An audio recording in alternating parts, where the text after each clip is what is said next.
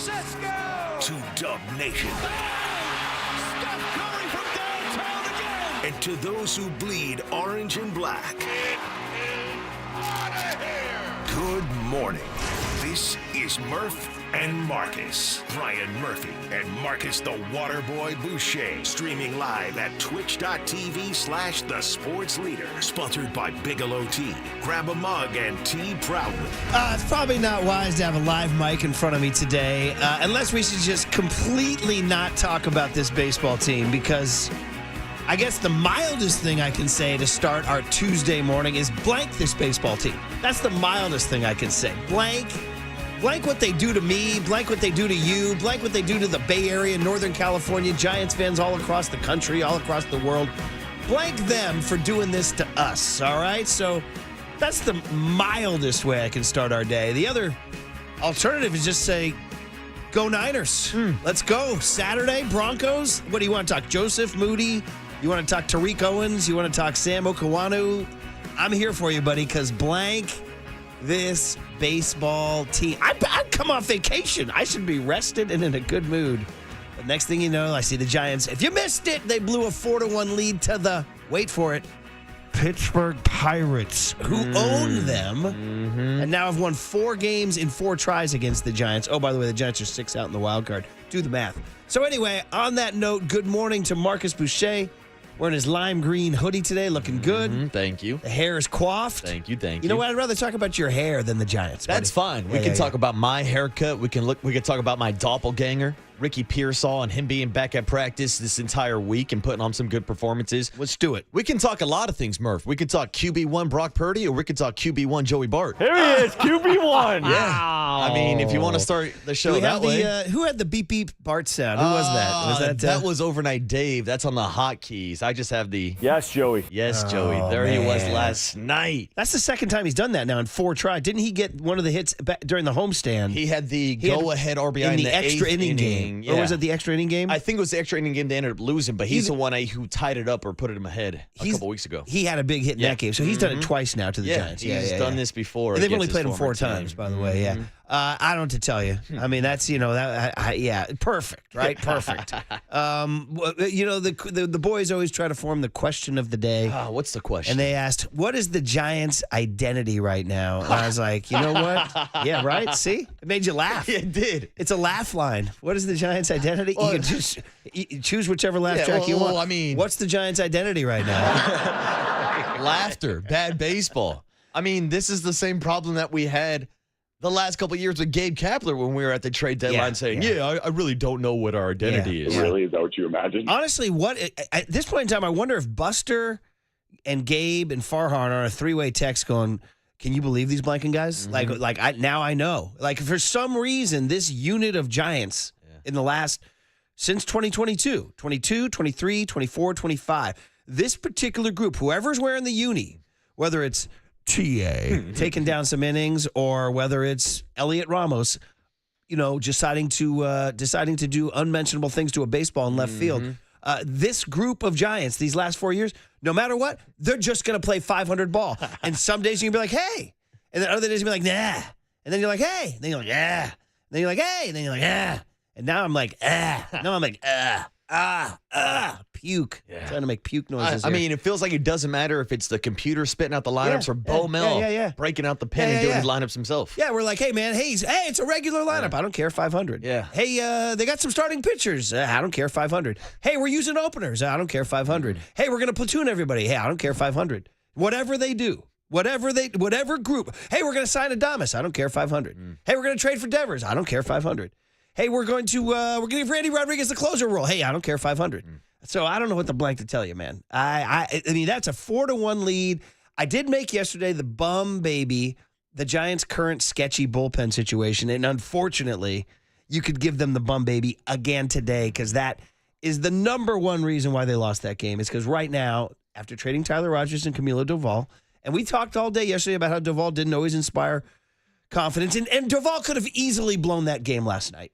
Like, when it was 4-3 in the ninth, and if Doval came in, how many of you would have been rock solid, 100% confident he was going to close that thing out. Well, I don't think there's ever 100% confident with Camilo Duvall, but I'm a lot more confident with Camilo Duvall than seeing guys like Spencer Bivens or even Carson Seymour out there for a second inning. Bivens, who actually is the only guy who actually did his job yesterday, right? Got a couple outs. Yeah, but then Randy Rodriguez had to come in with one out in the 8th inning, which means, we got to get Randy up and down a couple times. So why did he bring in Randy Rodriguez with 2 outs in the 8th inning? We can start with a number of things, but that was maybe the most obvious. Like, this guy's right now, he's not seasoned enough to get an out, sit down, come back, and then close out a game on the road. That's a big ask. I mean, and we've talked about this a few times already this season, when earlier this year they did not want to pitch him on back-to-back days, and they've been trying not to put him in a situation where he does have to pitch more than 1 inning. Now, last night he comes in the 8th inning. They throw a guy out on second, and he threw a couple pitches. He went through 2. 2 pitches. But still, it's about the ups and downs, Murph. It's about starting your body, shutting down your body,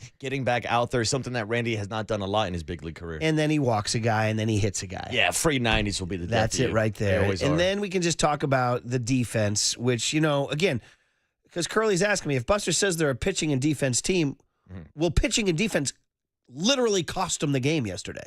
So if that's the kind of team you are and you're losing games, then I got news for you. I had to dig into the archives for Jim Healy's tribute page. I was raised on this soundboard. Charles Barkley's legendary line about his own 76ers back when they were bad. And he said, bad team, man.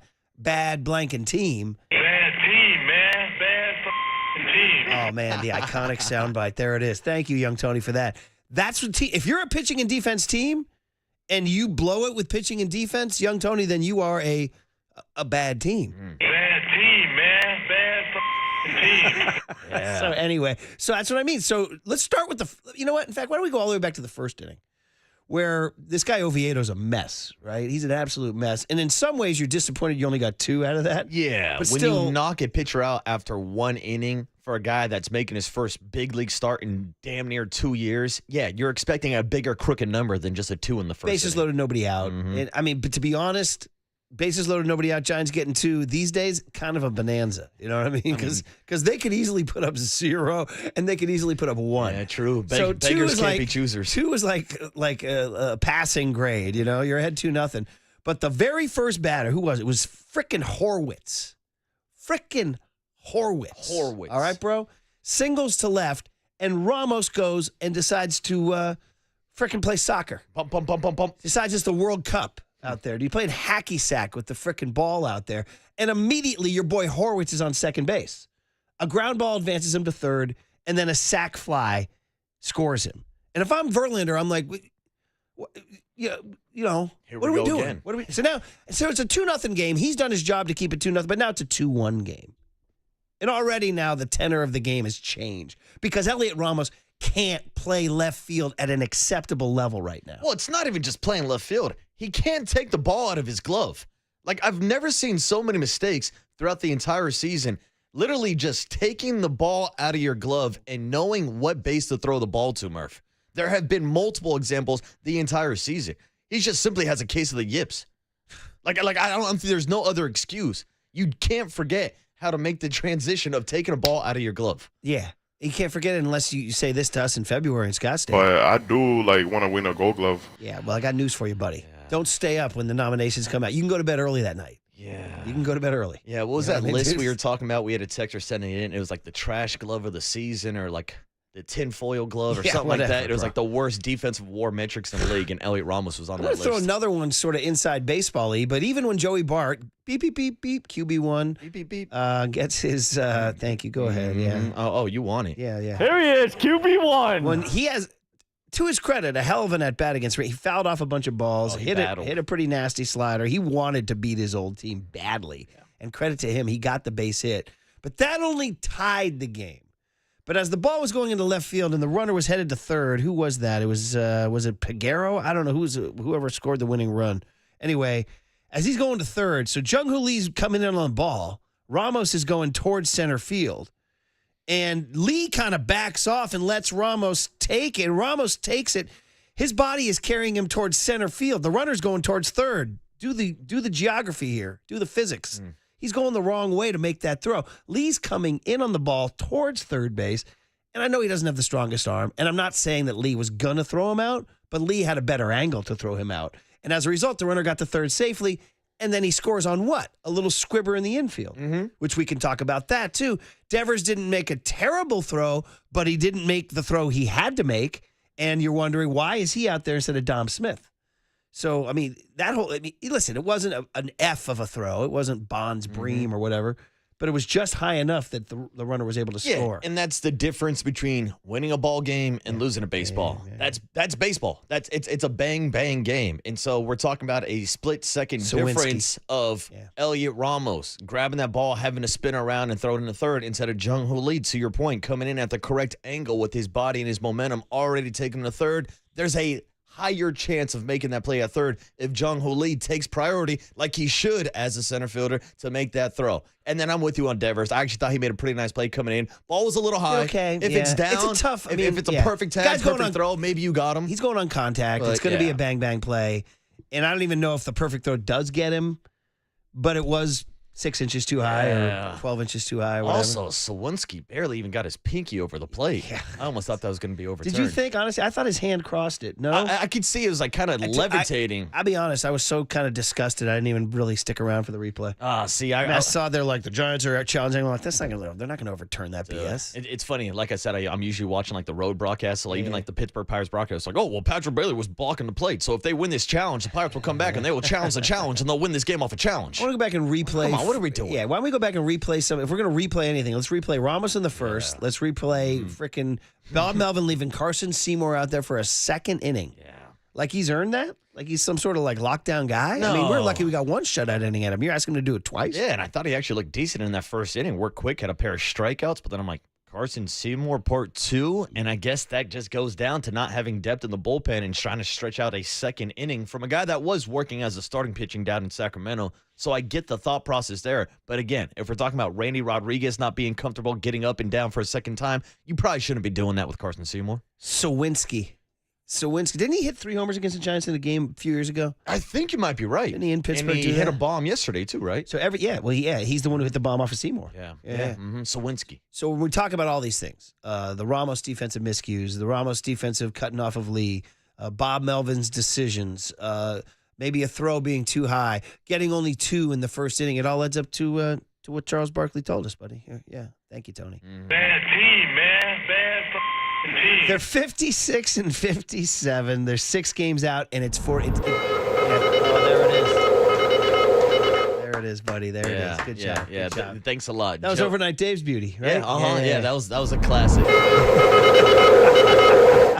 Feels like Justin Verlander's been hit by that BART train a few times this year. You're helping my mood at least, buddy. Oh, man.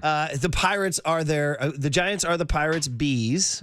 The 4 games they've lost to the Pirates, you could argue. I mean, even if you flip 2 of them, you just go 2-2 against the Pirates, then you're 58 and 55. Yeah. It's a different season. And you're in the striking distance of the wild card. Exactly. Then maybe you're not selling at the trade deadline, and maybe you still have those bullpen arms. Anyway, so that's what happened. Meanwhile, like we said, it's 49ers season. They go ahead and pick Jake Moody as their kicker. But they're starting to have a little bit of a bummer summer. A lot of injuries are starting to pile up. I told you guys yesterday, just get me to September 7th. Now, Purdy's healthy. McCaffrey's healthy. Those are the 2 biggest. Bosa, Kittle, Warner, all those guys. But right now, their depth is starting to take a hit. So we can get into that. We'll have some Niner talk early today. It's a Tuesday. Listen, as pissed as you all are in your cars or waking up this morning having your coffee or walking your dogs, let it be known that we feel the exact same way. We feel the exact same way. Misery loves company, Murph. Yeah. By the way, we got to do this again today, huh? Yeah. Logan Webb, 340. I don't even know. Against Mike Burrows. Mike Burrows. Does this mean we're not getting Paul Skeens this entire series? Oh, no. As Copes tweeted out yesterday, the Giants are 0-4 against the Pirates and haven't faced Skeens. Not a single time. Yeah. Like at this point, if you're going to slap me around, at least make it Paul Skeens. I mean, come on. If you're going to hurt me, baby, hurt me. Yeah, come on. Bring out the whip. I want the big boys. Bring out the whip and the heels. Exactly. Humiliate me, Paul Skeens. Humiliate me. As the great John Cougar say, hurts so good. Yeah, thank you, sir. May I have another? Come on. On the Sports Leader. Bad team, man. Bad team.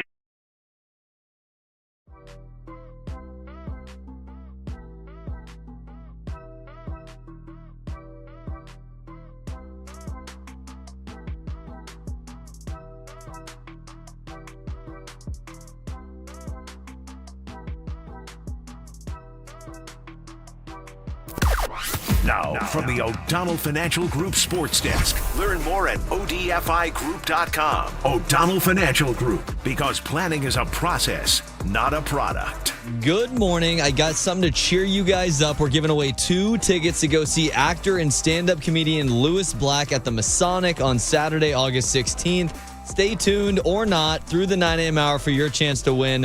When you hear the cue to call, the number to dial is 415-896-KNBR. And if you're calling number 10, that means you win. It's all brought to you by Live Nation. And you can find official rules on thesportsleader.com.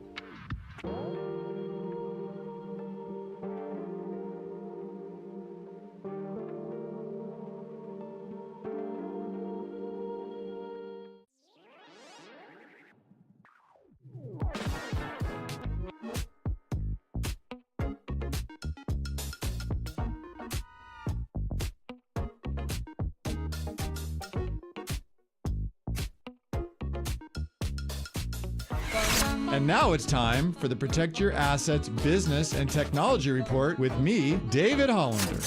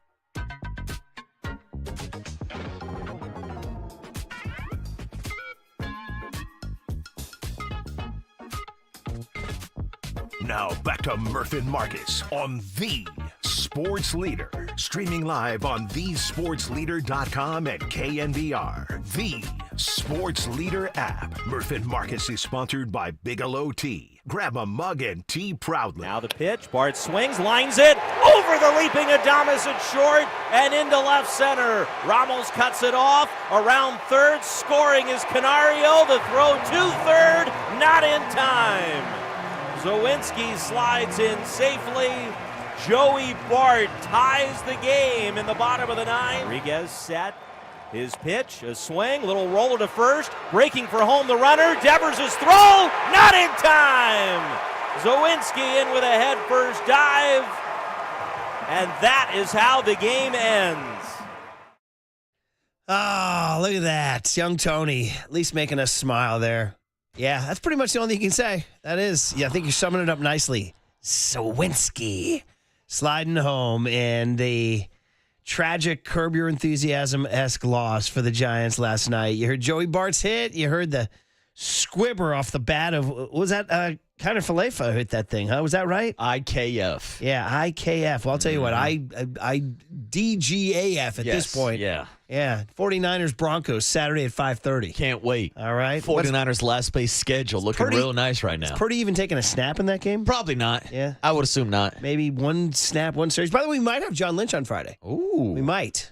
Just want to let you know we're about to start that whole sequence. In fact, this is a good time for us to start talking about our 49ers guests. We're going to have Player of the Week again this year. That'll be good. We're doing this for Papa, of course. We're going to do everything great.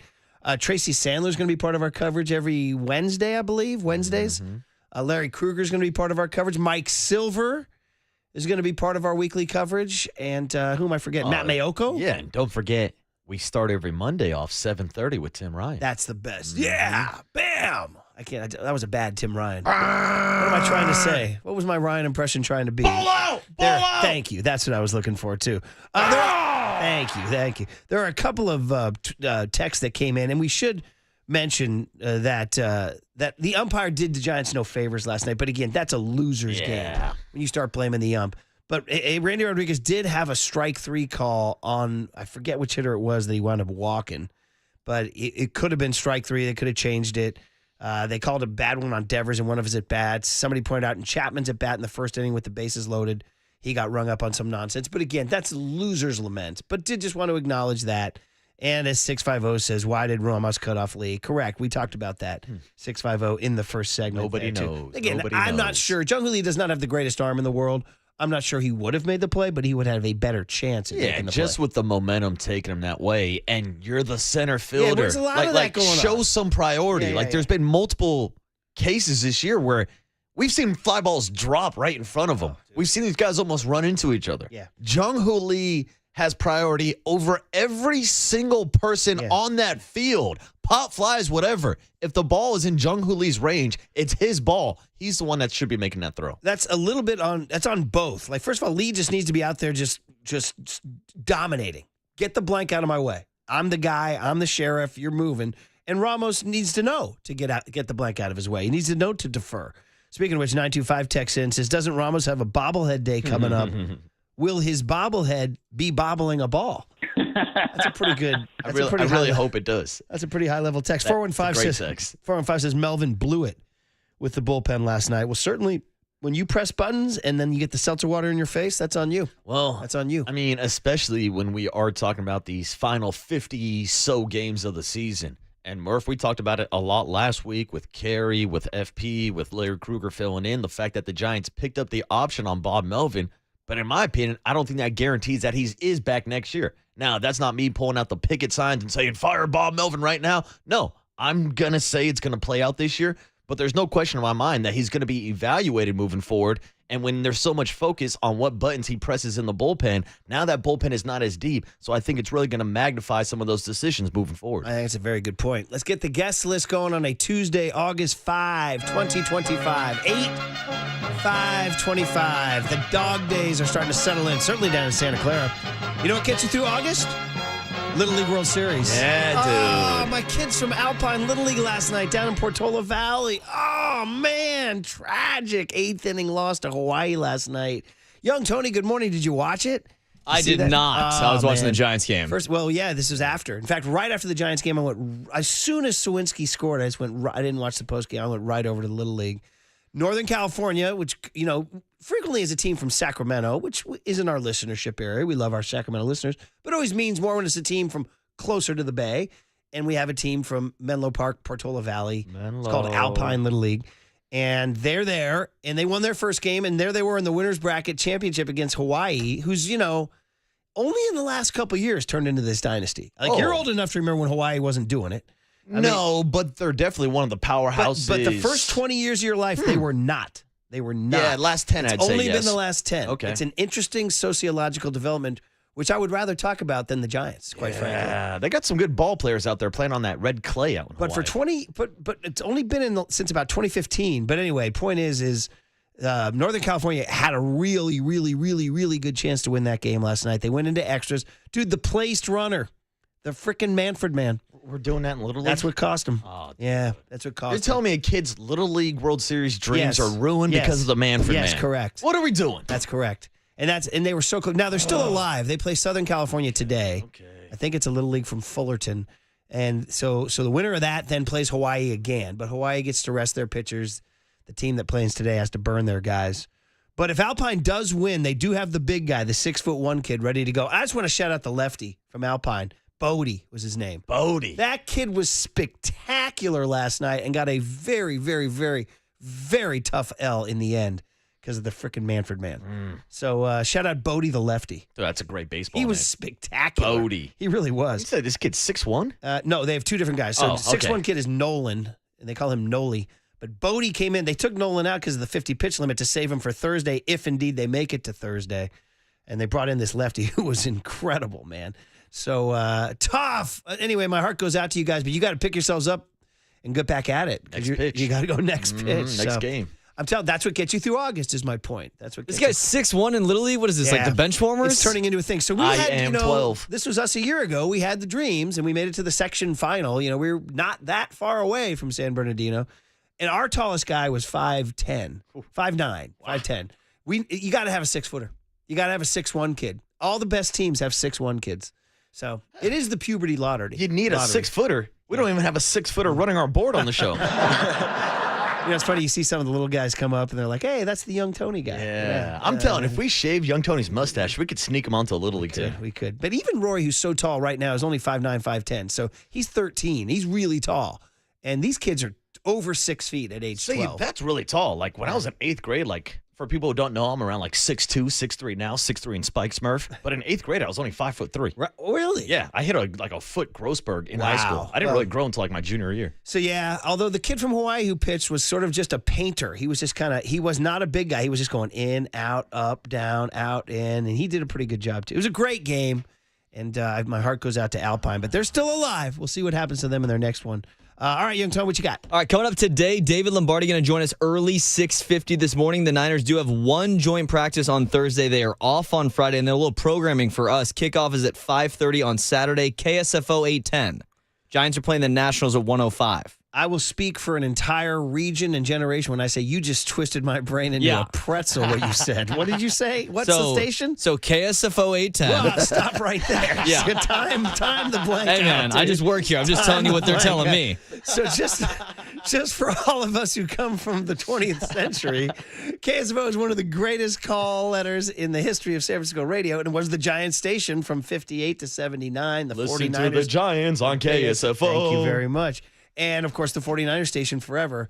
But because of all the twisted stuff that Cumulus is doing, KSFO is now on 810. That's what I'm told. No, you're right. Yeah. But just You it's are hard correct. to hear that. I know. I think we should just say 810. Yeah. I really do. Just say 810 just from the my bread. head and for everybody else's head. Just do this old guy. Just say 810. Well, KSFO is it's on a different Yeah, channel no, now. just so- say 810. Yeah, I know. okay. If you just say 810, people know where to go. Okay. All right. That's it. Because- I don't agree. say you say KSFO. People are gonna be driving into light poles, dude. They're not gonna know what's going on. Yeah. So I'll be like, where am I going? 810. Yeah. 810. Or in bone crushing stereo, 107. 107 The Bone. Shout them out as well. You can always get the Niners over there. We know See, that. That's key. That's how you avoid the confusion. Because it was confusion. We promote the bone behind you, dude. Yeah, absolutely. It's right over here. Yeah, You need a 100%. little Bachman Turner overdrive. Just Yeah. look behind Tony's shoulder. All right, so 810. 8:10 Saturday at 5:30. Nationals Giants here on these airwaves. Dwayne Kuiper is going to join us at 7:30 after another tough loss. I mean, this guy for 2 years has just been coming on after losses. It's brutal at this point. The big hit's going to be at 7:50. Justice De Los Santos at 8:15. Get his take on the game. And then cooler content at 8:30. We do get that Liam Neeson clip. And then Jock Peterson. How about this? The Jock Peterson thing last night. You guys see that? Boy, poor Marcus. yeah, we saw So it. the only team that might be going worse than the Giants right now is the New York Yankees. Yeah, dude. Welcome to my life, Tony. I mean, he got two teams, one on each coast, killing you. I'm sitting down in August, late July, trying to enjoy some baseball, and I just have bad baseball on my TV Yeah. each and every night for 8 hours a day now. It's brutal. And even if you tried to escape it to root for some plucky kids from the Bay Area, you get heartbreak Yeah, from the it's Manfred what the man. hell, the Manfred man. This is killing not a good time to be a killing the baseball dreams fan. of Alpine Not Little a good League. time. All right, listen, David Lombardi at 6:50 talking Niners on the Sports Leader.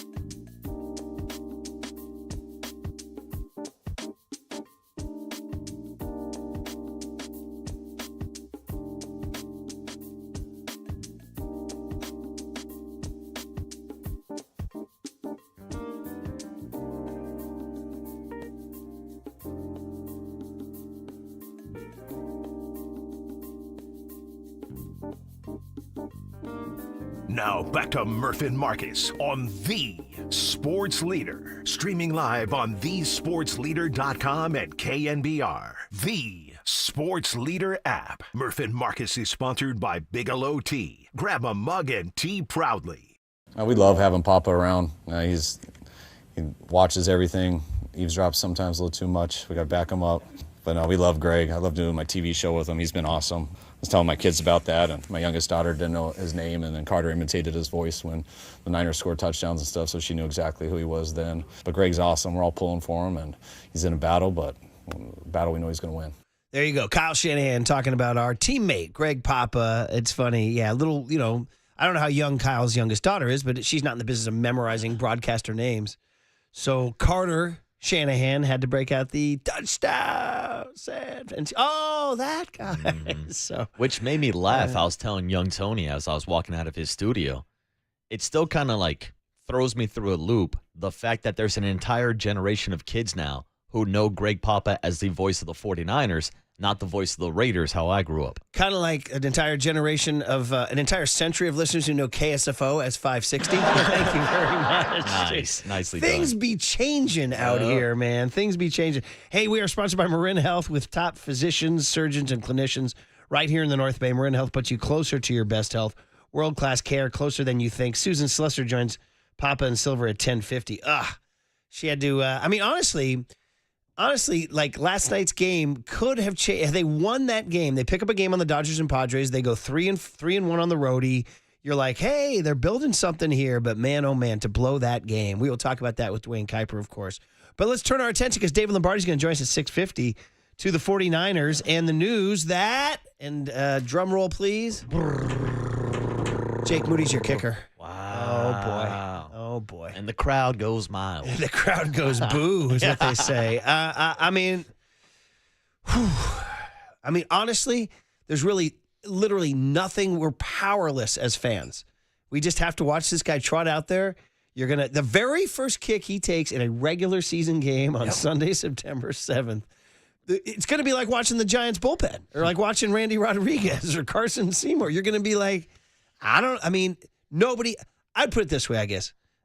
I'd say very few 49er fans have faith in this guy. I would agree with you. Yeah. I mean, especially what we saw in the second half of the season. Now, I will acknowledge that he just simply did not look like the same kicker after that ankle injury where he got hurt in that kickoff trying to make the tackle, I believe the play was.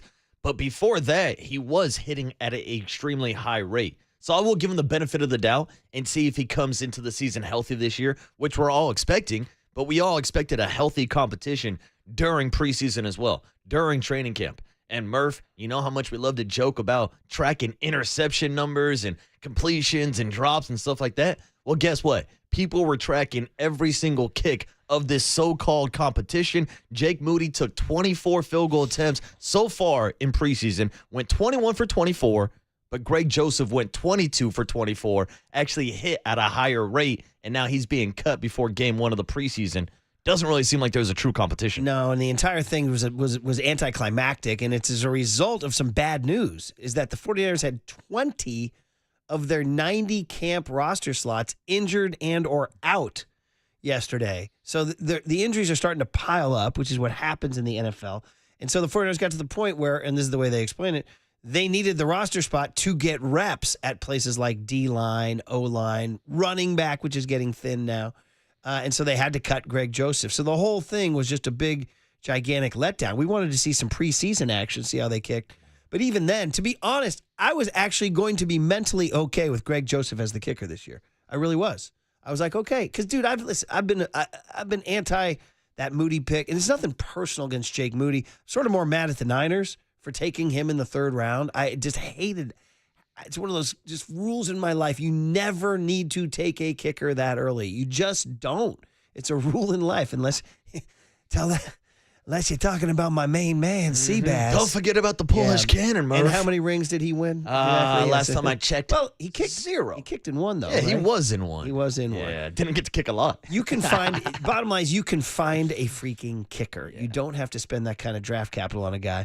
So I was going to be actually okay. I mean, Moody's like, I don't know, Moody's confidence level, he's going to have to dramatically change the narrative by winning us over with an electric year of kicking. Like the kick he made in the Super Bowl that never gets talked about because he also missed an extra point.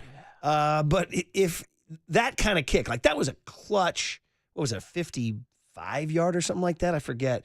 But anyway, he's going to have an electric year of kicking to build not just our faith back, but his faith back. I'm going to say he's got to be damn near perfect because the minute that he misses an extra point, the minute that he messes up a field goal, the minute that he botches a kickoff and kicks it out of bounds, Niner fans are going to have him under the microscope like he's been for the last couple of seasons. Yeah. So, well, that's news. It's settled. So if you guys missed it yesterday, Greg Joseph gets cut because they need camp bodies. We'll talk to David Lombardi about that in just about 10 minutes. And Jake Moody's your guy. The so-called competition fizzled out. And here are some of the injuries that mattered. And first of all, Juwan Jennings remains out. Yeah. With, as they called it, a listener texted in, a calf tract. Yeah, a calf tract. And Kyle Shanahan was actually asked about this yesterday, if he believes that it's a real injury or if this is a negotiation ploy. Got it. Anything new on Juwan Jennings? Same thing with his calf. It's definitely health-related, not business-related. You can ask him that, but he tells me it's his calf, and the calf shows, so it's got to be delicate with those calves. Okay. I mean, Richard Sherman himself has said he thinks that. Let me find the exact. Do we have the audio on that, or is it just it's just a soundbite? No, that's interesting. Yeah, that's interesting. Because I've heard this topic going around social media for the last couple of days. Did not know that Richard Sherman also chimed in. Let me give you the Sherman quote. I think they're going to have to do something. I think they're going to have to appease him. And I think once they do, there might be a chance he's back at practice that day.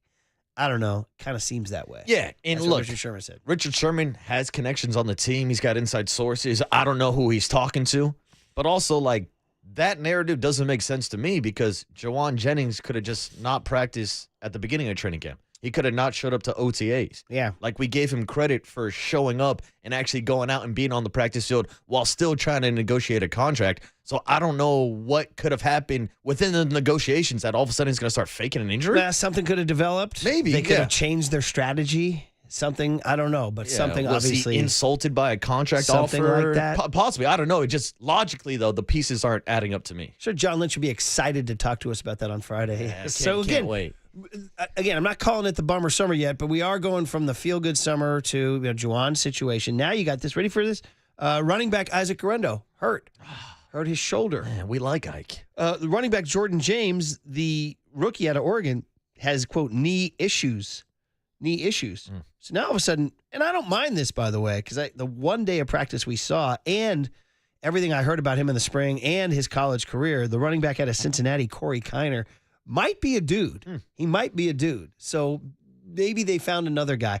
Talk about kickers. It seems like they can find running backs too, right? Yeah. Sam Okuwanu hurt. Here's a bad one.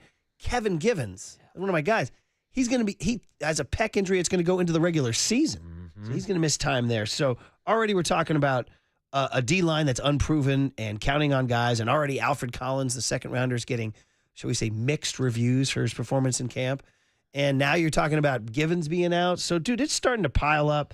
Guy Guerrero, Sam Okuwanu, Kevin Givens, Tanner Mordecai got cut. Yeah, he's gone. Yes. Carter Bradley now in the building. Isaiah Nair got cut, which is surprising to most of us because we all thought he was going to be the guy. Yeah, he was one of those names that we kind of tracked over OTAs and training camp. And even when we were out there day two, he had the catch of the day, but they decided to go in a different direction, even having that lack of depth in that wide receiver room. And now they're saying, who they kept around who actually had a good practice yesterday is T.O.'s kid, Tariq Owens. Oh, okay. Who knows? Maybe he's making a move. All right, baby T.O. So in other words, things are slowing down a little bit in terms of momentum for the 49ers. Obviously, Purdy's healthy, McCaffrey's healthy, Kittle's healthy, Bosa's healthy, Warner's healthy, Trent Williams is healthy. Those are the guys that are obviously so important. But you start to see it, and I'm sure it's happening to a lot of camps around the league. Here's what's happening for the 49ers. The Broncos come in Thursday for a joint practice. Shout out to Sean Payton and the crew. Broncos country, let's ride. And then Saturday at 5:30, kickoff at Levi's Stadium. So the burning questions will be answered by David Lombardi. He covers the 49ers for the San Francisco Standard. We'll ask him how he thinks camp's going, what he thinks the biggest storylines are at 49ers camp in Santa Clara. And that's next on The Sports Leader. Time for traffic on The Sports Leader.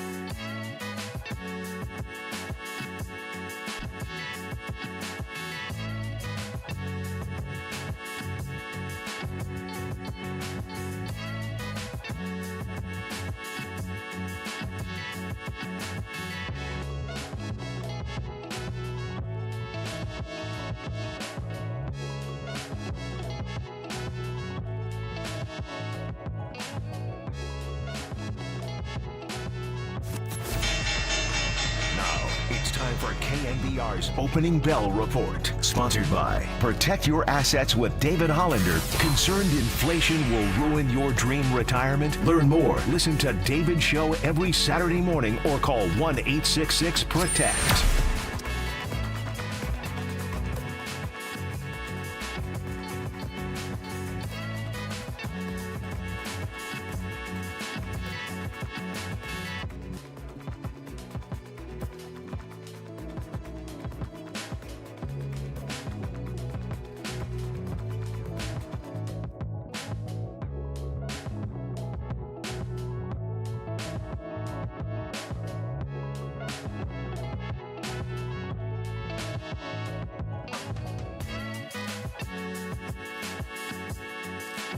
Listen to the sports leader anytime, anywhere.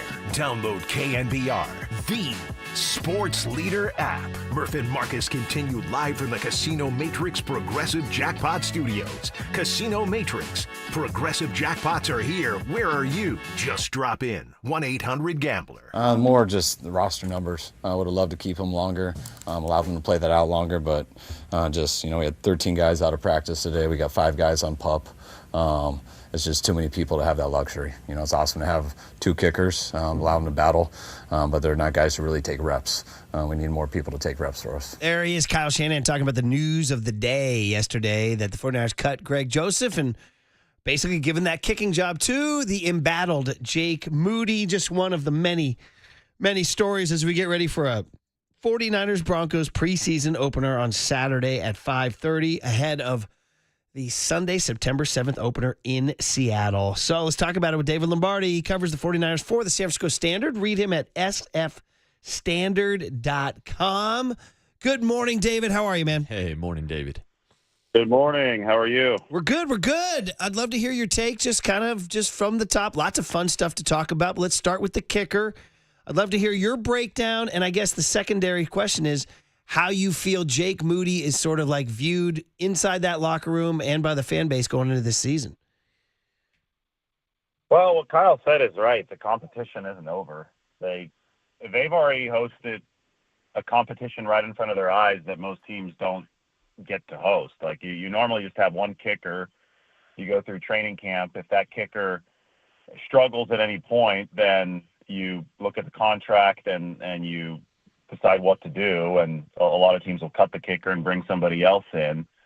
So the 49ers have already gotten 24 kicks out of both Jake Moody and Greg Joseph as a trial right in front of them. They were relatively even. I think Moody made 21 and Joseph made 22 of them.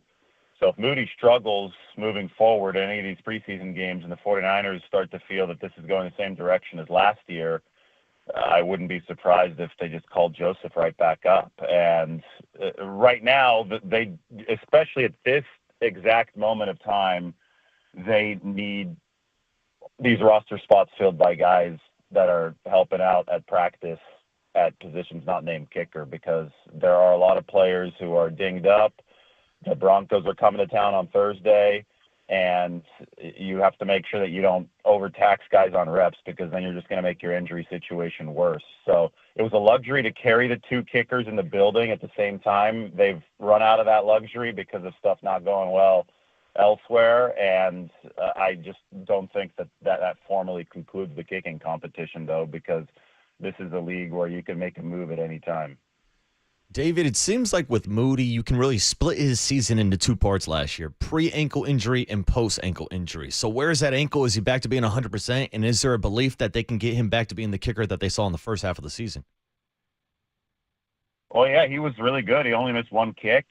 It was the one in L.A. in week 3 before he got run over by who was it? That was DJ Dallas. Yeah, it was DJ Dallas against Arizona.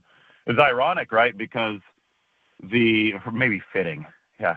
You say fitting for this, because the 49ers special teams was so bad that the kicker had to be in on a tackle for kick coverage, and then he got run over and he suffered a high ankle sprain, and then he missed half his kicks from that point onward after he came off of IR. So I think it was definitely connected to the injury last year. Now the problem is that when a kicker struggles, regardless of the reason, it could be a physical reason, but that sometimes will pollute their mind for a longer time than it takes to heal the physical injury.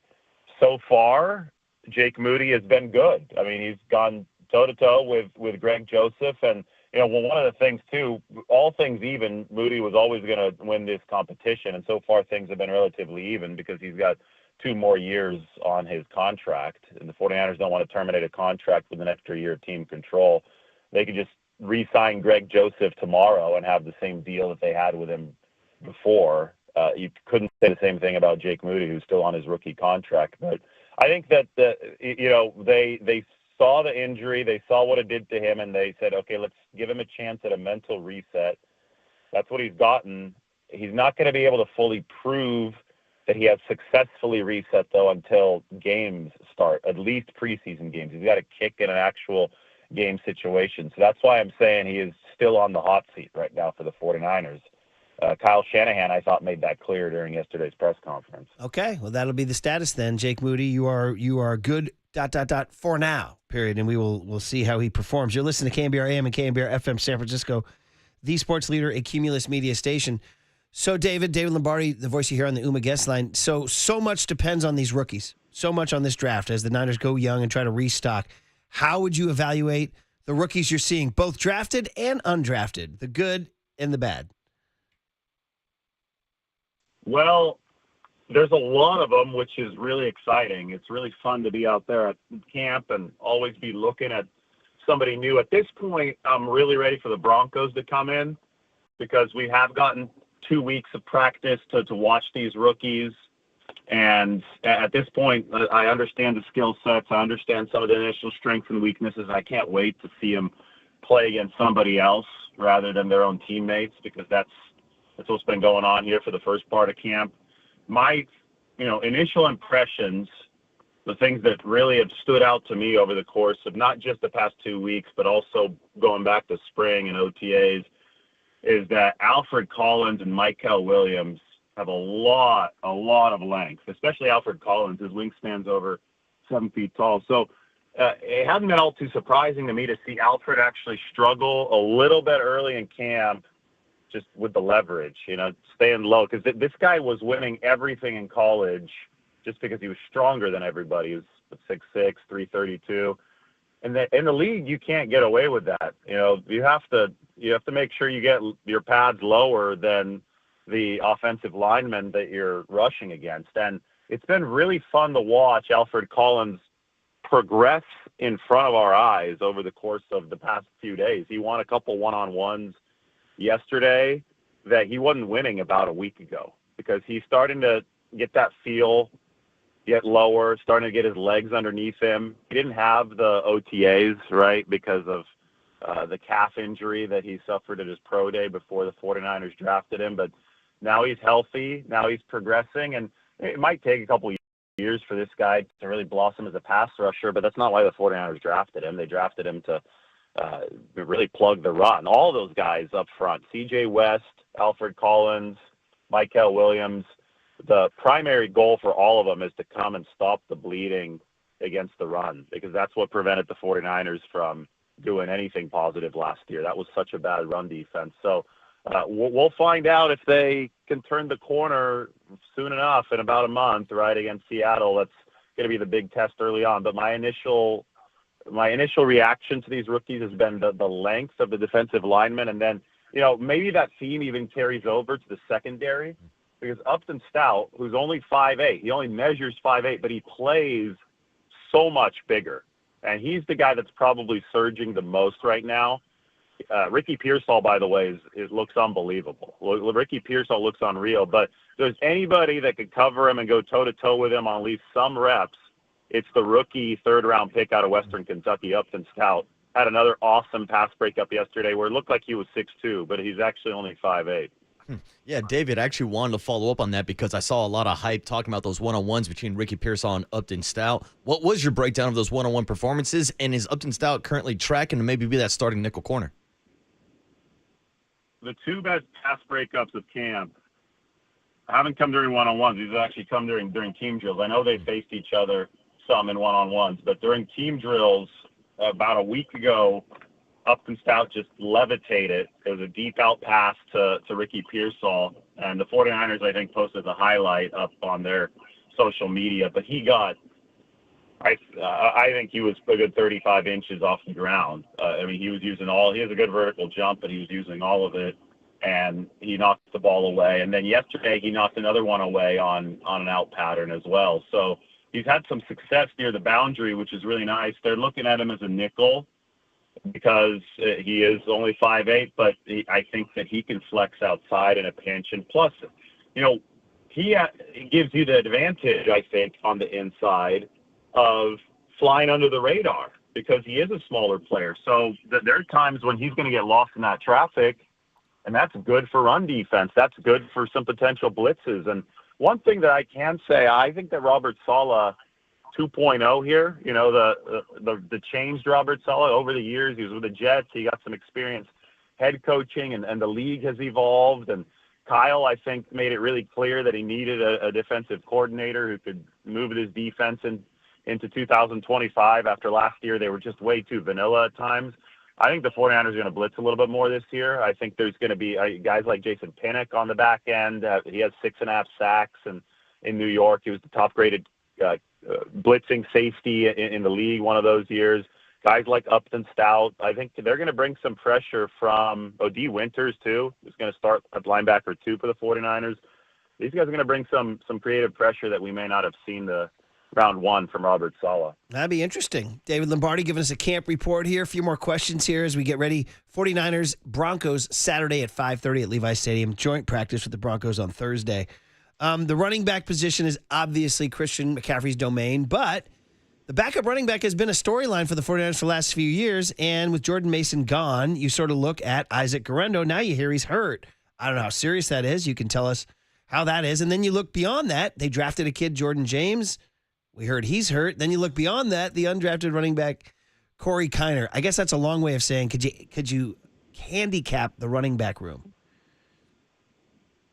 Well, Jordan James was back out in his pads yesterday. We're probably going to see him return to full action here shortly. He was day-to-day when they first put him on the injury report last week. There's some minor knee issues. So he was looking good. And, it's really hard to evaluate running backs until you can actually tackle the ground, which you can't do in these practices. This is a preseason game thing because they can't break tackles until the defense can tackle to the ground. But Jordan James and Corey Kiner both have very similar builds. Shorter guys, 5'8", 5'9", but stocky, and I think they both move more quickly than their metrics would indicate. 49ers certainly thought so at James's workout when they sent a bunch of guys up to Oregon's Pro Day. That's what Tariq Ahmad, one of the 49ers personnel directors, said, that they were pleasantly surprised by the burst that he showed. So my comp for both of them, both of the rookies, is Devontae Freeman, who was built really similarly, did not have a good athletic score, but did everything right and had surprisingly good burst.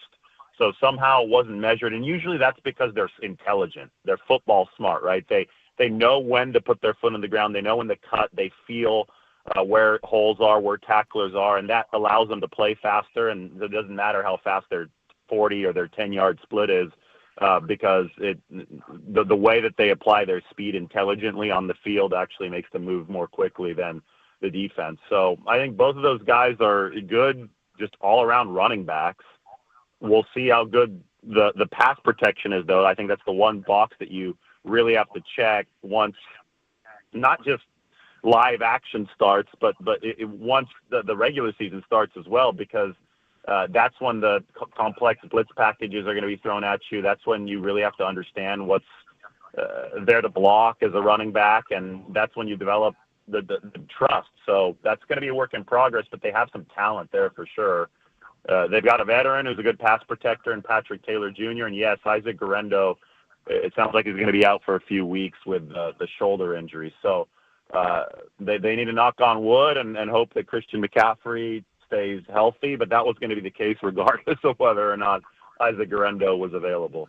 Moving on to the wide receiver room, David, we saw Isaiah Nayer's name pop up on the list of players that were cut yesterday. Now, 49er fans who have been following along with training camp have seen him as one of the few standouts so far in that wide receiver room. So can you talk to us about that decision that was made yesterday? Well, he stood out one day, one catch, and he got a lot of hype because they posted it. The guy's super athletic.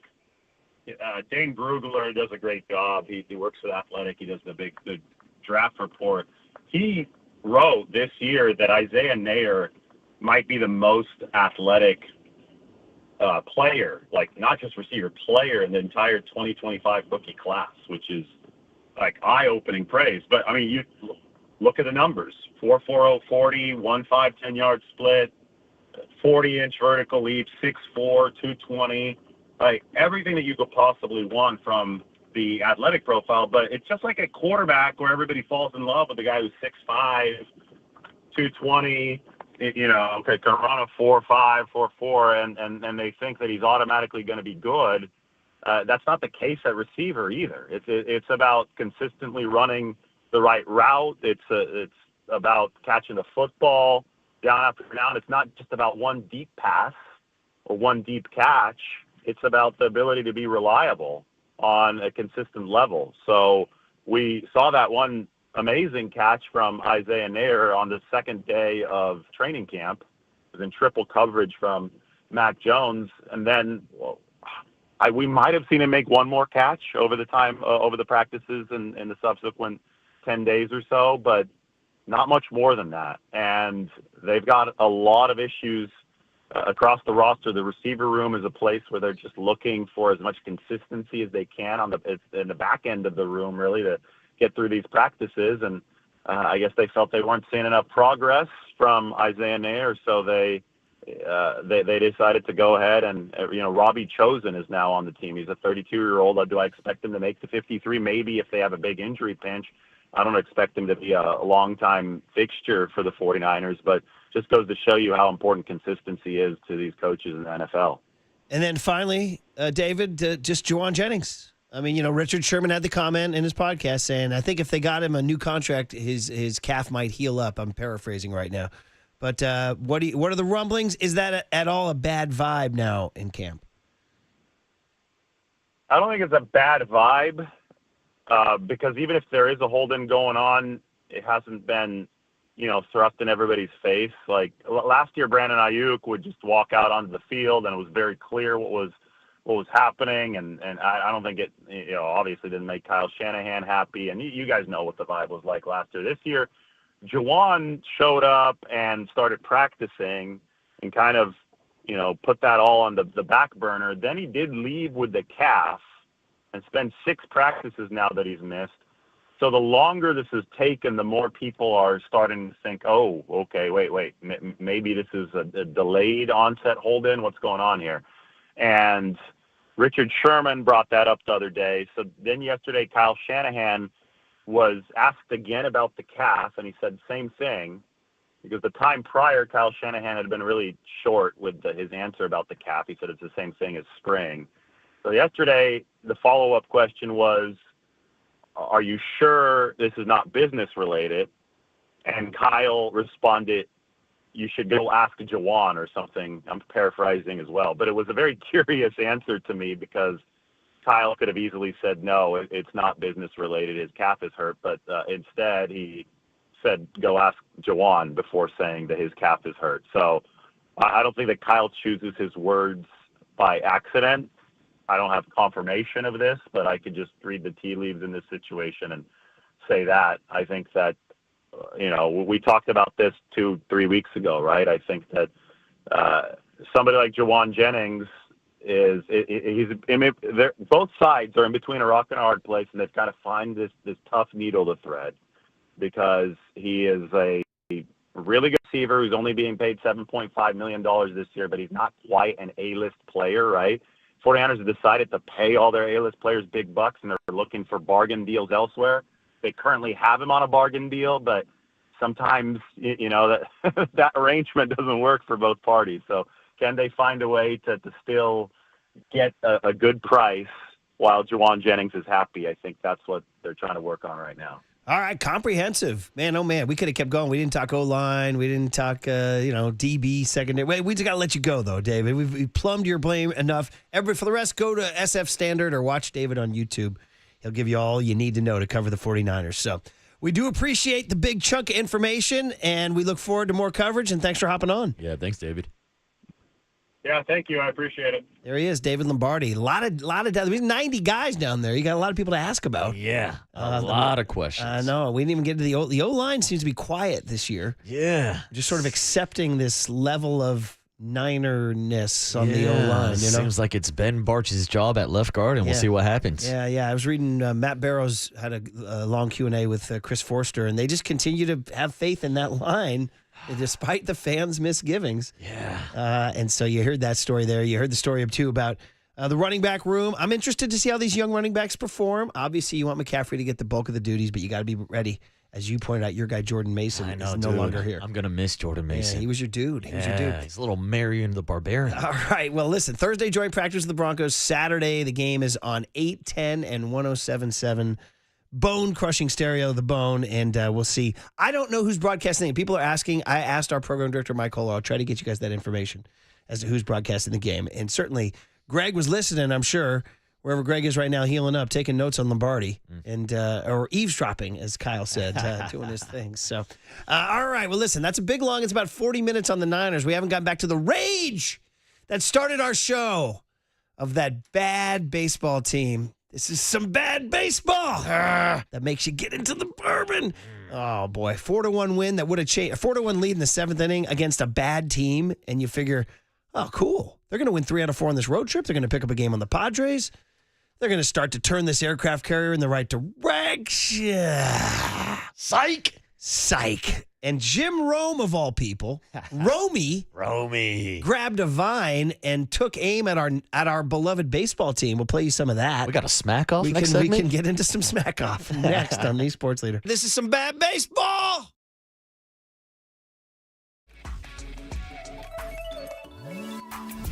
Time for traffic on the Sports Leader.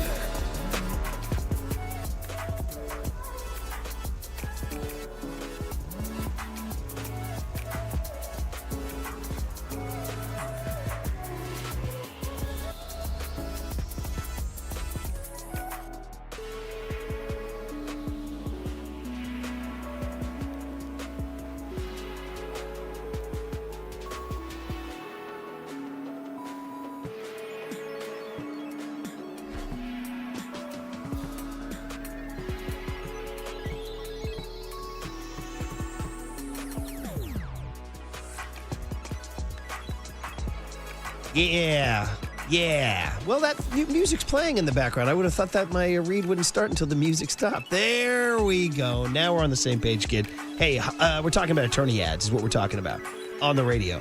You've heard a bunch of them, and they're mostly not this one. Because if you're in an accident, there's only one call to make. The giant lawyer, Ted Ravon. So write this down, 415-888-1045. Again, 415-888-1045. Ted is not one of those billboard lawyers who brags like, you got to have a catastrophic injury. I'll get you $1 million. No. With Ted, you don't need broken bones to win big. We got stories. Eddie in Hayward, rear-ended Ted, got him $100K. Denise from Oakland, T-bone. Don't worry, no fractures, Tony. Ted got her $220K. And Danny from Fremont, they didn't break any bones, but Ted got him $1 million, 1.2. How about that? Ted's not the type to disappear after you sign. He's local. He's aggressive. He's a fighter, just like the orange and black. So this is your one shot. Don't wait. Every day could cost you money. Call 415-888-1045. Once again, 415-888-1045. You know what, Ted? You earned another read on that. 415-888-1045. Or visit thegiantlawyer.com. Fast, free, confidential. What are you waiting for?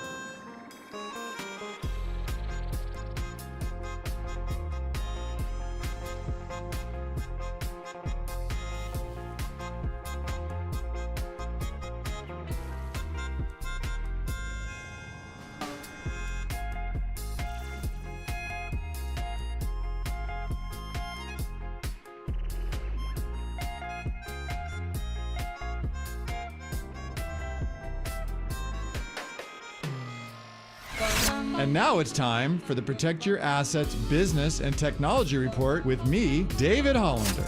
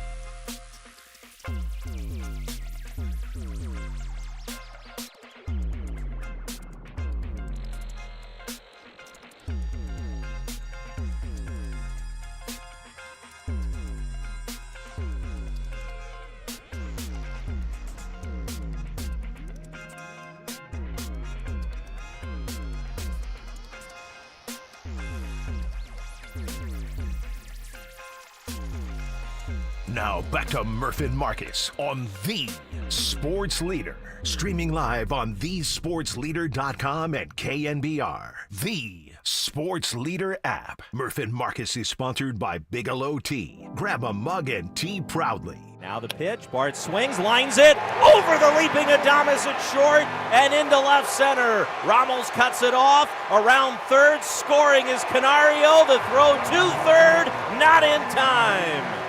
Zawinski slides in safely. Joey Bart ties the game in the bottom of the ninth. Rodriguez set his pitch, a swing, little roller to first, breaking for home the runner. Devers' throw, not in time. Zawinski in with a head first dive, and that is how the game ends. I mean, you got to be, hearing it all over again. We did it all from, listen, go back on YouTube and watch us from 6 to 6:12. You're going to get some raw emotion. And here we are an hour later after some Niner talk. And I thought I was calming down, but hearing it all over again, what the blank was that? You're trying to convince us that you guys are like, hey, yeah, we got something going here. Took 2 out of 3 in New York. Got a 4-1 lead on the Pirates in Pittsburgh. And you do that? Come on, man. And it sounds even worse now with the Pirates of the Caribbean theme song underneath. Well, especially because I'm an old school Pirates of the Caribbean Disneyland guy. Yes. Not the Jack Sparrow, what's his name? Johnny Depp. Yeah. I'm not that guy. But now with the brand of baseball that the Giants have been playing, I kind of feel like I've been turned into a drunk like Jack Sparrow trying to watch this team. Well, I think they had to... Maybe that's Jack Sparrow out in left field instead of Elliot Ramos trying to run down those balls. I'd rather have Jack Sparrow in left field than Elliot Ramos. Elliot Ramos is a big part of last night's game. In fact, we should talk about... Among the many things that happened was in the first inning, they're facing this guy, Oviedo, who hasn't pitched in 2 years, and he's clearly not ready. Nope. Guy's a mess. And the Giants had the bases loaded with nobody out. Chapman strikes out, which was crazy. You're like, wait, what are you doing, dude? Maybe a couple bad calls, maybe foreshadowing some umpire stuff, but nope, you're not blaming the umps last night. I don't want to hear it. That's baseball. Even though Randy Rodriguez kind of got squeezed on a call that could have changed everything, I don't want to hear it. Make the next pitch. Mm-hmm. And then the Giants scored 2 in the top of the first. Maybe you'd like 3 or 4. You got 2. You didn't get 1 or 0. You take it. You're like, okay. And then Verlander looks good, except for the very first batter of the game. This freaking guy, Horwitz. Freaking Horwitz, dude. Horwitz. I feel like Kramer saying Grossbard, right? Horwitz, right? This guy singles to left. All right, fine. Congrats, buddy. You got a hit. Well, Elliot Ramos runs over and he blanks the entire thing up. He kicks it around. He can't get out of his glove. Horwitz gets to second. Well, guess what? Ground ball gets him to third. Sack fly scores him. Run should have never scored. It was an unearned run. And right away, Elliot Ramos has put you in a hole with his defense. What's this team supposed to be? Pitching and defense. Then you get to the pitching part. Verlander's great. He throws the fastest pitch he's thrown since 2022. Dude, 42-year-old Justin Verlander's out here striking out Joey Bart on a 98-mile-per-hour outside-out fastball. Bart did a little hop in the box like, damn. Oh, I didn't see that coming. Hey, Joey had some funny comments after the game, too. He's like, damn, that's what Justin Verlander looks like at 42? I can only imagine at 32. Yeah, he said he and IKF were saying, man, I would have hated to face him 10 years ago. Yeah, right? Just ask the A's about that. So anyway, they have a 4-1 lead. The only run that scores is that Elliot Ramos unearned run. And Carson Seymour goes out for a second inning, gives up a tater. He's given up a lot of taters. Yeah. Now it's a 4-3 ball game. Well, these are the kind of games the Giants should win. Spencer Bivens in the 8th. Now, we got a problem with Spencer Bivens. Who's your 8th inning guy now? Is it Bivens? I don't want it to be honest. Tyler Rogers. I hope Curly's writing an apology letter to Tyler Rogers in frickin' calligraphy. Ooh. I hope it's in calligraphy, You think John Joe Curley can do calligraphy? Well, he's going to have to learn because any Giant fan who dogged Tyler Rogers, how do you like your 8th inning now? Huh? Not as much. I'm looking at you, Curly. Yeah, I'm looking at you through the glass, buddy. How do you like your 8th inning now, buddy? How about that, Mac, tonight, huh? Exactly. Yeah, let me see your slice of your face over here. And then the big move that Bob Melvin makes to bring in Randy Rodriguez in the 8th, and immediately, I'm like, oh, boy, I don't like this. This guy's not ready to do. I mean, Brian Wilson back in 08, 09, 10 was doing those 4-out, 5-out saves. He was sort of a different animal. He's a lunatic, right? There's our word of the week, lunatic, right? Lunatics. Randy Rodriguez is clearly still finding himself, as evidenced by his quiet interview with you in the dugout. Still getting comfortable in the dugout and on the mound. So he gets out of the inning because they throw a base runner out. Nice throw, Pat Bailey, congrats. But he has to sit down and get back up, and he winds up walking the leadoff hitter, and now all hell breaks loose. And right on down to the final hit that Joey Bart, shout out Joey Bart, heck of a net bat.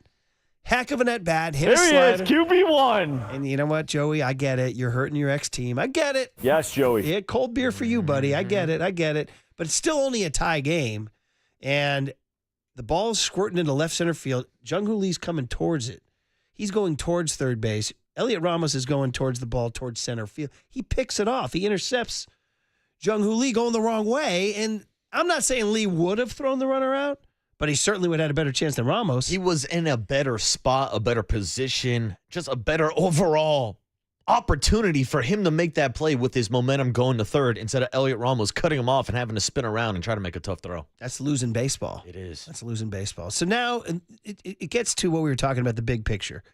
The Giants have the worst record in baseball since the Devers trade. And the Devers, listen, Rob, it's not on Devers yesterday. He almost homered yesterday. And shout out to the pick he made early on with Matt Chapman over at first base. He had a pick that he could have made. He didn't. It wound up not hurting him. Also, Matt Chapman, can we not throw balls in the dirt at Rafael Devers? You're a gold glove. You're a platinum glove. An interesting decision to have Devers out there in the 9th inning. Now, Smith was the DH. Explain the rules to me like I'm 5. When you're listed as a DH, can you enter the field defensively? So, yes, but then it takes the DH away, so your pitcher would have to bat if it did go to extra innings. I think I believe. It might have been worth it. Although Devers is improved, but his throw, they didn't lose because of his throw home. No. It was a little high.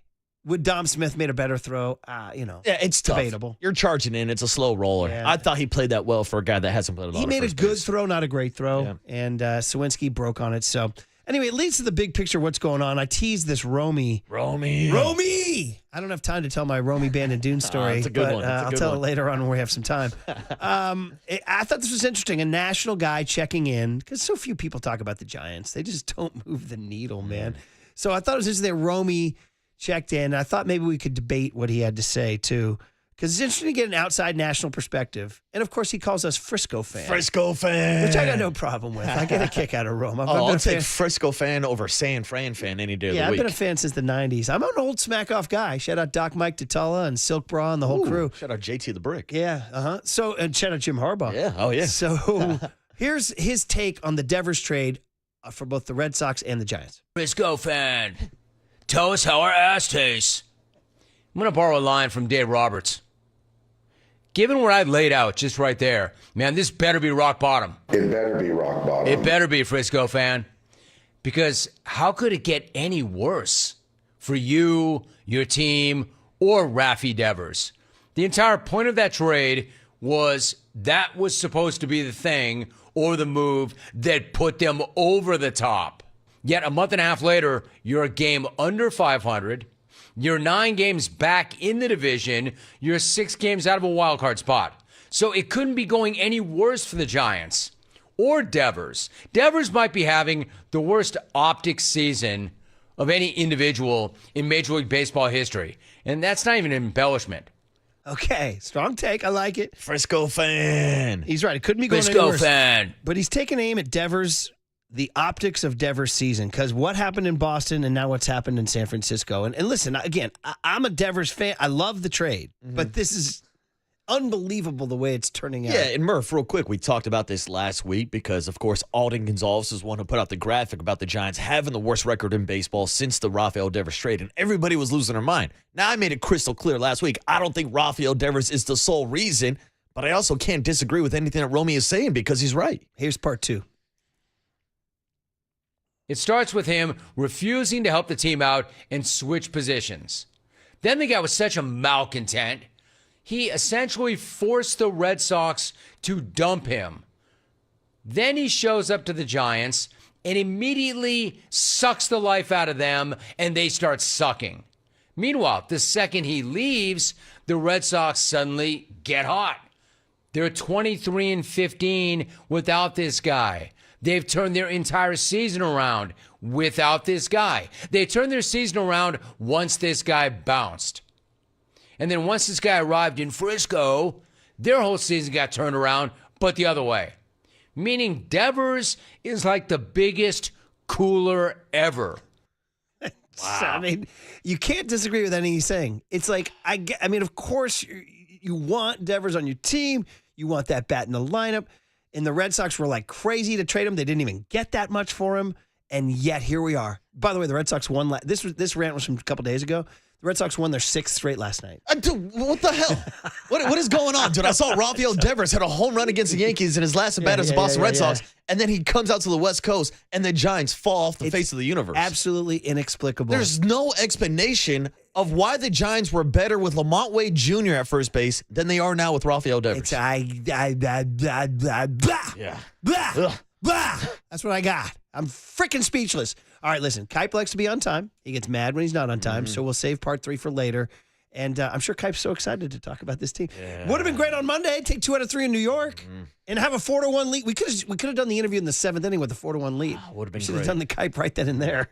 But they had to play 9 yesterday. Pirates beat them in a walk-off 5-4. That's right. If you turned it off, the Giants lost to the Pirates for the 4th time in 4 tries this year. They'll try to do it again today with Logan Webb on the mound at 3:40. Dwayne Kuiper next on the Sports Leader. Frisco fan, tell us how our ass tastes.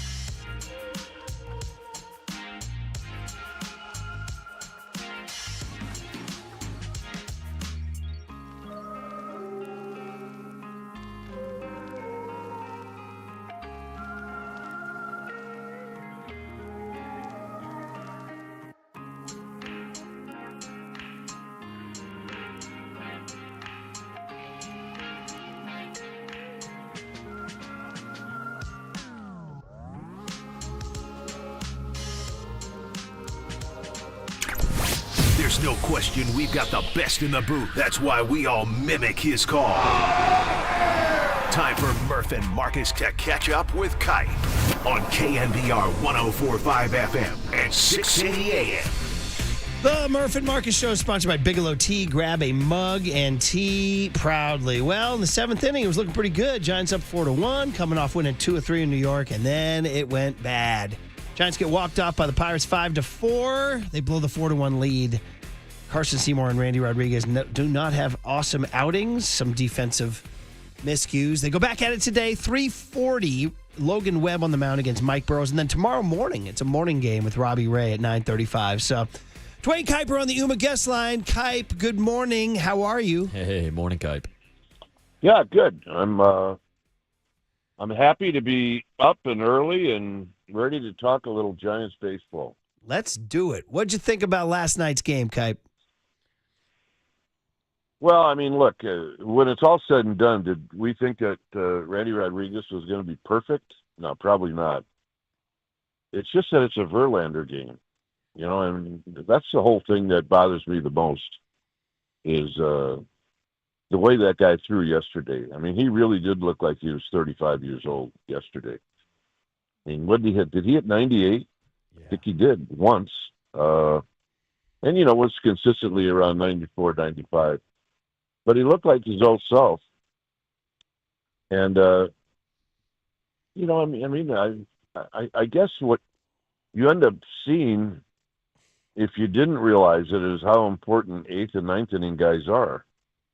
And, you know, when Tyler Rogers walked out the door, it really left a big gap as to, you know, where are you going to get those outs in the 8th and where are you going to get those outs in the 9th? And now you leave it up to young guys and anything can happen. I mean, literally the worst thing that Randy Rodriguez could have done in the 9th inning is walk the leadoff hitter. Because all of a sudden now the other team starts to think, all right, here we go.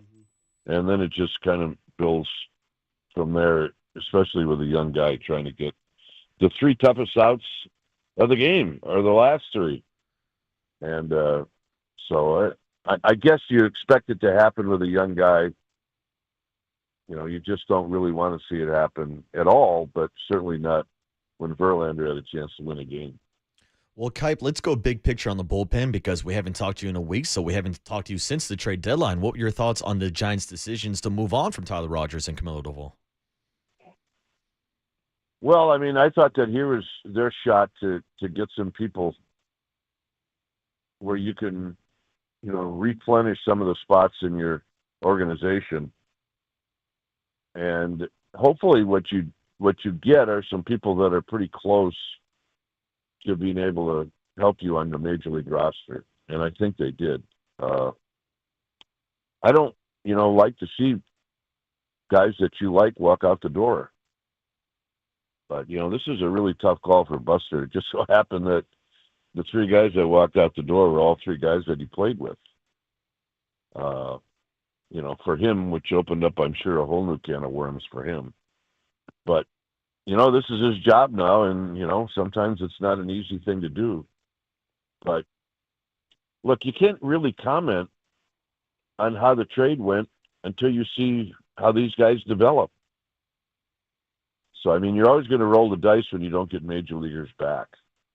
And you know, obviously my hope is, and Giants fans' hope, your guys' hope, is that, you know, there are a handful of these guys that are going to get to the big leagues and contribute.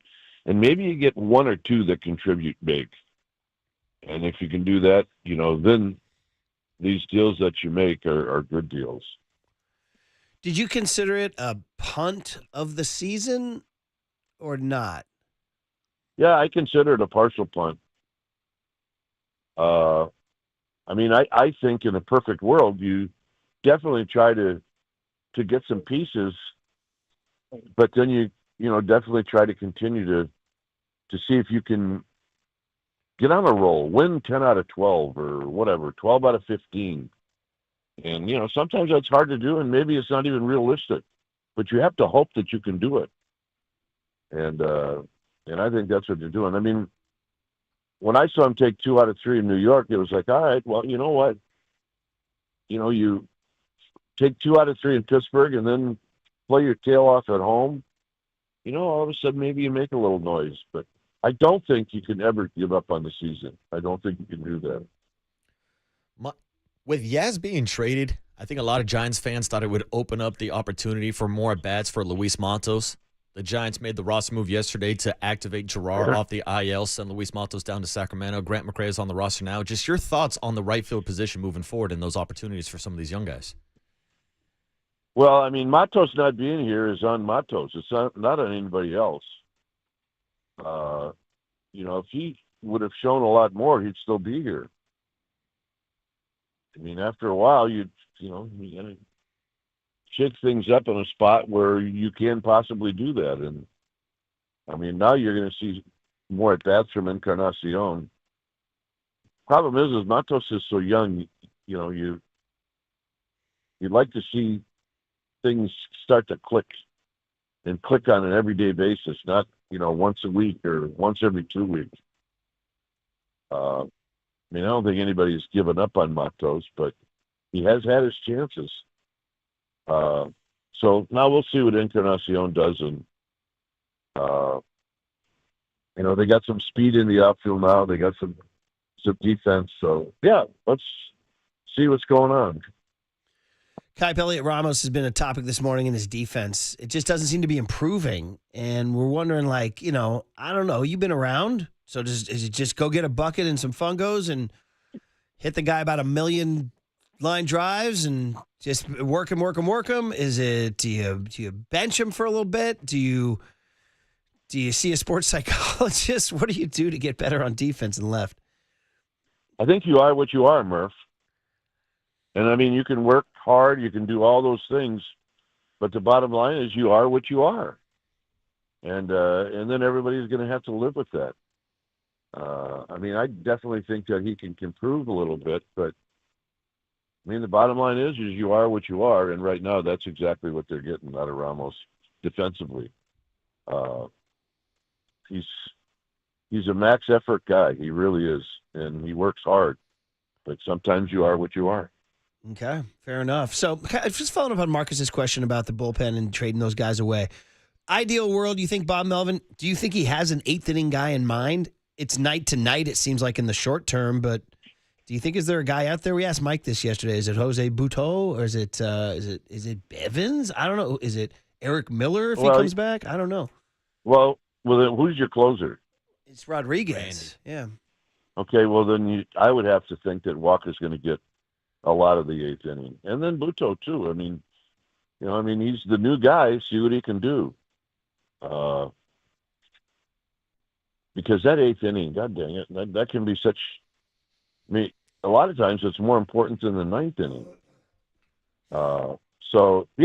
Look, Walker's, had a history of being successful in the 9th inning, which certainly means he could be successful in the 8th.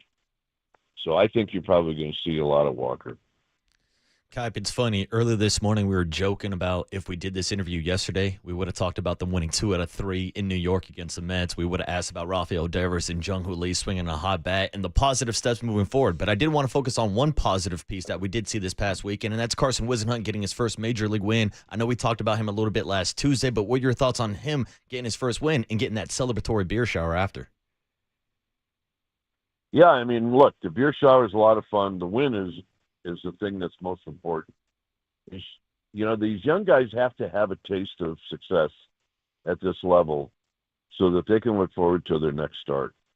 And that's exactly what he did. And we're not talking about, facing a team that can't hit. The Mets are about as good as you can get. And I thought he did a great job.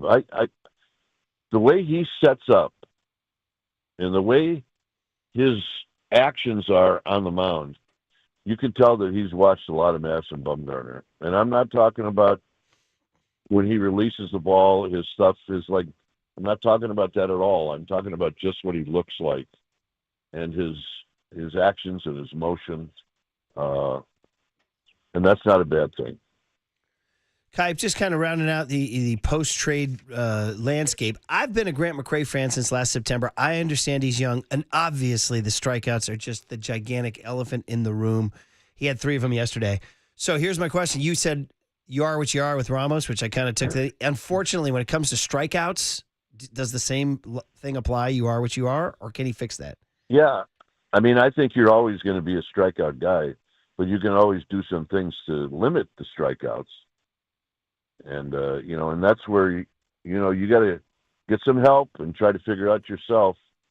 Am I going to cut down on my swing after I get 2 strikes? Is it worthwhile for me to take a little out of my swing once I get 2 strikes? Do I choke up a little bit once I get 2 strikes? You go through all of those things to see if you can cut down on the strikeouts. But, I mean, it's probably too bold a statement to say once a strikeout guy, always a strikeout guy. But, I mean, I don't think you're going to see Grant McCray turn into a guy that's going to start punching the ball to left field and run. He's going to have his strikeouts. Would you like to see him bunt more? Well, I mean, anybody that can run, I mean, sure. If you can run and you're a left-handed hitter, bunting's not a bad idea. But, I mean, bunting is not going to cut down on your strikeouts. It may pick up your average a little bit, so it wouldn't be that a bad idea for him to do it. Kai, just your last thoughts with Yaz being traded to the Royals. I feel like we do need to acknowledge his career here in San Francisco, the 7 years that he was out in the outfield, making his debut at 28 years old. And it's a question that we've been debating for a couple seasons now, whether or not he's the best defensive right fielder to play the bricks over at Oracle Park. Well, I think he's in the top. He's in the top 3. I think Randy Wynn. I think Jose Cruz. Remember, Jose Cruz won a Gold Glove out there. Forget the fact that he dropped a fly ball that killed us, but he's definitely in the top 3. And I think his overall baseball instincts are definitely in the top 3 from what I've seen at Oracle Park, from base running to the ability to lay down a bunt, the ability to sacrifice bunt, the ability, if he had to try to steal a bag. He's fundamentally as good as the Giants have had in a long time. Feels like the way he sort of embraced the city and just the way everybody embraced him and his last name and everything, that he'll be one of those guys who, whenever he comes back to San Francisco, will be really warmly received. Well, I mean, he came on, to this roster 7 years ago or 8, whatever it was. And, he was a guy that the Orioles they kicked him around in the minor leagues. They just gave him no chance at all. And then the Giants gave him a shot, and he definitely took advantage of it. And he's just a really good guy. Paige, his wife, and, they really did become part of the community. I mean, I'm sitting literally a mile away from where they lived. And his wife is very well probably could be still packing up to try to get out of here. I mean, that's the hard thing about getting traded if you've got a young family, and they do. But we all were, you know what, we're going to pull for him big time. And it was fun to see his first at bat in Kansas City, where he knocked one out of the park for Kansas City. I think it was in Toronto. I kept thinking when the ball went over the fence, why didn't he do that when the Giants were in Toronto, for crying out loud? There you go. Welcome to Giants fandom. He, by the way, he played for Bochy. I mean, that's how far back he goes. And we'll always have that 2019 visit to Fenway where he homered. That was incredible. We happened to be so lucky to be back there. Do you remember his first major league hit? It was like a squibber or like a dribbler. It was like a bloop. It was something non-dramatic. Well, it was dramatic because we had a shot of Paige's wife in the stands. Remember, he had a little bloop to left? That's what it was. And he took too big of a turn around first. Oh, yeah. And the left fielder threw behind him and picked him off at first. Oh, gosh. And then we had a shot of his wife, who is literally like a third base coach sitting in the stands. She was telling him to get back with her hand motions, and she was yelling, and I mean, it really was hysterical.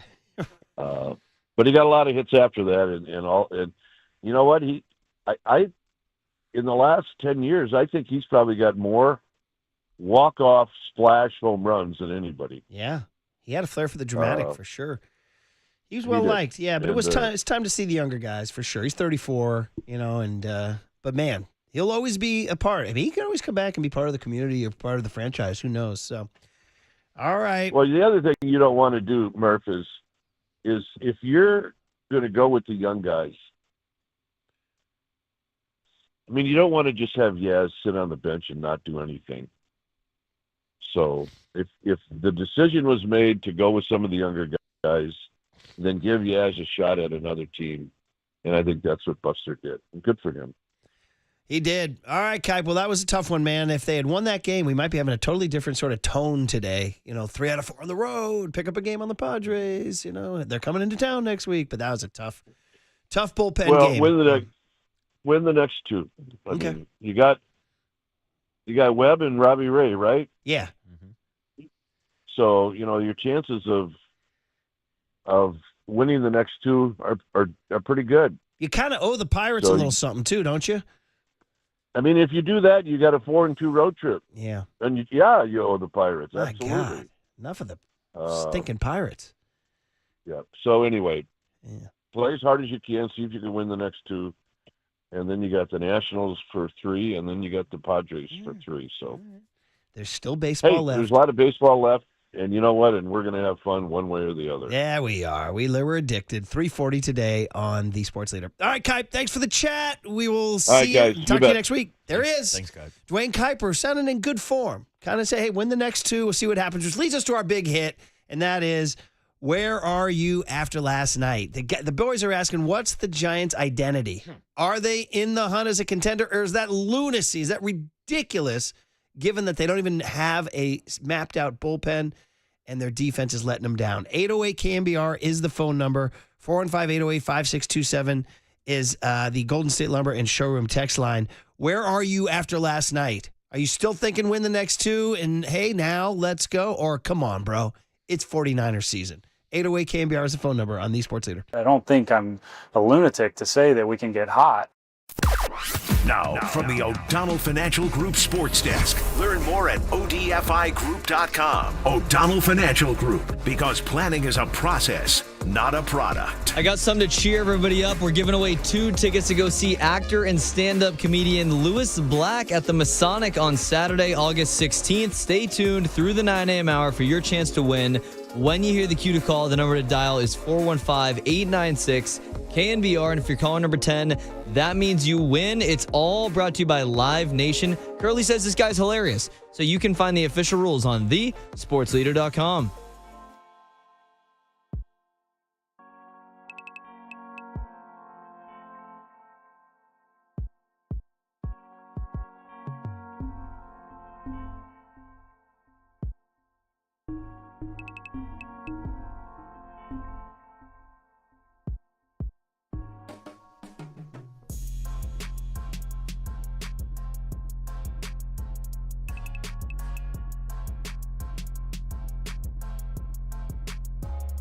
All right, let's talk about serious stuff. Life insurance. Come on, man. No joke. It comes to getting life insurance. It's important and no excuses. Maybe you think you can't afford it, or it's too complicated, or you think your work coverage is enough. Let me turn you on to Ethos Life. It's an online, easy way to get life insurance in as little as 10 minutes. Ethos Life. Rates you can afford. For example, you're a 40-year-old male. You can get a $500,000 term life policy starting at just $1 a day. That's $30 a month. Rates do increase the longer you wait, so don't put it off. With Ethos, an online, easy way to get life insurance, you can get $3 million in coverage with no medical exam, just answering a few health questions all online. You have to ask the serious questions. What if something happened to me? All right, who pays the mortgage? Who pays the kids' education? Who pays all the other bills? Then forget the excuses and check out Ethos Life, the better way to get life insurance. So for your free quote, visit ethos.com/leader. That's ethos.com/leader. Not available in all states. Rates vary.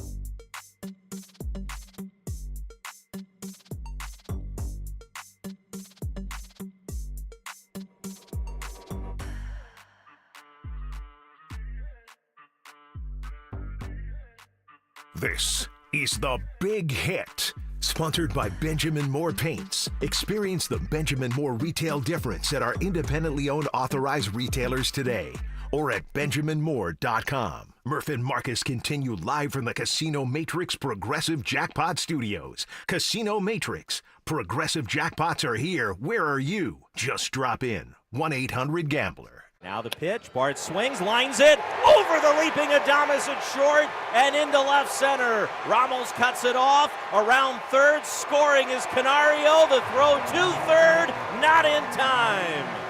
Zawinski slides in safely. Joey Bart ties the game in the bottom of the ninth. Rodriguez set. His pitch, a swing, little roller to first. Breaking for home, the runner. Devers' throw, not in time. Zawinski in with a head-first dive, and that is how the game ends. I don't think I'm a lunatic to say that we can get hot. Oh, man, the big hit is the big bummer. The Giants turn a 4-1 seventh-inning lead into a 5-4 loss. Where are you guys with this team right now? Been a lot in the last week, whether it was the 0-6 homestand, whether it was the trade deadline moves, what Dwayne Kuiper called a partial punt, whether it was winning 2 out of 3 in New York, or whether it was last night's 4-1 lead turning into a 5-4 loss. That really gives you a whole different hue on the season. Instead of being one game over 500 and winning 3 out of 4 on the road, they're back under 500. They're at 2-2 on the road, and every bad feeling you had got revived.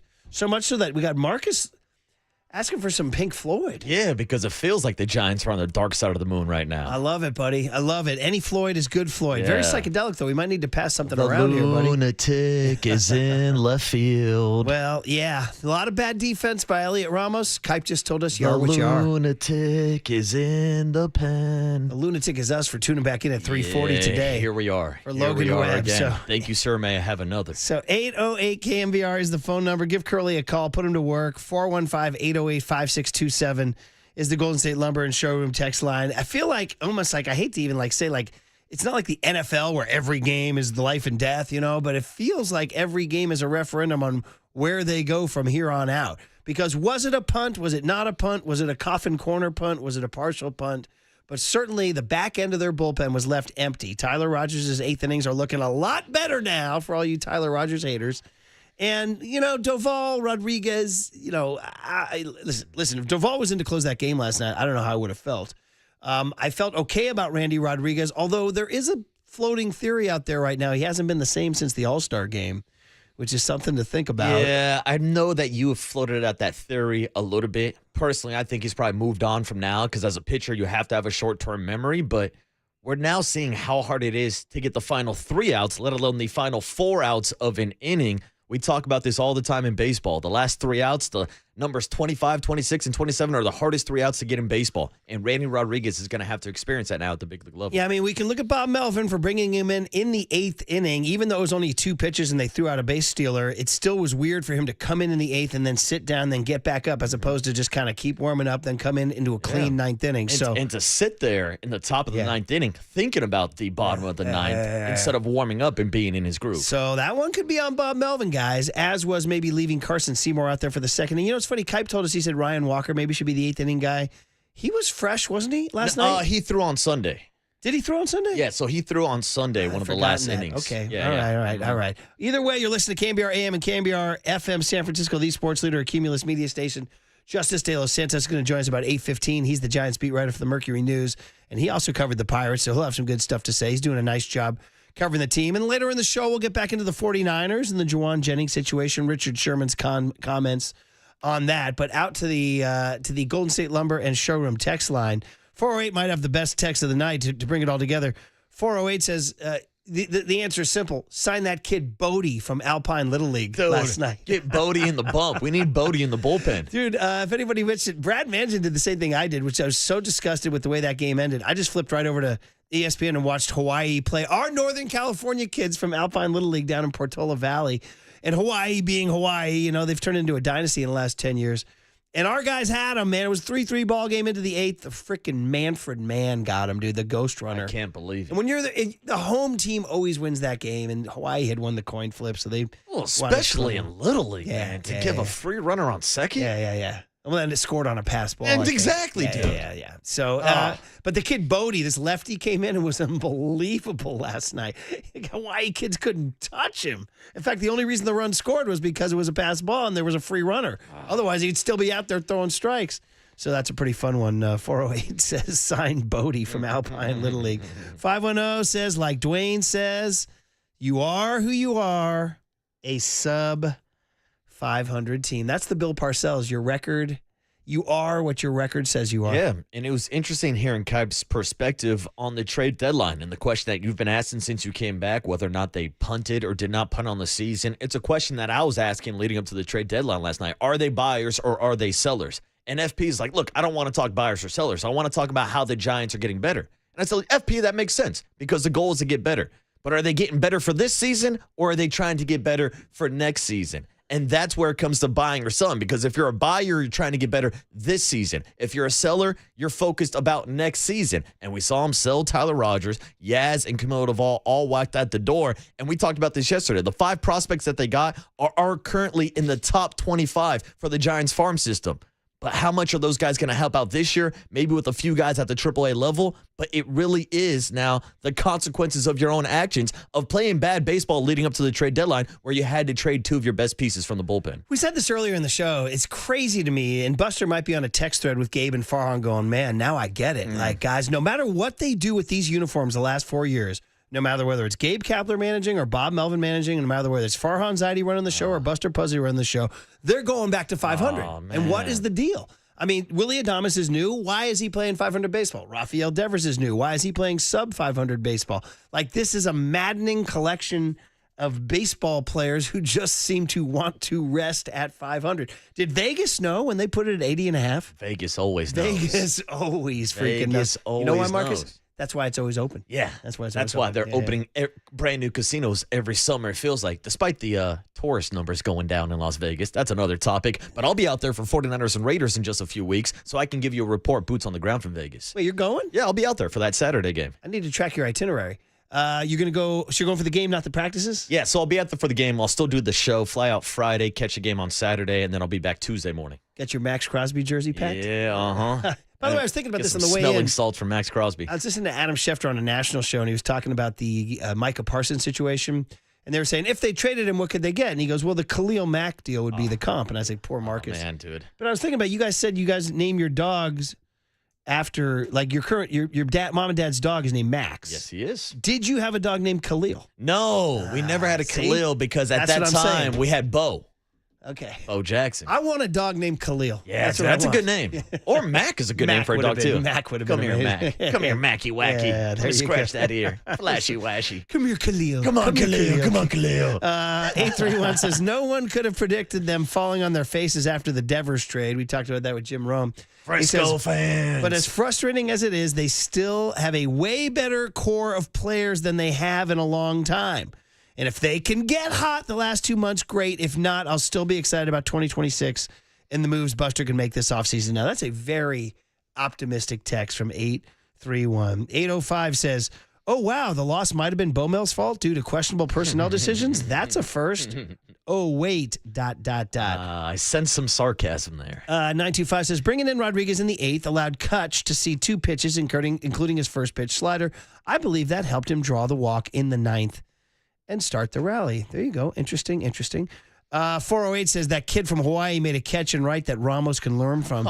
True story. So in that game, the little tiny guy for Alpine had the placed runner too, and they had 2 guys on, and this little guy came up. And Candace we're watching with her. She goes, well, this guy's so tiny. And I said, no, he's on this team for a reason. I bet he puts bat to ball. And I bet he's a player. Absolutely roped the ball to right field and the Hawaii right fielder just showing the cojones that it takes. Just good jump on it, laid out on the grass, made a diving catch to end the inning. Where's that from Ramos, everybody? As 408 says, Ramos can learn from this kid. 916 says, remember Johnny Cueto pitched in the All-Star game and was never the same? Everybody's talking about Atlee Hammaker, too. Says, 916 says, if they win the series against the Pirates and the Nats, then we can do some damage when the Padres come to town. Still have 7 against the Padres. We just need to stop blowing these games. We should win. You blew it. Yes, You blew it. You do need to stop blowing these games. The key is for the Giants to stop playing bad baseball. It's as simple as that, Murph. If they just stop playing bad baseball, they'll be playing good baseball. 559 says, maybe tearing the team down and rebuilding the foundation isn't such a bad idea, even if the idea seems to offend everyone. Well, the Giants have gone a certain direction in terms of Chapman, Adames, and Devers. So there's no tear down. I would still think that's a bad idea because as much as we're sitting here on a Tuesday morning on August 5th, bitching and complaining about how this season has fallen apart, I still am more intrigued about the next 2, 3, 4 years under Buster Posey with this nucleus moving forward. The Giants cannot be this bad of a baseball team with Rafael Devers as your best player. Right. He's going to figure it out. The Giants, you would hope, are going to figure it out, but hope is a bold strategy, Cotton. Thought he hit a home run yesterday on that long fly ball down the left field line. I was like, that's a tater. Oh, dude, like we saw the double-decker that he hit on Sunday. You're like, there's that Raffy I've been waiting for. Exactly. 650 says, hey, I'll buy you a beer if I see you there, Marcus. I'll be there hell in Vegas. yeah. I'll see you at the Death Star. 408 says, if Rodriguez doesn't plunk a batter, the show is completely different today. Free 90s. Yes, and he did it too. So there you go, man. And again, if the other aspect of this thing is Verlander. Again, my buddy, Brad Mansion sent me a text that Verlander should burn the clubhouse down. He really should. Now, there's interesting stats that Andy Baggerly had. Do you realize what the Giants have done to him in terms of baseball history? Because they're one in, what is it? What's the stat? What are the stats that they're, whatever. They've blown how many of his starts? A million. I think they're like 1 in 16 in his starts this year or something like that. He's only 3 wins away from passing Bob Feller, Rapid Robert himself from Van Meter, Iowa. Rapid Robert. So he would have been past him. He's only 5 away from Jim Blanken Palmer. So he would have been past him too. So that's what the Giants have done to him. They've robbed him of the Bob Feller, Jim Palmer ladder. Yeah. Those are big names, baby. Come on. They've robbed him from a lot this season. Yeah. And I thought it would be fun to watch Justin Verlander share with the Giants. And he has been pitching better. And it was pretty damn cool to see him hit 98 miles on the gun yesterday as a 42-year-old. And it's awesome the fact that he passed Juan Marichal yesterday for the 71st most innings ever pitched in Major League Baseball history. Like, I would love to spend a couple segments celebrating that. But you can't because you blew another Justin Verlander start, and he's got to be asking himself, why the hell did I sign with the San Francisco Giants? Man, yeah, you're right, for sure. All right, we asked for calls. Mark in Clovis is checking in on the Giants. So, Mark, good morning. You're on The Sports Leader with Murph and Marcus. How are you, man? Yeah, what's up, Mark? Oh, I'm okay. How are you guys today? Well, wish the Giants had won. Other than that, I'm okay. Well, I hear you.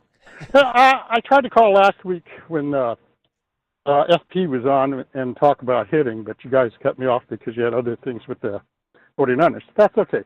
But about a month ago, I called and talked about the idea that these guys, when they get up with less than 1 out, whatever the base situation is, these guys are trying to hit the ball so hard, they're missing it. And one of the things that I learned when I was playing ball years and years and years ago is just put the bat on the ball.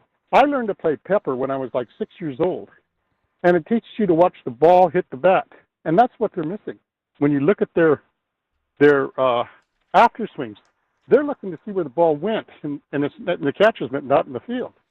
Who's the guy with the highest average? Is it Ramos? I mean, he's got like 270. Yeah, 272, yeah. I mean, I look at the other teams, and their low guys batting 240. Everybody else is 250, 260, 270, 300, or 290, something like that. And they're just missing it. And like Buster said last week, or 2 weeks ago, they got to get guys that can hit the ball in their ballpark. And see, you talked about earlier, they're just not hitting the ball. Well, they're not hitting the ball that would match Oracle. So if they just hit base hits, think about hitting the ball in the outfield, not over the fence. They'd be better off. And this enthusiasm you guys have for power, again, it's not going to work at Oracle if they keep going the way they are. Well, you can see, Mark, that Buster's actively drafting and acquiring guys who are more middle-of-the-field contact guys. The kid Gavin Killeen from Tennessee, the kid Gilbert is supposed to be that way, the kid Rodriguez is supposed to be that way. So you can see Buster trying to attack the question you're talking about. They did strike out 11 times last night. The Pirates struck out 8, so the Pirates put it in play 3 more times than they did, and that could be the difference. So, yeah, Mark, thanks for the call, man. Appreciate you. Yeah, but I'll also say this. He's like, you guys are getting excited about Devers. Yeah, he's a 2-time Silver Slugger winner. He's a career 277 hitter. He's also a guy that can't hit for average in that ballpark. His numbers are across the board like his entire career has been so different than what he's done in 7 weeks as a Giant. It's as Buster Posey himself said, I can't explain it. And we got Chris in San Jose to round out the big hit callers, and then we got Justice De Los Santos on the other side. Chris, San Jose, good morning. Yeah, what's up, Chris? Good morning, Murph. Welcome back. Thanks, buddy. Waterboy. Fremont, you know. You know, Chris. Sunnyvale? You know. Sunnyvale, you know. Hey, gentlemen. Still a lot of talent on this roster for these Giants. These guys are continuing to hit the ball hard. I like what I'm seeing from Jung-Hoo Lee. You know, definitely with I think he had, 3-4 hits last night? Last night. He looks good on the base. Yeah. He looks good on the base paths. Helio Ramos continues to hit the ball hard. I would like to see him hit the ball in the air a little bit more. But, you know, as Adames continues to stay hot, you know, Matt Chapman continues to get on base and timely hitting. You know, the biggest thing to me that stands out is, you know, obviously, you know, the bullpen is, you know, missing a few pieces. But I think they're also overworked and a little tired. You know, if you go back to the first half and just, you know, they kept the team in it. They kept the team competitive. I mean, the bullpen and the starters were where it was at. And so I think Randy Rodriguez might be a little bit tired. You know, I think obviously Ryan Walker, he's got to adjust to, you know, possibly being an eighth inning guy. I like what I'm seeing from those left-handers in the bullpen, but overall, Bowmel isn't Bochy. So Bochy was just a grandmaster at managing the bullpen and putting guys in positions to succeed, you know, on the fly. He was just a savant with that. And I don't see that from Bowmel. And I think that's really what's needed, you know, coming down the stretch. You know, obviously if the bats get hot and the leaders continue to, you know, play consistent, you know, the management of the bullpen and putting the bullpen in positions to where they succeed, not overworking them. I think that's the key to really, you know, coming up with more wins and staying, you know, in contention. You know, I'd also like to point out that, you know, Adames continues to swing the bat really well and from the right side. And, you know, that last caller, I disagree with him to a little bit of an extent. I think you can pull the ball in Oracle. I think you can hit for power and hit home runs in Oracle, especially right-handed power. I just think it's, you know, it's a couple of adjustments and really that's what Pat Burrell and the hitting coaches, but more importantly, the players, you know, looking at the iPad, you know, looking at, you know, attacking pitches on the inner half and pulling the baseball. I think that's going to be key for, you know, hitting for power and hitting more home runs in that ballpark. Well, Chris, good to hear from you, buddy. And you're right. It's going to mean Bob Melvin in the bullpen. Managers get judged on that. And last night, he pressed the wrong buttons, whether it was leaving Carson Seymour in too long or getting Randy Rodriguez in too early or not going to the right guy in the in the seventh inning, I should say, after Seymour's pitch. Yeah. So good call, Chris. Thanks for the call. We appreciate you, man. Yeah. Yeah, and I feel like that's the main takeaway from Chris's call, a topic that we discussed earlier this morning. Because, look, you can go back to earlier this season where with Tyler Rogers and with Camilo Doval, the Giants were the number one bullpen in baseball. And we had people constantly texting and calling in each and every day, questioning some of those bullpen decisions and what buttons he was pressing in the first half of the season with that bullpen. Now that bullpen is not nearly as deep, so he's going to be underneath a magnifying glass moving forward as they evaluate him during these final 50 games and his status for next season. Now he really has to make those right choices and press the right buttons in the bullpen. Yes, he does. So there you go, man. All right, well, the big hit, where are they? There remains a mess. Half of you think they're lost, half of you think they're in it. It's all very frustrating. You know what? It adds up to a 500 team. Yep. When half of you think one thing and the other half think the other, you're 500. I got Buster texting Gabe and Farhan going, bro, now I get it. Yeah. You guys, it's something about these uniforms. Oh, now Buster's like, hey, Farhan, you still got the password for your computer so I can get some of those lineups? Oh, man. This is brutal. Maybe an opener tonight? Oh. No, Logan Webb and Robbie Ray the next 2 days. Justice De Los Santos, great young baseball writer, next on The Sports Leader. Bad team, man. Bad team.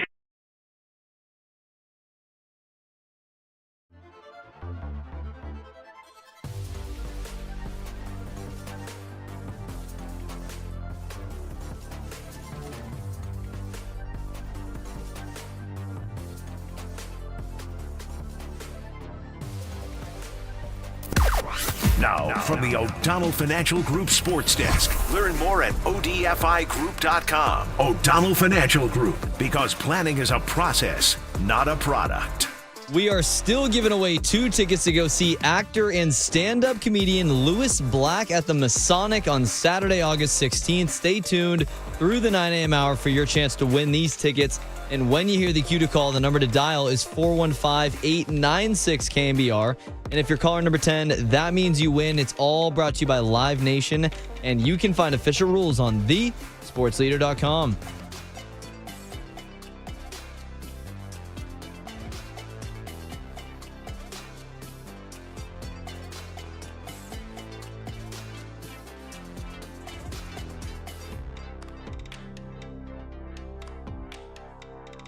All right, we got a good friend Steve Moskowitz on the line on a Tuesday morning. Good morning, Steve. You want to talk to the good people out there about what happens if they can't pay their taxes, Steve? A real common situation. Lots and lots of people don't file their tax returns because they can't pay the taxes. That's a big mistake. Besides, of course, being illegal, the government's punishment is they make up a return for you. It's called an SFR, substitute for return. Oftentimes, it's a lot more than you really owe. Then you get a big bill with some IRS agent demanding you pay it. Folks, if you don't have the money to pay the return, that's okay. Let's file the return, and let's make a deal for you. This is what we do. We've been doing this for years. We're very familiar with it. If you don't have the money, it's okay. If you don't have your records, that's okay too. We'll get all the records the IRS and the state has on you. Or if your bookkeeping is horrible or non-existent, we have a whole bookkeeping department. The bottom line is, whatever your situation is, we want to help you, and most importantly, give you your life back. We have a free consultation. We'll explain everything. The only thing you have to do is pick up the phone and say, "Hey, Steve, take care of me." That's him. Give him a call. Tax attorney Steve Moskowitz. He's my tax attorney. He should be your tax attorney. Give him a call at 888-TAX-DEAL, 888-TAX-DEAL, or go online to MoskowitzLLP.com.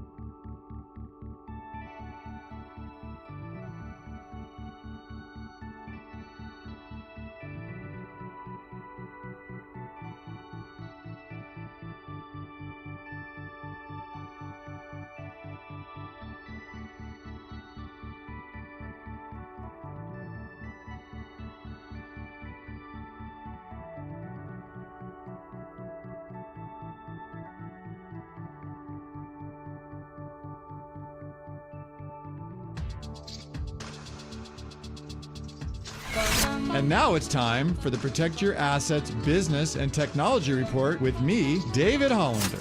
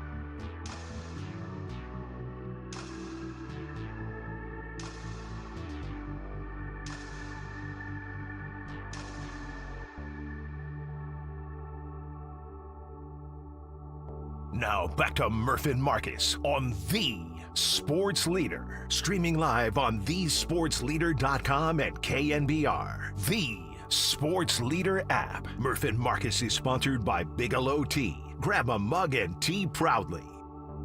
All right, Giants baseball is the topic. We will get back to the 49ers later in the show. Cooler Content has some fun stuff too coming up in the 8:30 segment. But time to talk about that tragic loss last night. Giants Blow a 4-1 lead in the 7th inning. Where does that leave them? What's going on? One game under 500. Logan Webb, Robbie Ray do it tonight. The big changes of the last week with the trade deadline. All stuff to talk about with the bright young beat writer for the Bay Area News Group, Justice De Los Santos. Justice, it's a pleasure to have you on, dude. We don't do it that often. It's good to hear you. You're doing a great job covering the team. How you doing, man? Hey, what's up, Justice?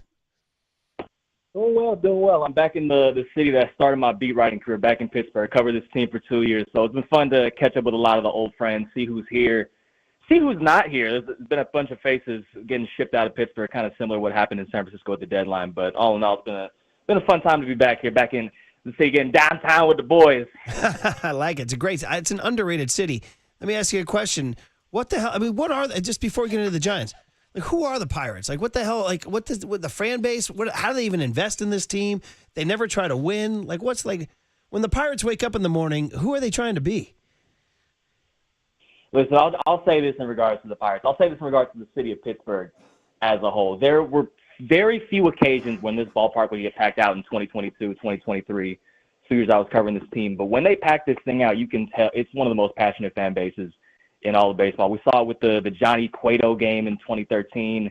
Saw it when Brandon Crawford silenced the crowd in 2014. So there's a lot of love for baseball in this city. They want a winner, and they've had a lot of very talented young pieces over the years. See it with guys like Skeens, O'Neal Cruz, Mitch Keller, Brian Reynolds, Brian Hayes got shipped out. They just haven't been able to put it together. And you know, I'm not going to be the one to perpetuate more Paul Skeens rumors. I'm sure that will happen naturally over the next couple of months and years. But it's a generational pitcher. Can they put anything around it? We'll see.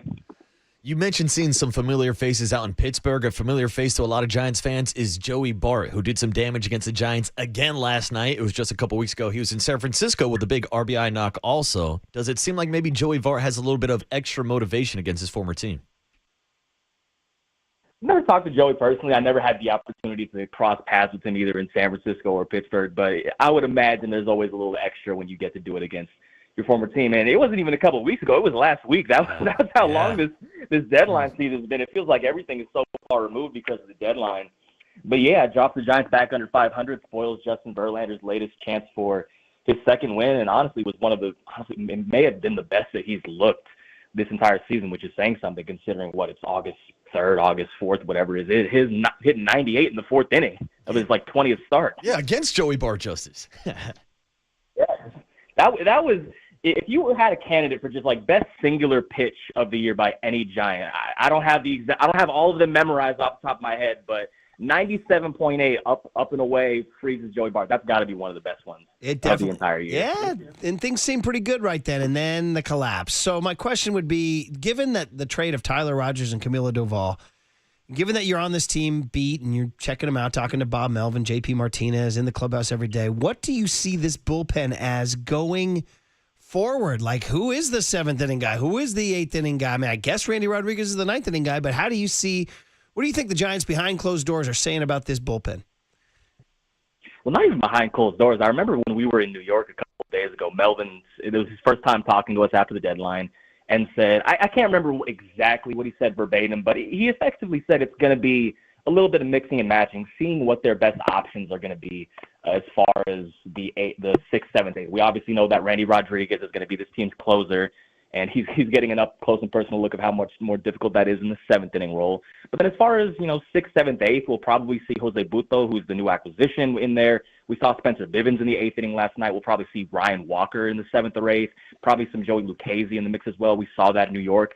Eric Miller is making some progress from his left elbow injury. Haven't seen him in about a month, but he threw a live bullpen yesterday in Arizona. He told me that he wants at least 2, maybe even 3 rehab assignments, given that he's been out for a long time. So when they get Miller back in the mix, it kind of clarifies things a little more. Matt Gage might get some opportunities late in games and well, but it is a very noticeable drop-off going from guys like Duvall, like Rogers, who have done it in the majors for a long time, to guys like, as I mentioned, that Bivens, Walker, even though Walker was the closer last year, we've had his struggles last year, guys that haven't consistently done it as long as Rogers and Duvall have.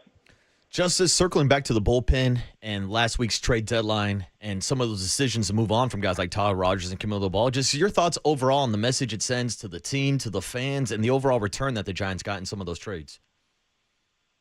Yeah, it's a very the Rodgers trade was kind of the one thread the needle trade, so to say, where they did get back a bullpen piece. They did get back some prospects in return.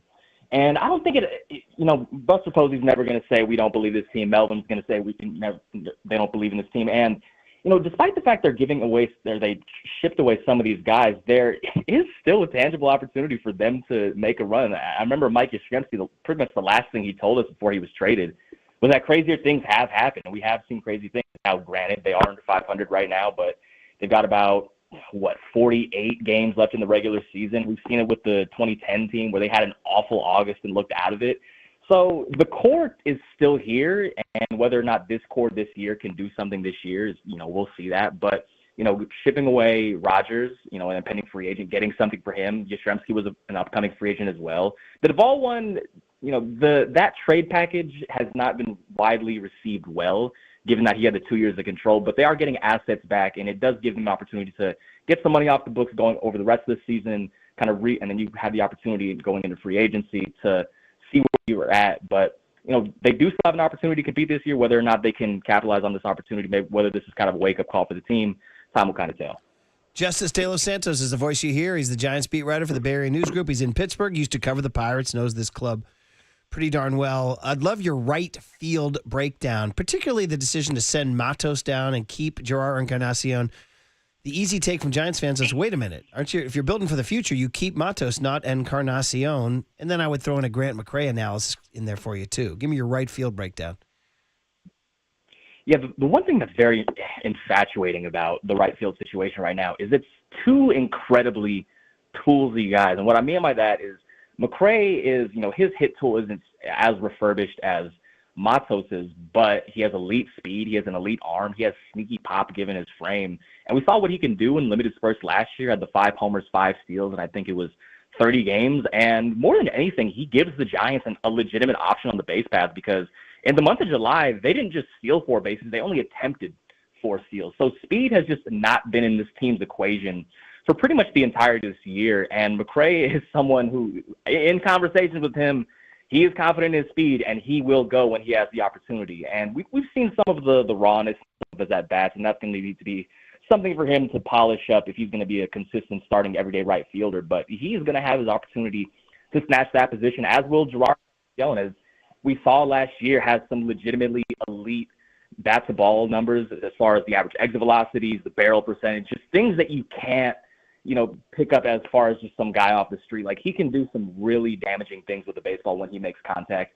The first time he got called up this year, I hesitate to say they rushed him, but they only gave him 5 games in the initial rehab assignment. He didn't really have an opportunity to find his swing, got injured 8 games into that first stint. But they treated this second one with a little more care. They pretty much exhausted the entirety of his time on the injured list, allowed him to really rediscover the swing that he had during spring training when he had an OPS of about 900. So he'll get his opportunity there. We'll probably see some matchup-based stuff as far as lefty-righties. McCray's a lefty, Gerard's a righty.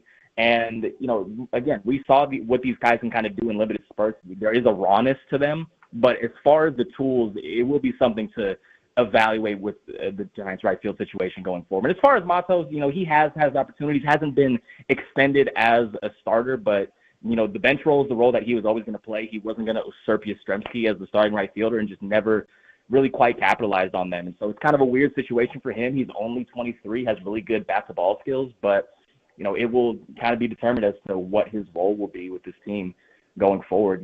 It does say something that this right field position was up for grabs, and the team ultimately decided to option him in favor of Encarnacion. Justice, we can't talk about the Giants' future without mentioning Bryce Eldridge, and we've been talking about a potential Major League debut since we saw you earlier this year down in Scottsdale for spring training. But what have been your thoughts on Bryce Eldridge, his development at Sacramento this year, and whether or not you do think that we will see him at the Major League level? When we were talking to Buster Posey after the trade, threw a little bit of cold water on the possibility. He said that, Eldridge had, it was the right hamstring injury that kept him out for, I think it was either 3 or 4 weeks, and that really derailed the possibility of him making his debut this season. That being said, ever since he returned from that injury to Sacramento, he's really been turning it on. I want to say it's 6, maybe 7 homers since he returned. And, I remember, an executive telling me, never say never when it comes to these possibilities. Even with the injury, and this was well before the trade deadline. And it will be interesting to see, like, if Bryce Eldridge has like an OPS of 1,000 over the course of the next 6 weeks, would the Giants consider giving him a cup of coffee as a reward? I think all signs kind of point to him maybe being either the starting first baseman or starting designated hitter next year if he really continues to hit well at AAA Sacramento over the course of the remainder of this year. But again, the thing I want to always mention, he's only 20. The team wants to be very careful with his development. We've seen what happens when guys get rushed to the major leagues too early, and they're exercising a lot of caution and trying to ensure that when he does get called up to the majors, he is as close to a finished product as he could possibly be in the minors, and that the rest of his development will have to come at the major league level. Well, the first year of Buster Posey continues to be interesting running this team, and we'll see what happens these next couple games in Pittsburgh, see if they can come out of here over 500 or not. So good stuff, Justice. Hope you're enjoying the beat, man. You enjoying traveling around? It's been fun. It's been a lot of games in an extended period of time. It feels like a month ago I was in Atlanta. But we're going to get home, get a couple days off after this, trying to wind down a little bit. But for the time being, going to enjoy the remainder of my time in my second home, get some Permanis, throw some extra fries on a sandwich. There you go, walk buddy. across the Roberto Clemente Bridge, all that good stuff, and then we're back in the Bay before we know it. Speaking of which, the team took a field trip to the Roberto Clemente Museum. Is that right? Yeah, I talked to Elliot Ramos about that yesterday. Elliot, of course, being Puerto Rican, and not to dive into too much of the conversation, but he was very happy to have that opportunity to go there, and it was a very invigorating experience for him. And of course, we know last year on Clemente Day became the first right-handed hitter to hit one into the cove. So it was definitely special for him to be able to be in that museum, see all the history. Pretty cool stuff. Thanks, Justice, for the time. Enjoy your day. Yeah, thanks, Justice. Yes, sir. Yes, sir. Yins, have a great rest of your day. I like it. Very good. Speaking Pittsburghy, Permani Brothers. You've never been to Pittsburgh, have you? Never been to Pittsburgh. It's an underrated city. It's very pretty. There's rivers there. There's bridges. It's a lot of kind of like a mini San Francisco. And then Permani Brothers, man, the sandwich with the beef and the French fries in between the bun. Oh. Yeah, carb heavy, just big, fatty, sloppy, late night. And Justice said extra fries on the sandwich. Why not? You're a young man. You can pull that off. So fries on a sandwich is a great pro vibe. move. It's in a gorgeous park. It really, really is. I don't know if it's popping as Petco, but it is gorgeous. Okay, cooler at content. We told you guys, Overnight Dave saw the new Naked Gun movie. He said he laughed hard. So Liam Neeson's doing some promotional stuff for that. We got Jim Rome taking aim at Rafi Devers. Frisco fan. And then Niner Talk coming your way after that on the Sports Leader. Frisco fan, tell us how our ass tastes.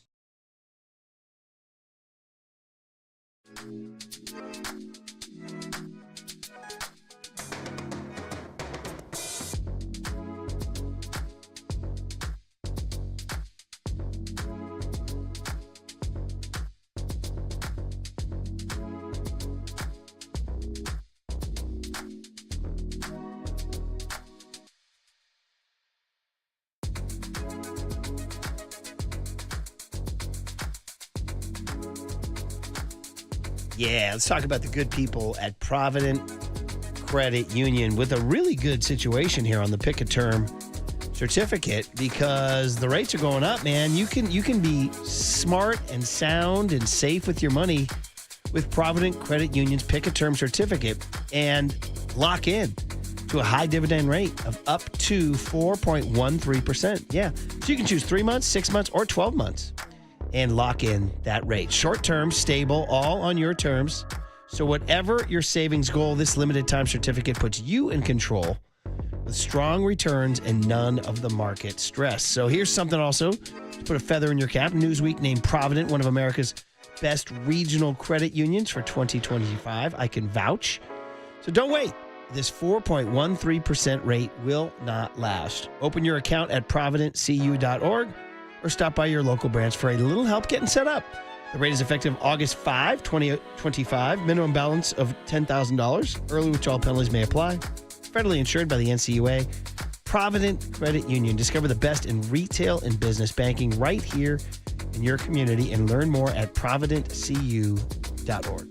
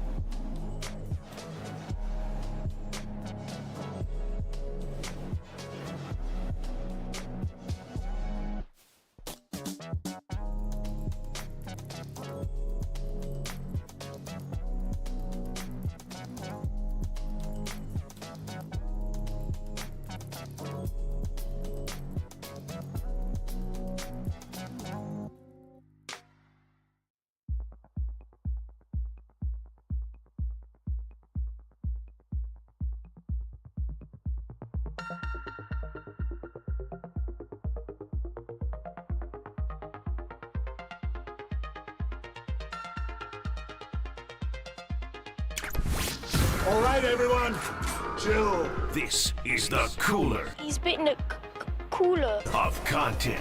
Cornucopacious of joyful news. We might be on to something. Yeah, baby! Murph and Marcus is sponsored by Bigelow Tea. Grab a mug and tea proudly. All righty. Happy Tuesday, everybody. As the morning has worn on, we've gotten the rage out of our system. Starting to enjoy a Tuesday. Not as sunny in Daly City as it was yesterday, but still not as moist as it usually is. By the way, we are sponsored by Marin Health with top physicians, surgeons, and clinicians right here in the North Bay. Marin Health puts you closer to your best health, world-class care, closer than you think. Still got those two tickets to see Lewis Black at the Masonic, Saturday, August 16th. That'll be in the 9 a.m. hour. Richard Sherman had some interesting things to say about Juwan Jennings. We'll do that next segment. Oh, and Holler got back to me for once. The radio broadcast Saturday is the usual preseason crew because Greg Pop and Tim Ryan usually do TV. So for years, we've been using Bob Fitzgerald, Keena Turner, and Dennis Brown. So they will be doing the 49ers-Broncos game on Saturday. Yes, sir. That'll be on 810 and 107.7 The Bone because the Giants are on KNBR. Your pregame is your boy Copes. That's right. I need it. Ooh, you're telling me I'm going to get a couple of chuckles during the pregame? Tracy Sandler, who will be part of our weekly hits, and Todd Husak on pregame for home games. Nice. So there you go. That's your pregame. Very nice. All right, you're all caught up. Yeah, and real quick, before we take a dive into the cooler of content, I was just chuckling over here myself with a text from the 707 on the Golden State Lumber and Showroom text line. He said, guys, the Giants are so bad. Can we talk about 49ers preseason injuries or even a Jonathan Kuminga trade talk? That's how bad the Giants are playing baseball, that people are begging for Jonathan Kuminga trade updates. It's hard for me to remember a story that turns more people off in the Bay Area than the Kuminga story. Dude, well, here's an update. Nothing has happened. Nothing has happened the entire summer. Like, even when I see JD, John Dickinson, who does such a great job, I feel like a Kuminga rage welling up inside me just when I see JD. Because, you can hear him going, the thing with Kuminga is, and you're like, oh, boy. Yeah, but here's a sign and trade, but here's his contract. I'm like, what are we doing, dude? Yeah, the NBA is just, I think I have more Kuminga fatigue than you had Brennan Ayuk contract fatigue last summer. Oh, that was bad. Yeah, that was bad, too. Yeah, that was bad.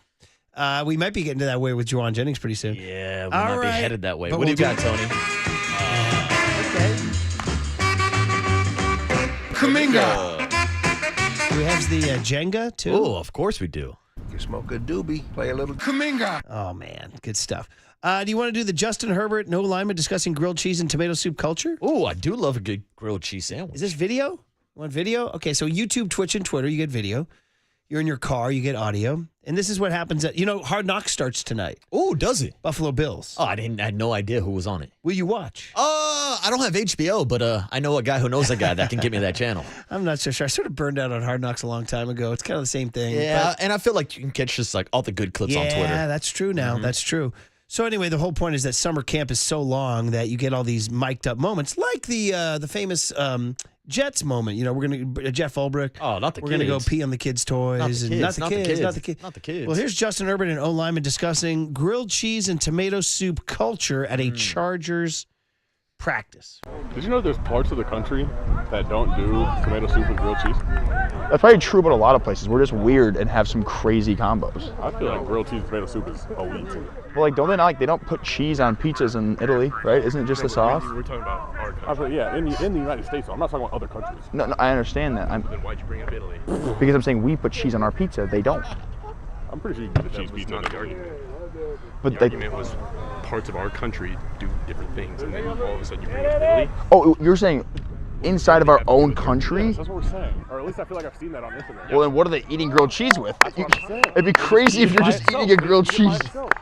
Imagine just eating a grilled cheese. That's what they do, I guess. I don't know.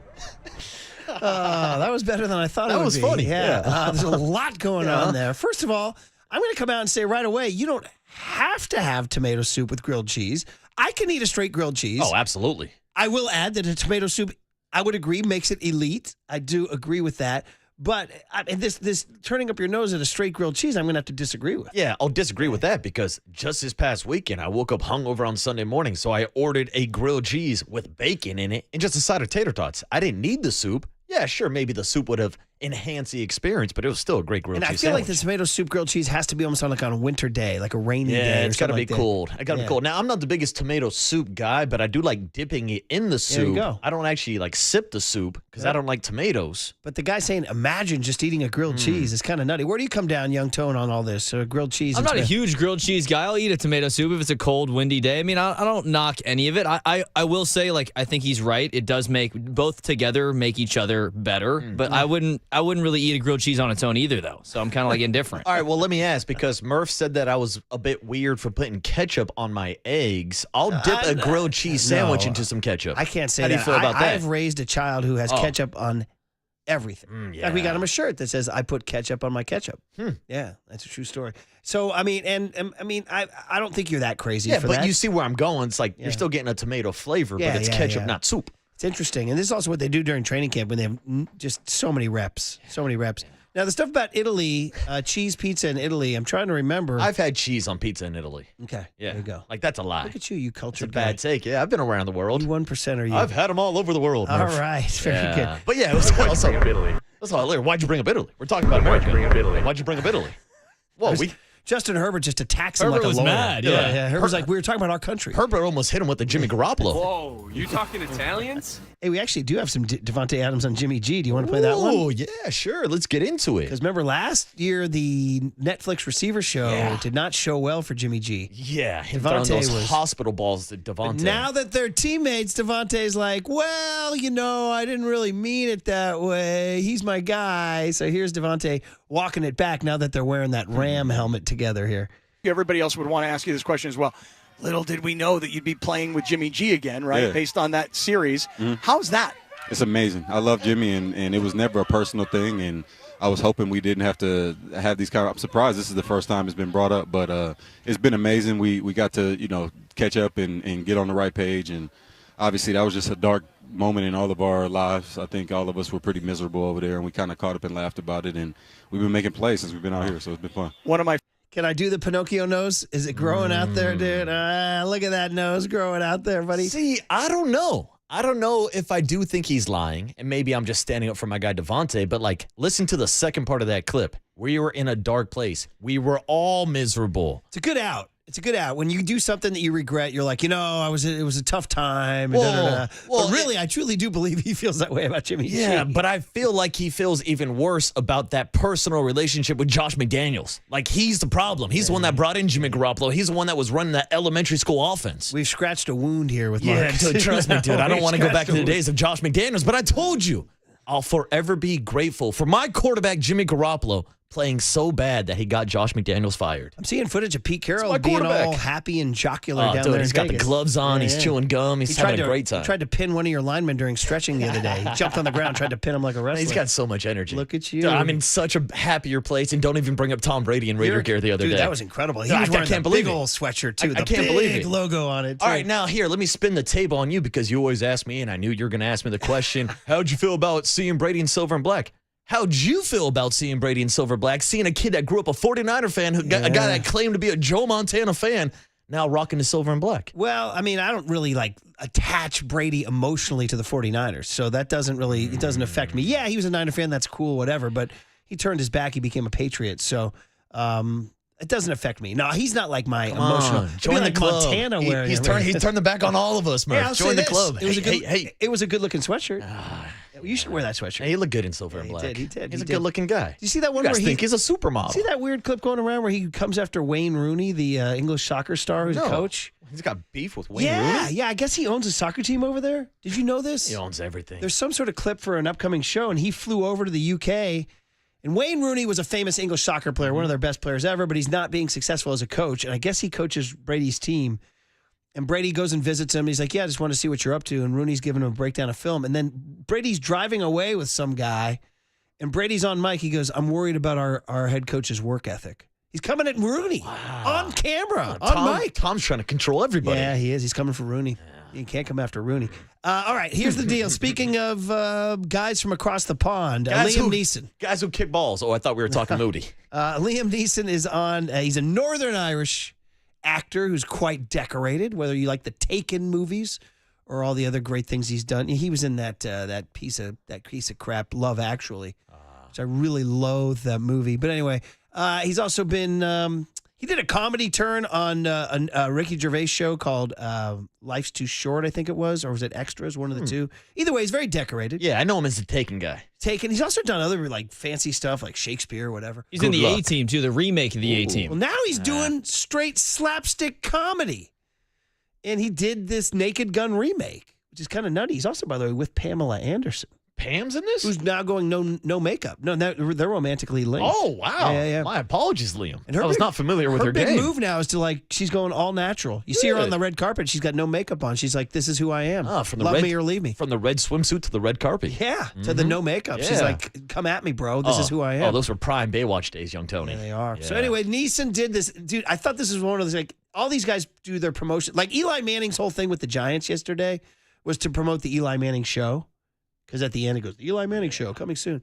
Well, these guys now when they have movies coming out, the only way they can promote them is just to like go appear on social media somewhere. So somehow, some way, you got Liam Neeson from Northern Ireland introducing the Speedway Classic at Bristol Motor Speedway. So incongruous. But anyway, he tries to get some riffs off. Here it is.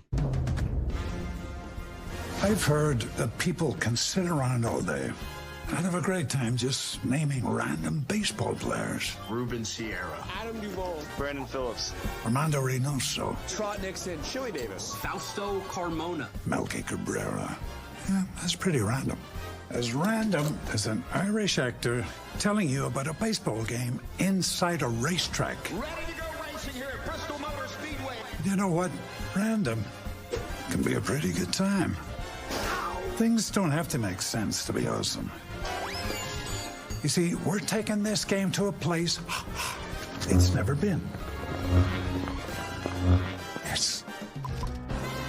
Bristol has seen speed and action and chaos, but it's never seen Ellie De La Cruz. Homer Bailey. Jeff Mathis. Coco Crisp. Acuna. Random. Acuna. He's not random. So buckle up, boys, for a game that's done it all.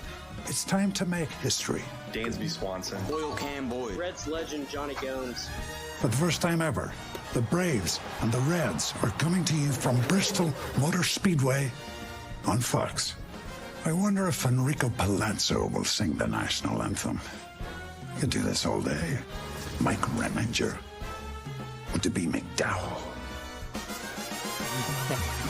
I mean, it kind of works in a weird way. I'm confused, but... Well, I guess that they make a joke about how random it is that he's doing it, so they said, name a random baseball player. It's extremely random. Name a random baseball player right now. Jabba Chamberlain.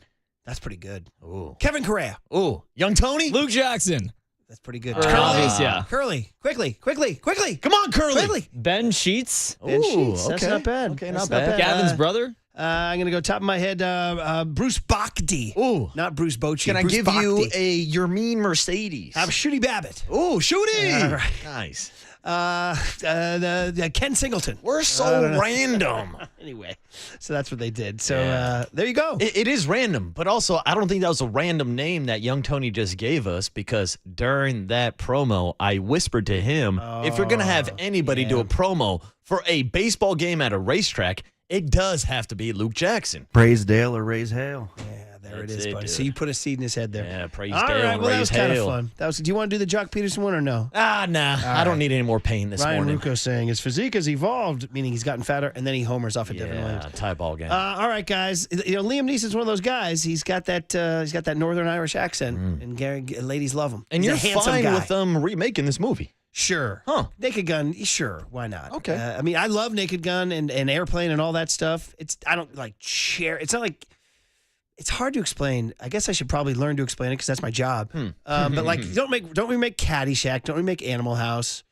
And I guess it's not a remake. I guess it's just they take the characters and just do a whole new movie. I guess he said he's Frank Drebin's son or something. Okay. I'm okay. It's not sacred enough. Okay. It's funny. That's what I'm asking. But it's not like holy ground. All right. That's my take. All on right. this. That's my opinion. And also, You could disagree with I still need you to go watch Happy Gilmore too, because we've had a couple people this morning on the text line asking for your review. I got to do it. I got to do it. All right. Hey, Richard Sherman checks in on Juwan Jennings next on the Sports Leader. I wonder if Enrico Palazzo will sing the national anthem. Mike Reminger or to be McDowell.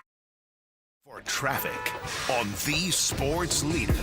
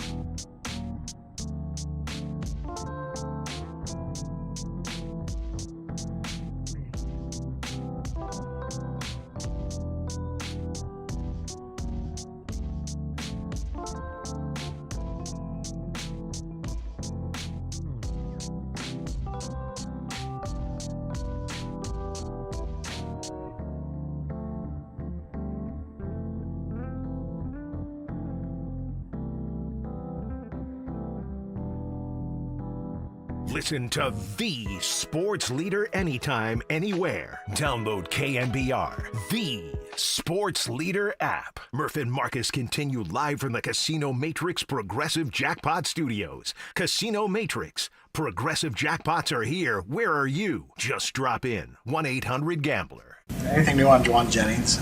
Same thing with his calf. It's definitely health-related, not business-related. You can ask him that, but he tells me it's his calf, and the calf shows, so it's got to be delicate with those calves. All right, there you go. 49ers on our minds. Saturday's preseason opener against the Denver Broncos.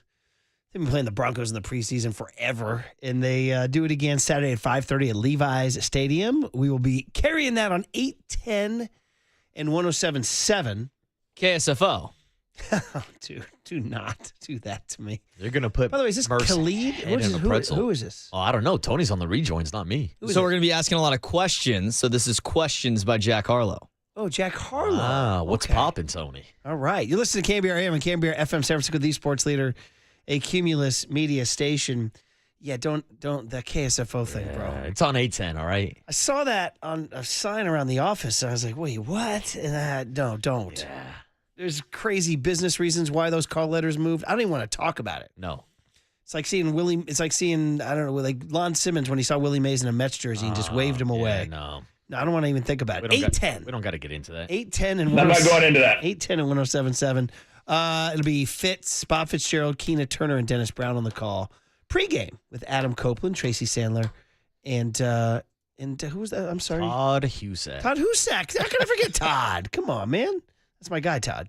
In fact, funny, Todd was with Alpine Little League a year or two ago. His son was playing, coaching, and he was telling me to follow Alpine Little League, and they didn't wind up going, all the way. And here they are now last night on my TV watching Alpine Little League in that tough eighth-inning loss to Hawaii. Brutal. But a topic for another day. Okay, we talked about the 49ers with David Lombardi today. We talked about everything. The Greg Joseph, Jake Moody situation and how he still thinks Moody's under the gun. That if Moody misses kicks, they won't hesitate to get rid of him.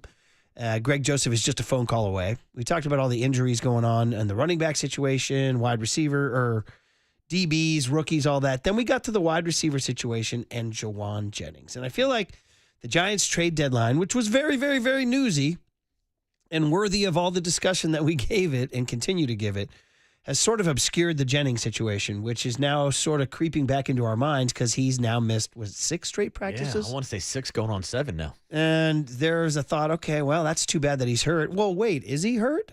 Because this is a guy who openly told Adam Schefter, I want a new contract or trade me. Then he showed up and started practicing. Then people were like, oh, well, everything's okay. Well, no, now he's not practicing. Well, is it a delayed hold-in? Is it a delayed, has something happened in the negotiations that are causing him to now sit out? Well, Richard Sherman addressed the possibility. And Richard Sherman right here, cut eye, Tony, on the calf injury from the outside looking in with his veteran perspective. Richard Sherman's thoughts. It's a situation you got to monitor because of what he's asked for publicly to say, either trade me or pay me. And I know Kyle Shanahan and all the coaches are going to say all the right things because they're a team with a great coaching staff, a great culture, a great front office staff, great team, great teammates. But from the outside looking in, if you're just looking at it objectively, knowing what you know, you say, okay, Juwan Jennings had this injury, and calf injuries are nagging, and they take a while, and you don't want them to come back because once they come back, you got to sit 3-4 weeks anyway. So I understand the patience and hey, we're gonna take our time. We're gonna make sure we get it right. But from the outside looking in, when you make those demands, it could look like you're holding in. Yeah. So he says the quiet part out loud. And we may or may not have John Lynch this Friday. I know we're starting our shows soon. I'm sure he'll be thrilled to discuss this. But we talk about this Niner no bummer summer. Well, this is a little bummer summer. Yeah, a bit of a bummer. Now, we should point out the fact that Richard Sherman was down in Santa Clara yesterday. He was on the field at 49ers practice where Juwan Jennings was not. And Richard Sherman is part of the NFL Brotherhood, so he still has connections with the team. I'm not sure if he knows insiders, agents, whoever the hell he's talking to, but I'm sure he has more connections than me. But I actually disagree with him based on the fact that this is not just some made-up injury that popped up with Juwan Jennings. Now, again, I'm not in the locker room. I'm not the one giving the MRIs on this calf, but I believe that this injury first popped up during 49ers OTAs. an OTA period that Juwan Jennings did not have to participate in.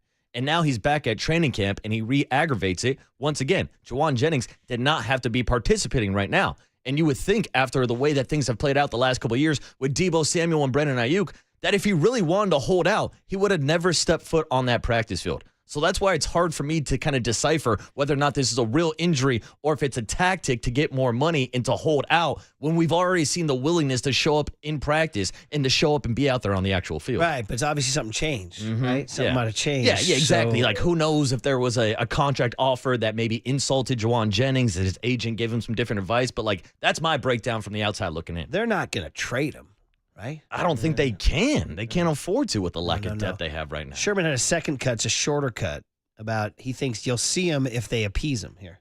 I think they're going to have to do something. I think they're going to have to appease him. And I think once they do, there might be a chance that he's back in practice that day. I don't know. It kind of seems that way, though. Oh, so there it is. Yeah. And we asked David Lombardi, do you have the Lombardi cut from earlier today? Because Kyle Shanahan chose his words carefully, and he did not deny that it could be a listener texted in with the word calf tract. Instead of a contract or a calf injury, it's a calf tract. I thought it's hard to say, but it's kind of funny. Yeah, but to Lombardi's point, a week ago we were playing sound from Kyle Shanahan, and they were asking about the calf injury, and he's like, yeah, he had a calf. That was his only answer. And then yesterday we played the sound on the rejoin right there. He goes, yeah, I don't know. Go ask Juwan Jennings. Yeah. So, like, that is probably what Lombardi's pointing out, the language that Kyle used yesterday. And if we're reading between the lines now, because here we are on August 5th, ahead of their first game this weekend. Now, I heard Adam Schefter on the way in talking about all these contract situations, Micah Parsons, Trey Hendrickson, Terry McLaurin, all this stuff that's going on. Now, James Cook in Buffalo is the latest. And Schefter's big argument is it's August 5th. He said August 5th is not a time contract things get settled. He said, now, if we were talking September 5th, that's a problem. Yeah, week of. So it's almost like if you're an NFL fan and your favorite player or favorite team is dealing with a contract situation, you might just have to wait it out. And it's just not fun for sports talk radio. Not at all. It's not fun for anybody's like, what's going on? Well, eventually when the rubber hits the road, late August, early September, and they have to get it done, they'll get it done. That was Schefter's prediction in terms of like the Micah Parsons of the world and all that. So maybe you're looking at that with Juwan Jennings. Now, based on what Brock Purdy told the media Friday about Ricky Pearsall and practice time and the necessary timing and steps and execution, you worry then, what is Juwan Jennings missing with Brock Purdy during this time? The counter to that, I guess, would be is that, well, these guys have played together a couple of years. No doubt. They know each other. Yeah, but we were sitting here a couple weeks ago debating who would be the number one wide receiver week one. If it would be Ricky Pearsall making those steps in his sophomore season, or I think most people just assumed it was going to be Juwan Jennings because of what he did last year, nearly getting to 1,000 yards if he doesn't get ejected in the last week of the season. Like, Juwan Jennings is so valuable to this offense, not only as a wide receiver moving the chains, but what he does as a blocker too, putting on the hard hat. No block, no rock. It all starts with Juwan Jennings, which is why I think the 49ers should appease him. They should give him more because he's worth more than $7.5 million currently on this roster. Right, but it may not happen for 3 weeks. I'm probably going to miss the entire preseason, I would guess, as he holds his leverage. I mean, the whole thing about him showing up at the start of camp, I was like, well, what kind of leverage do you have if you show up and you're practicing? If you really want to hold out, you got to hold out. Like, I don't think Trey Hendrickson's been on the field for Cincinnati. Yeah, and also maybe now that this calf injury has been re-aggravated, maybe he is getting advice from his surrounding people that you need to get this contract done before this gets even worse. If it turns into a worse injury, like we've seen before with calf injuries that have trickled down into the Achilles and so on and so on. Here's what David Lombardi said to us today. And Lombardi generally, you know, he tends to defend the administration, but even he admitted that there could be something to Jennings. I don't want to say faking the injury or using the injury as an excuse. So yesterday, the follow-up question was, are you sure this is not business related? And Kyle responded, you should go ask Juwan or something. I'm paraphrasing as well, but it was a very curious answer to me because Kyle could have easily said, no, it's not business related. His calf is hurt. But instead, he said, go ask Juwan before saying that his calf is hurt. So I don't think that Kyle chooses his words by accident. I don't have confirmation of this, but I could just read the tea leaves in this situation and say that. I think that we talked about this 2-3 weeks ago, right? I think that somebody like Juwan Jennings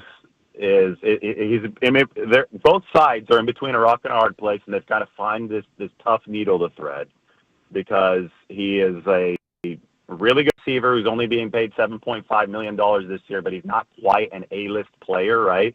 49ers have decided to pay all their A-list players big bucks, and they're looking for bargain deals elsewhere. They currently have him on a bargain deal, but sometimes, that arrangement doesn't work for both parties. So can they find a way to still get a good price while Juwan Jennings is happy? I think that's what they're trying to work on right now. Yeah, and so whether you want to call it the bummer summer or not, it is slowing the Niner roll a little bit. The receiver situation we've well documented, is thin to begin with. We haven't even talked about the Demarcus Robinson suspension, which hasn't come down just yet.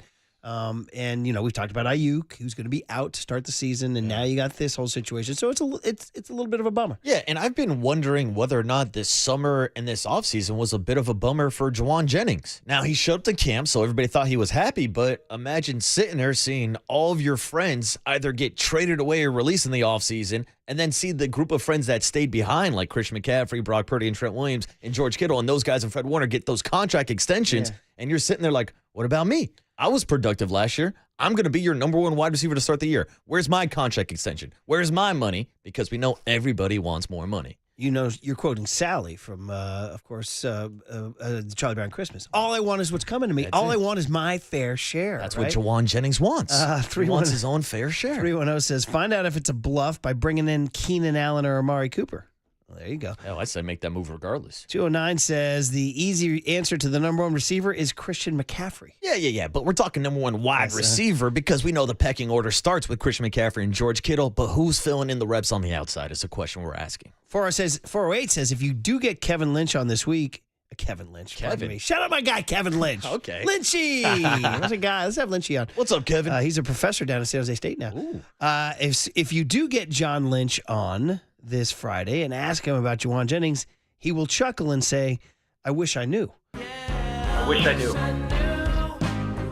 I wish I knew. I wish I knew. I wish I knew.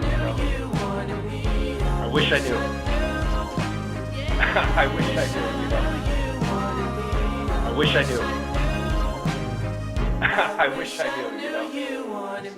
Where is Steve Lacy's hit-making machine now? I needed that because that's a hit, man. I forgot how good that was. A little banger. That thing hit, after this whole conversation, that thing hit this morning. After the way that the Giants have been playing so far this season, how in the world are they possibly the worst team in baseball since trading for Rafael Devers, John Lynch? I wish I knew.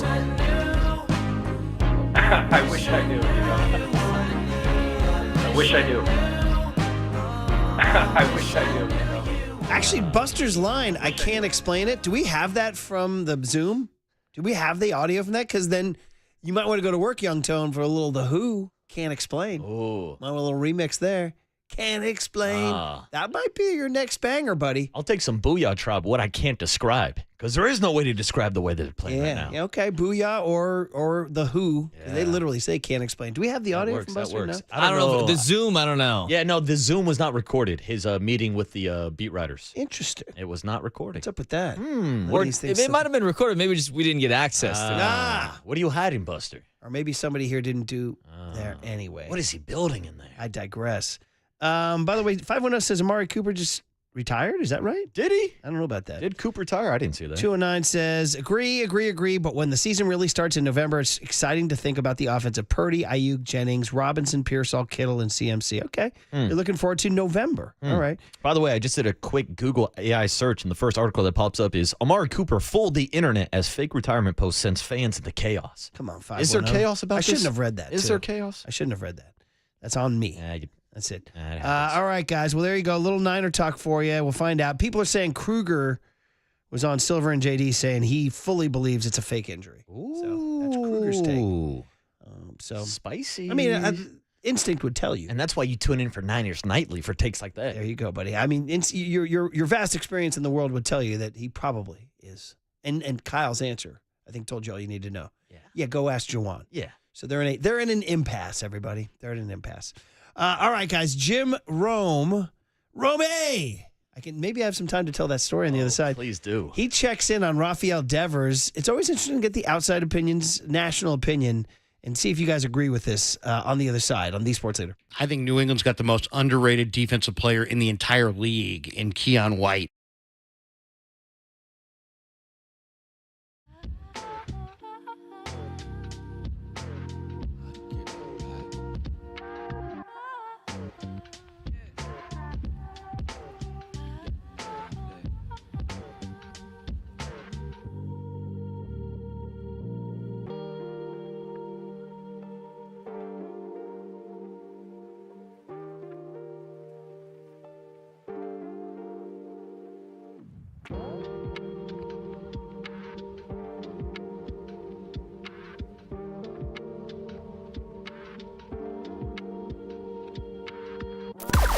Now, from the O'Donnell Financial Group Sports Desk. Learn more at ODFIGroup.com. O'Donnell Financial Group, because planning is a process, not a product.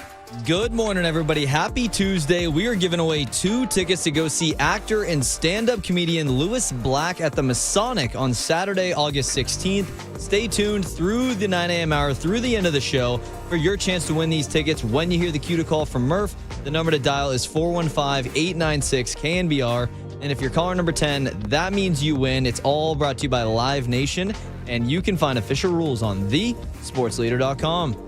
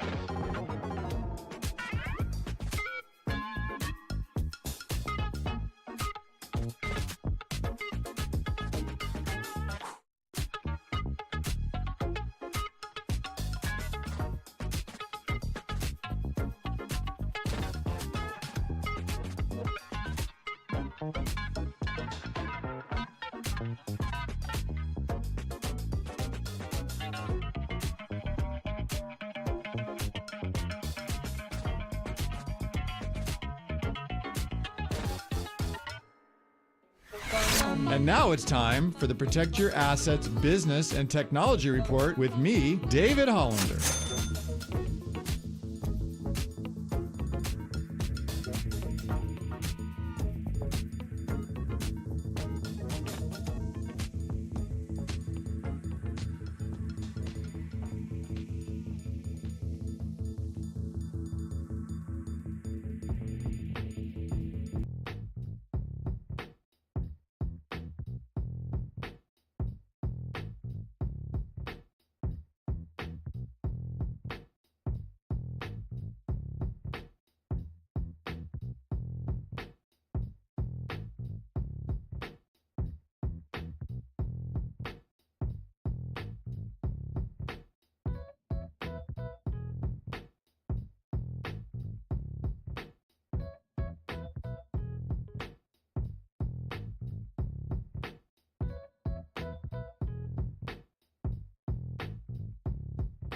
Now back to Murph and Marcus on The Sports Leader. Streaming live on thesportsleader.com and KNBR. The Sports Leader app. Murph and Marcus is sponsored by Bigelow Tea. Grab a mug and tea proudly.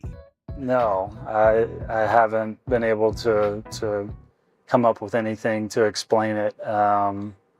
It's part of the beauty and the torture of baseball, I think, is you don't know. You got to go play the games. You can make an addition that looks good on paper, and unfortunately, sometimes it doesn't work out.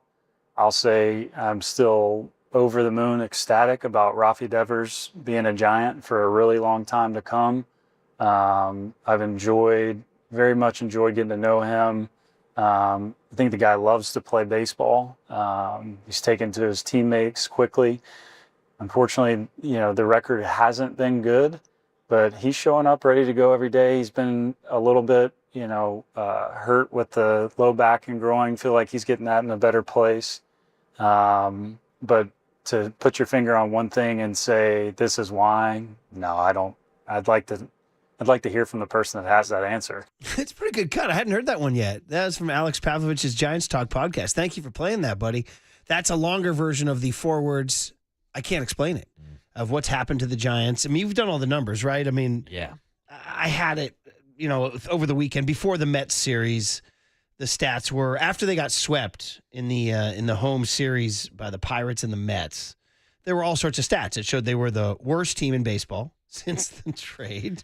They were the lowest scoring team in baseball since the trade. I mean, I just, why? Oh, keep going, Murph. There's more. Was it lowest? Was it slugging? Lowest everything. They've been the worst team in baseball since acquiring one of the best bats in baseball. It doesn't make sense to anybody. Karma. Well, Jim Rome had theories, and we'll feel about that. He's blaming Devers. Yeah, but I mean, you have to kind of just point your finger and blame somebody, because I know we're going out to Rome for the national perspective, but last week we had Jim Bowden on, we had Tim Kirchin on, we had so many national voices, and every day I asked them the same question. Is there an explanation of why the Giants have gotten worse with Rafael Devers? And nobody had an honest answer for me. So here is the stat. This is from Josh Dubow of the Associated Press. After the sweep at home, after the 0-6 homestand, before this road trip, the Giants, since the first game, they were 13-24, worst in Major League Baseball. So now they're 15-26. Runs per game, 3.6, worst in Major League Baseball. Batting average with runners in scoring position, 191, worst in Major League Baseball. OPS, 673, second worst in Major League Baseball. So, worst record, worst runs per game, worst batting average with runners in scoring position, second worst OPS. What is going on? And that's why you're selling at the trade deadline. Oh, man. So Jim Rome checked in. I thought this was interesting. I heard this last week, and I said, we'll bring this here. Well, actually, what's today? Today is Tuesday. So it might have been for his Friday show or something like that. But anyway, here it is. This is from a different guy. Grab a vine. Have a take. Don't suck. Let's rack them. Here's Romy on your Giants. Briscoe fan. Tell us how our ass tastes. I'm going to borrow a line from Dave Roberts. Given what I laid out just right there, man, this better be rock bottom. It better be rock bottom. It better be, Frisco fan. Because how could it get any worse for you, your team, or Rafi Devers? The entire point of that trade was that was supposed to be the thing, or the move that put them over the top. Yet a month and a half later, you're a game under 500. You're 9 games back in the division. You're 6 games out of a wild card spot. So it couldn't be going any worse for the Giants or Devers. Devers might be having the worst optics season of any individual in Major League Baseball history. And that's not even an embellishment. Worst optics season of any player in Major League history. I'm trying to think. I mean, I don't know. We were talking about Pete Rose and the gambling scandal. I was going to say he there's some wasn't playing. scandals going on. I mean, the steroid era, the Black Sox, 1919. Uh-huh. This is where I'm going, by the way. I'm trying to think of other guys who's like pouted and looked really bad, complained about their role and just like looked terrible in terms of management. I don't know. I mean, Romy's having a take here. Here's part 2 on Devers, on the Devers disastrous optics here. It starts with him refusing to help the team out and switch positions. Then the guy was such a malcontent, he essentially forced the Red Sox to dump him. Then he shows up to the Giants and immediately sucks the life out of them, and they start sucking. Meanwhile, the second he leaves, the Red Sox suddenly get hot. They're 23-15 without this guy. They've turned their entire season around without this guy. They turned their season around once this guy bounced. And then once this guy arrived in Frisco, their whole season got turned around, but the other way. Meaning Devers is like the biggest cooler ever. It's a take, for sure. Romy's going to have a take, right? And I thought that was fun to play just to get it from the outside. The biggest cooler ever. Now, this is the Red Sox part that I just continue to see these Red Sox scores. They won again. They keep winning games. And like when Breslow held that press conference after the trade, he's like, yeah, I think in the end you guys are going to like this trade. We're going to win more games. He's like, pfft. Most 90% of Red Sox fans hated the trade. Mm-hmm. I think that's a fair observation, don't you? Yeah, and their favorite prospect, James Tibbs, just got flipped to the Dodgers also, Murph.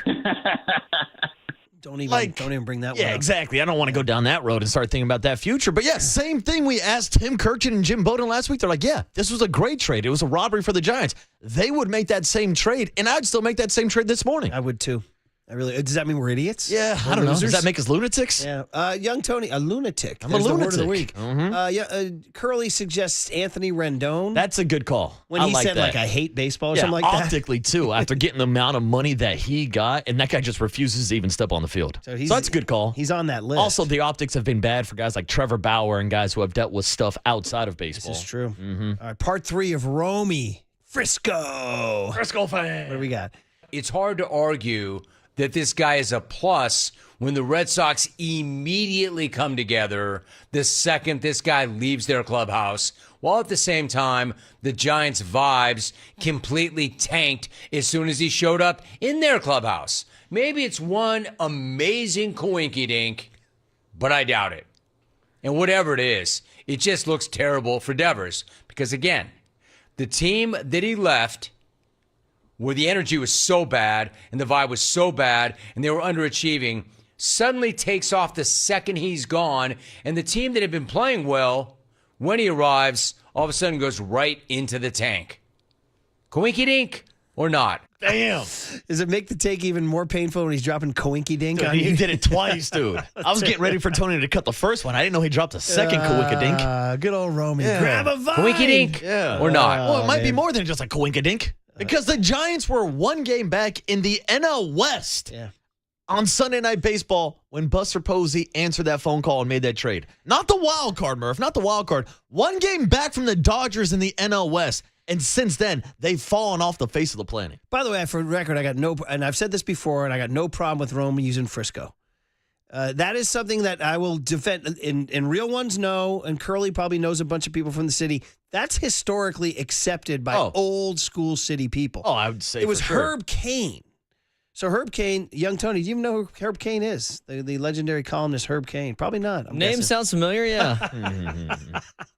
Herb Cain was from about 1950 to about 2000. Herb Cain wrote a column for the Chronicle and a little bit for the Examiner that was read like the Bible by everybody. It was a daily basically gossip column, what's going on in the city. Then every now and then he would write love letters to the fog on a Sunday morning or whatever. He was just kind of the voice of San Francisco. Everybody read him back when they read newspapers.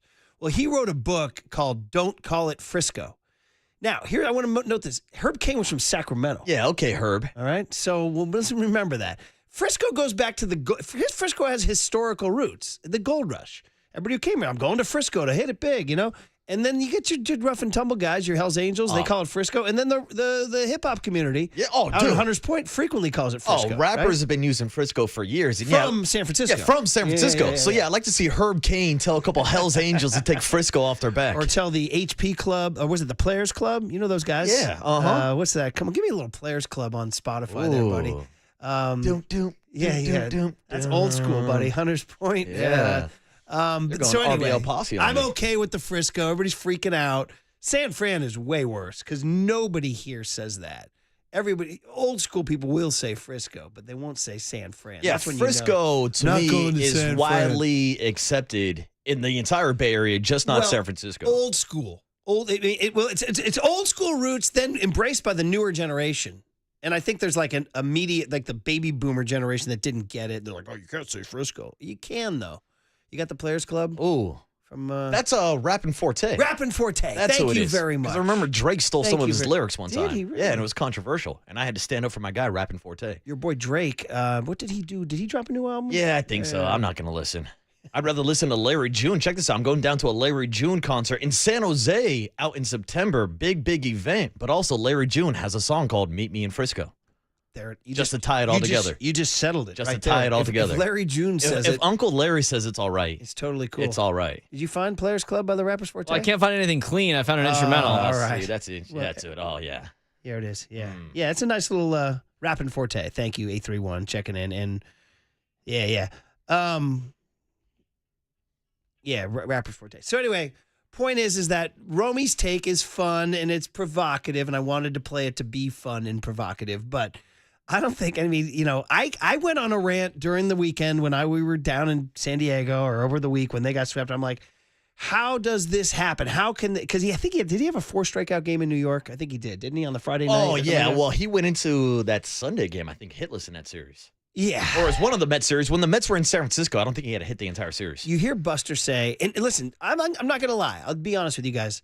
I wonder, is what everybody's saying right? Is he the cooler? Is he the guy who sucks the life out of a clubhouse? Are the Red Sox better off without him, and the Giants are dying with him? I'm like, what's going on here, man? We had Dan Shaughnessy on the day of the trade saying, he's a sweet kid. I always liked him. Don't listen to anything the Red Sox say. They're going to try to frame him in a bad light. All that stuff. And so then I'll just tell you this little detail from last night. I heard that the team went to the Roberto Clemente Museum, and a part of my brain went there. I'm like, I wonder if Devers went. I wonder if he sat it out and all the other guys went. I looked at the picture. There he is. There he was on the team outing. So what are we doing here, man? He's just like, and you heard Buster say, I've really enjoyed him. He shows up every day. He wants to play. First of all, he posts every day. As FP will tell you, he plays every day. Yeah, he wants to be out there, not only as a DH, but it seems like he's actually embracing first base. And I thought he made a great dig on a Chapman ball in the dirt yesterday. And it seems like the boys are having fun just seeing him kind of learn the position at first base.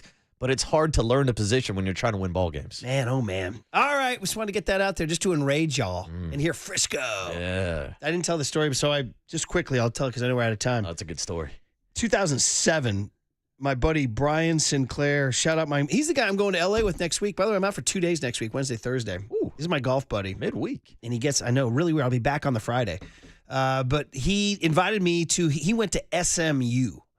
And he was on the golf team, and he was in a fraternity, and they were all going to Bandon Dunes. He's like, dude, come with me on my fraternity outing to Bandon. I was like, well, I didn't go to SMU.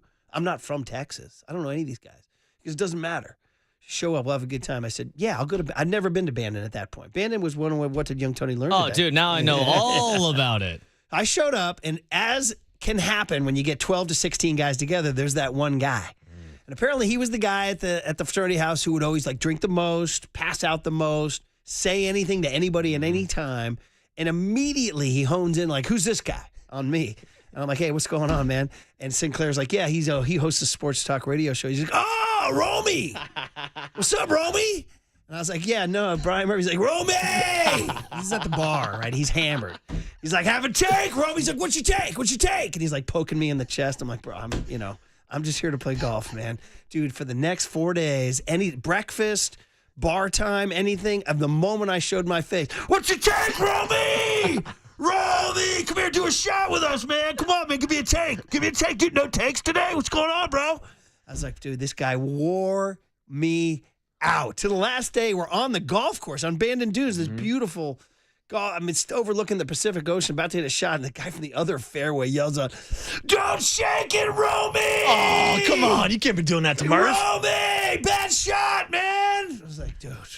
I said, get me out of here. Get me out of here. The guy absolutely crushed me. Oh, well, you should have turned it around and used some vernacular from Jim Rome. Be like, yeah, backwards hat guy, softball hat guy. I said that. TCU, softball guy. SMU guy. Yeah, SMU guy, golf guy. That's a great story. Curly wants to know what's worse, the Yaz guy or the Rome? Yeah, Well, Yaz was, it was a good question. Yeah, and They both had- that Yaz guy had that cauliflower ear. They both had vague physical threats. I think the Wisconsin Yaz guy was looking more to fight because he was hammered at a ball game.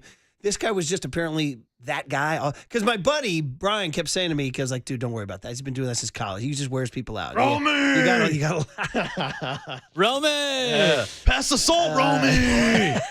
every You're going to day, finish dude. that, Romy! Every day. It was a 4-day event too. We got there Thursday and leave till Sunday. He didn't stop. Oh, man. So anyway, That's a lot of Frisco Romy. Fest. That's a lot of Romy in one weekend. No, dude. Back in 07, Romy was even bigger than he is today, right? Yeah. Dude, I played that clip for my kids. They didn't know who Jim Rome was. I was like, dude, bro, this is the if end you guys of don't know who society. Jim Rome is, how many people don't know who your dad Yeah, is? dude, this is a bad look for the radio industry. Oh, man. But we're here, baby. And Yeah. Romy's still there. For now. Romy's still doing it. And we're still playing them. Yeah, there it is. Devers, the coinky dink or not. What a coinkadink. All right, dudes. All right. If you guys have a thought on that, 808 KNBR is the Bunch phone of number. battery chuckers in 415. Frisco. Yeah, he's been saying Battery that. chuckers. I remember that from the 90s. Frisco They did, fan. no joke. I'm calling you out. You threw batteries. Giants fans did throw batteries. It's a true story. On the Sports Leader. Coinky dink or not?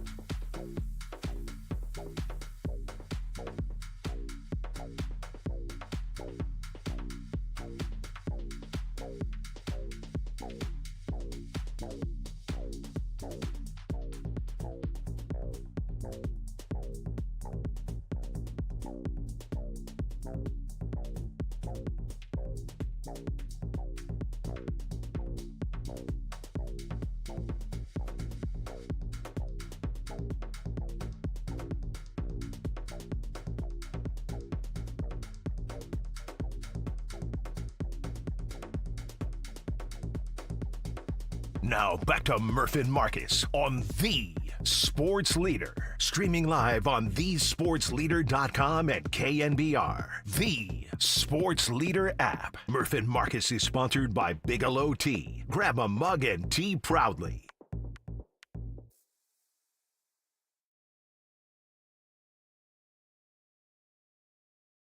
So this is Larry June. What do you got here, Marcus? This right here is just the instrumental because you know how hard it is to find some clean Larry June, but this is the beat to the song Meet Me in Frisco by Larry June. Well, I think that's settled. That's settled then. That it's acceptable. It has been decided. Yeah, it's all good. I like it. By the way, great line from 510 says, after that Romy story that Murph told from Band of Dunes, now Murph knows what it's like to sit next to him and Copes at a game. Oh, exactly. Pretty good. You got a little business when you want to, buddy. Ooh, business for me. I love cleaning up a little bit of business, but I also heard we have a contest that we might need to take care of first. Oh, Lewis Black tickets? Ooh. Do it right now. Call Curly. You want to go see Lewis Black at the Masonic August 16th? Give him a call. 415-896-KNBR. Caller number 10. 415-896-KNBR wins 2 tickets to see Lewis Black at the Masonic on August 16.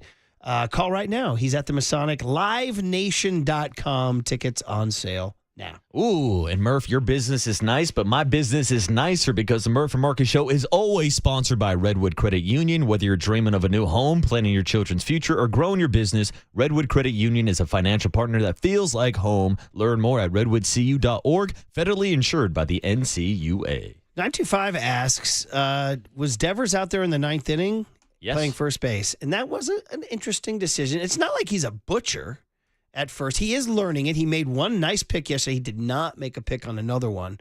I mean, he's a professional third baseman, so you kind of trust him with the glove. However, Dom Smith is a better defensive first baseman.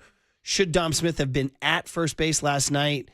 Now, he started at DH, oddly. Were they just trying to get Rafi some time out there just to kind of get more and more used to first base? Yeah, I would assume so because you're not going into that inning with the mindset that Randy Rodriguez is going to blow the game. And so you're not thinking about keeping Rafael Devers' bat for extra innings, right? No. But, I mean, they start in the starting lineup last night, he had Devers at first and Smith at DH. I thought that was unusual. Yeah, that is a little backwards, but I think it's about just getting him more reps at first base as we decide whether or not he can be a legit first baseman at the big league level. Yeah, it's for sure. And so he had to throw home. Was it a little high? Yeah, I mean, that's not on Devers. Would Smith have made the better throw home? Maybe. It's one of the many things we can talk about that might or might not have cost him the game last night. Oh, by the way, another one today, 340. If you're ready, Logan Webb against Mike Burrows. Light the beam. Mike Burrows, who's 1-3 with a 3.88 and a 1.26 WHIP. His last start, he did pitch against the Giants on July 30th. Shut him down. 6 innings, 1 run. Pirates won that game 2-1 in extras.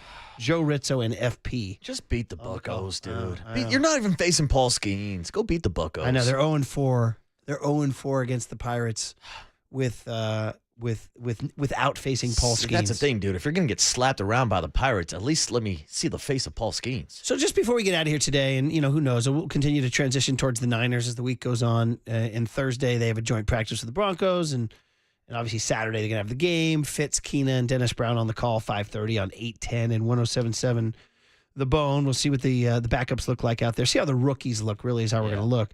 But in general, we asked the question when we started the day, what's the Giants' identity right now? I'm not even sure they have one. I mean, their identity is a team that partially punted. That's their identity. That's what Kuiper said. He goes, I asked Kuiper, I said, did they punt on the season? He said it was a partial punt. So a puh or or a coffin corner, I joked. Like you punted, but you're still looking to win the game. Yeah, it was one of those, like, they line up for a field goal, but instead of kicking the field goal, all of a sudden they punted. There is that. The quick kick, perhaps. Catch him by surprise. It was a quick kick. So, I mean, I made them a bum baby on Monday when Bivens and Beck had the bad performance on Saturday. But once you get past the 6th inning right now, there's no answers. So I almost think, like, I don't know. What the bullpen was the strength of the team. Yep. Is it now the weakest part of the team? See, that's tough. And it depends on what day of the week we're talking about the Giants. Because that's how I view the identity of the Giants this season. A team that has not synced up at the right time.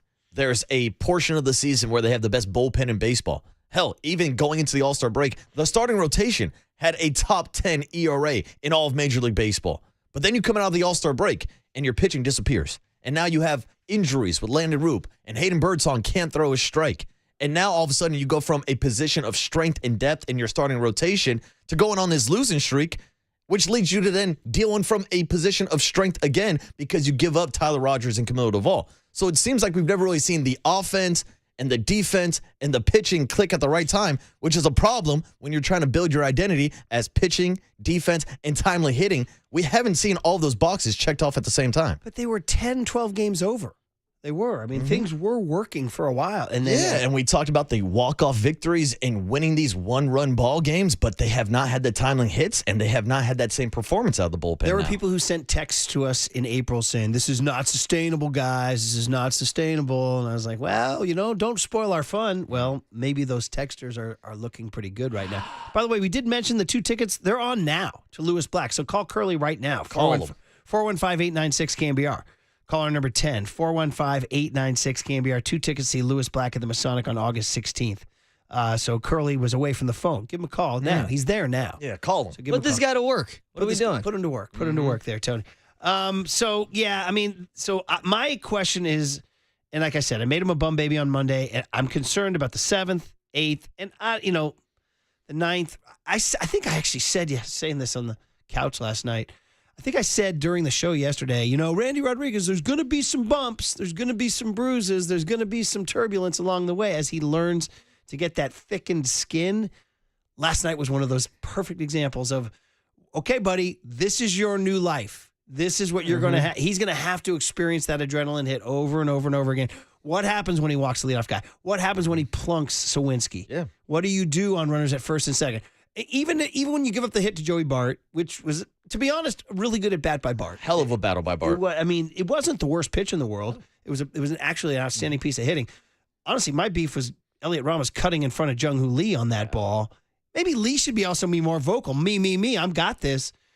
Again, would Lee have thrown the runner out at third? I don't know, but he certainly had a better angle than Ramos, who was going away from the play. No doubt. But my point is that, okay, so do you still want Randy Rodriguez as your closer? Yeah. Absolutely. Do you also think maybe they called too many sliders last night? Yeah, what's going on? Just all of a sudden you're closing ball games, you don't trust your fastball? I mean, we talked about this so much with Camilo Doval, where it was interesting to see Randy get away from his fastball when he's been so good with it all year. But that's the thing with Randy Rodriguez. He has been the best reliever in the bullpen the entire season. But a lot of the time, it's 7th and 8th innings. And that's not saying that Randy Rodriguez can't come in mid-inning, because we've also seen him put out fires. But we've also seen the Giants not want to put him in a position where he's pitching back-to-back games or where he's going longer than an inning. And last night, Bob Melvin asked for a 4-out save. And you mentioned the adrenaline. Think about the adrenaline where it's your first week as a full-time closer. You have to get hot and ready to go in the 8th inning. You go out there, only throw 2 pitches, so that might seem like a lot. But then he's got to go back down and sit down in the dugout. He's not throwing pitches during the top of the 9th. Yeah. And so you got to think about that factor too, and then getting him back out there. Next thing you know, he walks a guy. He plunks a guy. He just did not look on, and we know how hard it is to get those final 3 outs of the game, regardless of how good he's been the entire season. Right, so this is brutal, man. This is brutal. By the way, people checking in on the Golden State Lumber and Showroom text line. 323 says, Randy Rod got hella squeezed, though. The kid that scored was struck out 100%, and the grounder to Devers should have been the 3rd out. That's I agree with you, 323, but I can't sit here and cry about I just can't. No. If an ump doesn't give you a call, it's it's up to you in the baseball universe to make up for it and throw a better pitch next time. I mean, I'm sorry. It happens to every team. Yeah, that's really baseball. 415 says, who's calling the pitches? It looked like a Doval performance. Will Bailey is calling. 831 says Bailey's calling the pitches. Is Bailey That's Bailey behind the problem, plate. too. 415 says FP mentioned burning the DH last night, meaning they should have burned it or that would have burned it had they played Dom Smith at first. Again, yeah, they would have burned it if they would have made that switch, yeah. Dude, 831 with a haunting text here. Uh-oh. Who would have thought that Hayden Birdsong plunking a Marlin would derail the entire season? Wow. Dude. When keeping it real goes wrong, Tony. Oh, man. Yeah, dude. I mean, think about how things have kind of spiraled out of control since that moment.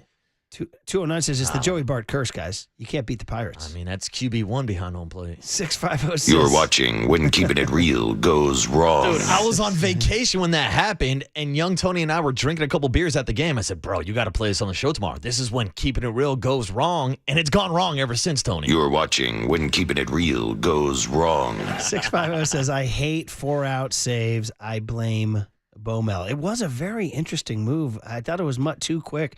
A 4-8 says, Ramos can't be trusted in left field or on the bases. He says, I'd move on from him. Well, he's a hitter, but he's right. He's making terrible base running decisions. It's crazy he's how a butcher in left field. He's gotten worse defensively this year. Yeah, he has. Usually guys improve. Like last year, he played a decent center field. He looks like a guy right now who, when you know what they say in Little League, you're supposed to say, hey, you want the ball hit to you. And by the way, when you yell that to Little Leaguers, about 90% of them say, no, I don't. No. But there are that one, I can think of a couple kids specifically. I'm like, that kid does want the ball hit to him, and you want that kid out there every time.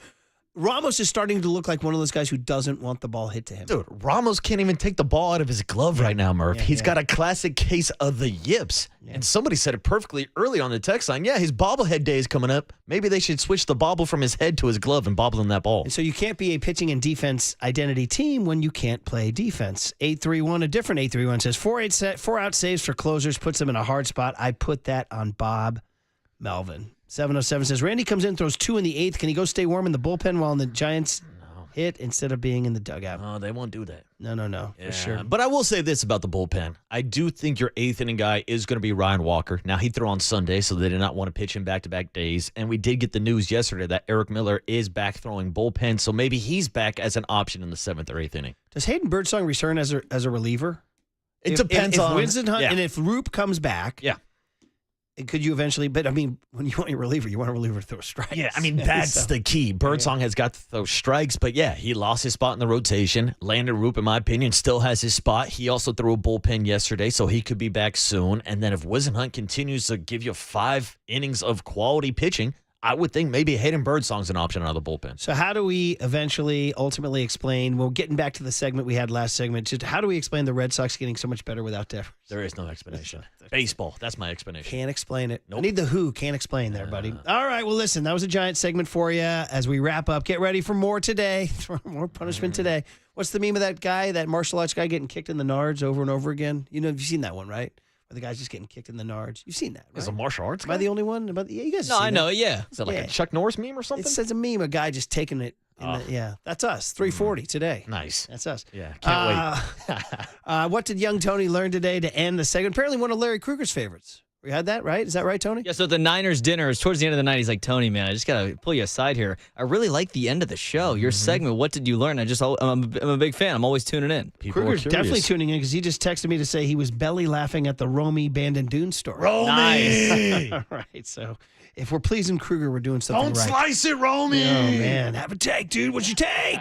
You don't have one for Romy! me? Rack 'em. I should have said SMU fan. Look I at you. need Larry Kruger in the smack off. Snow Mountain University. Krug versus Rome? That would be intense. On KNBR 104.5 and 680, the sports leader.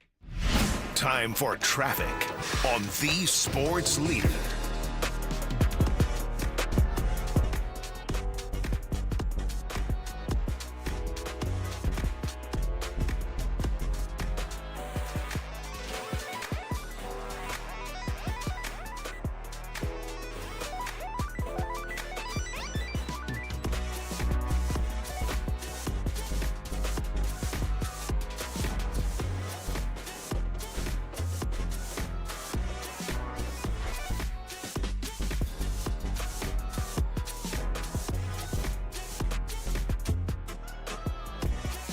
All right, stock Bigelow tea because every season is Bigelow tea season. Sports fans, come on.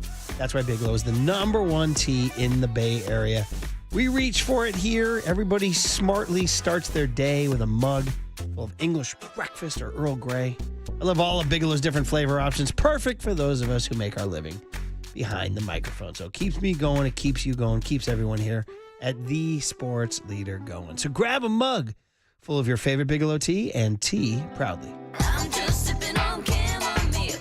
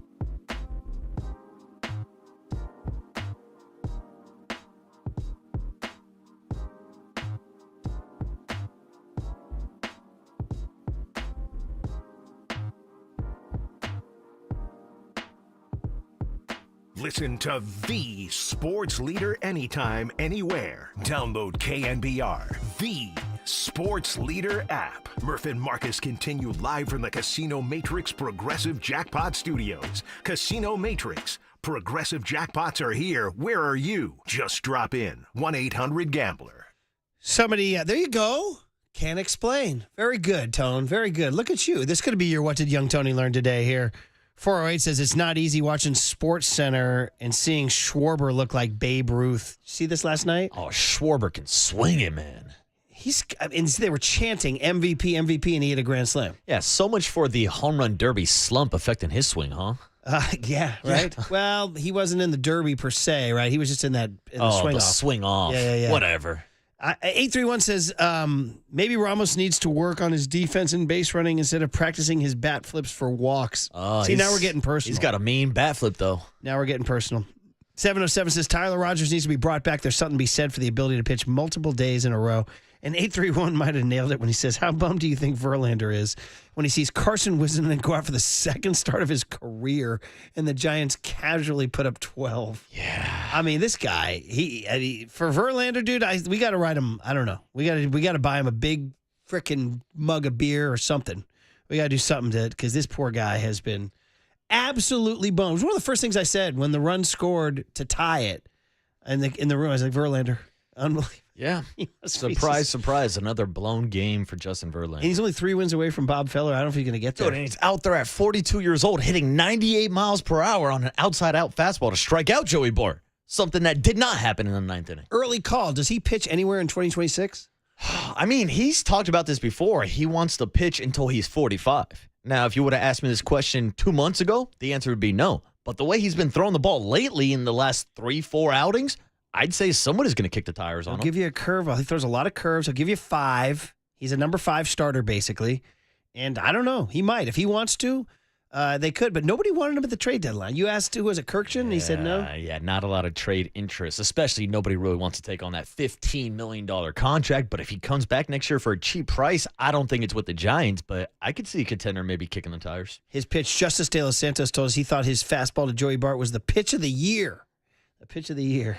Did you have a second one, a pitch of the year? That's all we got. I don't know. Logan Webb. Would he want to re-sign with the Giants after this year? Absolutely God, not. you kidding me? No chance. After he burns down the... For what? For why? For after who? he sprays gasoline all over the clubhouse and dude. throws a match in there? Dude. Yeah. All right. What did young Tony learn? Here we go. Murph and Marcus want to know, what did young Tony learn today? Well, so the joke is he's very, very young and innocent. Hey, I know that now, okay? All right. Sponsored by Bigelow Tea. Grab a mug and tea. Proudly every day something comes up. What was the thing I was mentioning in the 20th century earlier today? Not the Herb Cain. Oh, it was the KSFO thing. Oh, my God. That threw me for the biggest loop. Yeah. But what do we all learn? KSFO 810. Oh, boy. I'm just going to go with 810. 810 the bread. I can't even say those. That's just like the most wrong thing of all time. But you learned about Herb Cain. Herb Cain. I loved how you said to me, you go, yeah, name sounds familiar. That's when you go with That's my default. Yeah, name sounds familiar. Yeah, I've heard that name so before. I was talking about, we were playing the Jim Rome cuts where he was going Frisco fan, and I endorsed Frisco. I mean, I'm not going out of my way to say it, but, you know, if somebody says it, I'm okay with it, much more so than San Fran. What is your go-to nickname for the city? The city. The city. I feel like we all just call it the city, right? The city. Well, I worked at the San Francisco Examiner, and our style was capital T, capital C, the city. That was in the style. When you referred in the Examiner to San Francisco, you called it the city. Like that was the actual style book in the journalism newspaper thing. So that made us the plucky afternoon paper we were. But Herb Cain was, Tony, the biggest columnist in San Francisco history. He wrote a daily column in the San Francisco Chronicle, and it had everything. It had long love letters to San Francisco. It had musings on the past, and then it had gossip all the time. He'll just throw out something that he saw you do. You know, spotted at the Olympic Club wolfing down 3 burger dogs. Yeah. Young Tony from KNBR. ... Young Tony spinning at the Dead this past weekend. Yeah, that's right. Yeah. There'll be little gossipy items and all that stuff. He once, this is way too risque to bring up at 9:50, but I will. Ooh. He once put an item. He wrote, that famous SF football star was picked up in the Castro again last week. Cops let him go on his own recognizance, but it's getting dicey or something, which meant like there was a SF football star who was soliciting prostitution in the Castro. Dude, that was the most explosive and dangerous thing. Nobody knew who he was talking about, so all people were started guessing. It was very dangerous. Start pointing fingers, yeah. Can't believe I'm bringing that one up. Yeah, that's dangerous. But anyway, he said, don't call it Frisco. Who was the football player now? Yeah, stop it, Tony. Stop it. And also, by that famous SF football could have been somebody from San Francisco who's not a 49er. Anyway, I know, right? So he said, don't call it Frisco. And in fact, we're here to tell him, Herb, you're from Sacramento.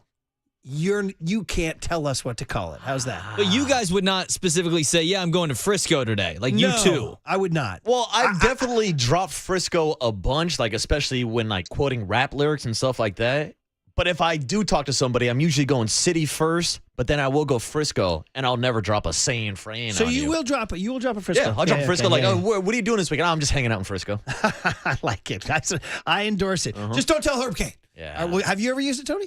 I don't think. I mean, I would go city first. I'm going to the city today, or SF. I'll throw an SF out there. Okay. I got some friends from out of town. Yeah, I'm going to Frisco. I'm like, that doesn't sound right. I just kind of like it when the locals say it and kind of get everybody upset. So anyway, Frisco fan. Frisco All right. fan. We turn the page on to the rest of the day. When it's time for a change, think Speedy Oil Change and Auto Service. Engine light on. We can fix that. You're listening to KNBR AM and KNBR FM. San Francisco, Frisco, the sports leader, a Cumulus media station. Armando Reynoso, Enrico Palazzo, Mike Reminger, to be McDowell. I'm not talking about other countries. I understand that. Then why'd you bring up Italy? Frisco fan, tell us how our ass tastes. Amazing coinky dink, but I doubt it. Coinky dink or not? That's the end of the game. 4 hours, 3 faces, 2 Gregs, and 1 place to be. Excellent. Greg Papa San Francisco. and Greg Silver. Let me tell you something. There is no such thing as being calm. I am fired up to be here. This is Papa and Silver. It's up to Lee with 2 down. First pitch, Lee swings, line drive, right center field. He's got a hit, and it's going to split the outfielders and roll to the wall. Adames scores. Right behind him, Chapman. He'll score. Lee to third, the slide. Eddie's safe. In with a head-first dive. Beats the relay. A 2-out, 2-run triple. And the Giants now lead 4-1. Here's his 2-2, a swing and a shot. Hit high and deep right field towards the corner. It is gone. Well, he grooved a fastball there, and Jack Zawinski hasn't been getting much hits tonight or all year. He's got that big-time power. Now the pitch, Bart swings, lines it, over the leaping Adames at short, and into left center. Ramos cuts it off, around third, scoring is Canario, the throw to third, not in time. Zawinski slides in safely. Joey Bart ties the game in the bottom of the 9th. Rodriguez set. His pitch, a swing, little roller to first, breaking for home the runner. Devers' throw, not in time. Zawinski in with a head-first dive, and that is how the game ends. And unfortunately, that is how the show starts today. Papa and Silver, John Dickinson filling in once again. And look, I know everyone's got different feelings about your 2025 San Francisco Giants right now as they dip below 500 once again. Look, this game might not mean a whole lot in the grand scheme of things, but the bottom line is that was really hard to watch. When you sacrifice the bullpen at the trade deadline, you pay the price for a bullpen that is diminished. Joey Bart continues to curse you. You have not faced Paul Skeens. You will not face Paul Skeens all year. And in 4 games against the Pittsburgh Pirates, you're 0-4, and in 2 of those, it's been Joey Bart driving in either a game-winning or game-tying RBI that all but sealed your fate. It is a tough way to start the show here in Daly City today. But JD, I am glad to have you in once again. And one way or another, thing about these games is we talk all about it. 4-1 to 5-4, just that kind of run right now. Serious question to start the show. 808 KNBR, 415-808-5627. Are you living and dying with this team right now? Like, seriously. Like, are you living and dying? Because that's the thing as I'm watching the game last night, knowing the fact, again, that they gave up a couple of relievers last week at the deadline, essentially signaling that they don't believe that they have a good enough team as is to make a playoff run, building toward the future. Right move. We all agree. And look, they had a nice weekend. They won 2 out of 3 against the Mets. But we mentioned it yesterday. Like, this team, and you hope that Randy Rodriguez in the 9th inning with the lead is not going to be part of bullpen struggles. But when you give up a couple of relievers, you're admitting that your bullpen probably isn't going to be as good between now and the end of the regular season, and you're going to lose some games now because of the bullpen. And I go back to, again, you hope Randy Rodriguez is not part of that as the closer and projected closer of the future. But, you know, Carson Seymour pitching some big setup innings, like, he's going to probably have some hiccups here and there. But, again, that's the micro versus macro conversation that we'll have to get into here again and get into in each day. But I just kind of wonder where Giants fans are at right now as it relates to the end of the year because they're 1 under, they're 6 out. There's all these they're not really in it, but again, they're not really mathematically out of it either. But like, are you getting bogged down with the minutia? Are you frustrated with all the little details, or is it just they lost, but they admitted they're probably not good enough a week ago? So it kind of takes on more of a. It's not a rebuild, but more of like a developmental, could Devers getting the experience to have to try to make that play last night is more important than why was Dominic Smith not in the game playing first base in that situation. Like if this team was in a playoff race, like we could have that conversation. But to me, also if this team was in a playoff place, Randy Rodriguez would have pitched the 7th. Tyler Rogers would have pitched the 8th. And look, Camilo Doval very well could have blown that game in the 9th too, but bullpen would have been different. It was very Doval. It was a very Doval type It was ninth very inning. Doval before the final score even ticked up on the scoreboard, just in terms of the walks, the hit by pitch, having to be a little bit dicey. And then, Devers, it wasn't the worst throw. It wasn't the best throw, but I'm with you. Him getting the experience of first base, there's a lot to differentiate between what mattered from last night and what's worth focusing on in light of the 2025 Giants versus what doesn't really need to be picked apart. And that's going to be a big part of our first hour here. Yeah, no, without question. So tough one, though. Tough one regardless. And 808 KNBR is the number to sound off or text in because we're here for you every single day. And we're here for our guy, Greg Papa, as we continue to work the show and pivot a little bit toward football season. And I got to say, a game like last night makes me grateful that we got a joint practice coming up on Thursday. We're going to be out there. Larry Krueger is going to join us late in the show to give us his thoughts on the Broncos. Some familiar faces, Dre Greenlaw, Talanoa Hufanga, as well as everything that's going on with the 49ers. We'll get farther into the whole Greg Joseph getting cut because of a lot of the injuries. Now Jake Moody is the lone kicker on this roster. What does it mean for some of these units that are either unproven or have had their fair share of injuries? Kyle Shanahan spoke at the podium yesterday. We referenced some of those quotes on the show. We will play you some of the sound in the 11 o'clock hour. But the first chunk of the show here today is on what went down with the orange and black against the black and yellow. And look, Justin Verlander was great last night. Again, not one of those things that is worth getting a whole lot of attention as far as what it means for 2026. But his first start out of the gate after the All-Star break against the Blue Jays was a really brutal one. And since then, he's put together 3 really solid starts. Last night might have been his best one overall, but another reason why you see how you sell at the trade deadline, the impact of selling at the trade deadline, the bullpen is not what it's supposed to be, the decision to send Carson Seymour out for a second inning. I think he's given up 5 bombs in 10 innings now at the big league level. So we see the potential, but just not quite ready in a lot of ways. Spencer Bivens goes in for the 8th, does his job for the most part, but then you take him out to get Randy Rodriguez in for the 9th. And although he only threw 2 pitches, I think there was the significance not just in the sense of you didn't get your normal rhythm of warming up and going in for a clean inning, but also he didn't finish his at-bat with Andrew McCutchen because Patrick Bailey catches the stealing base runner. And so now McCutchen goes in, already seeing a couple pitches from Rodriguez. He ends up drawing the walk. I do think it's fair to say that might have impacted the way the rest of the inning played out.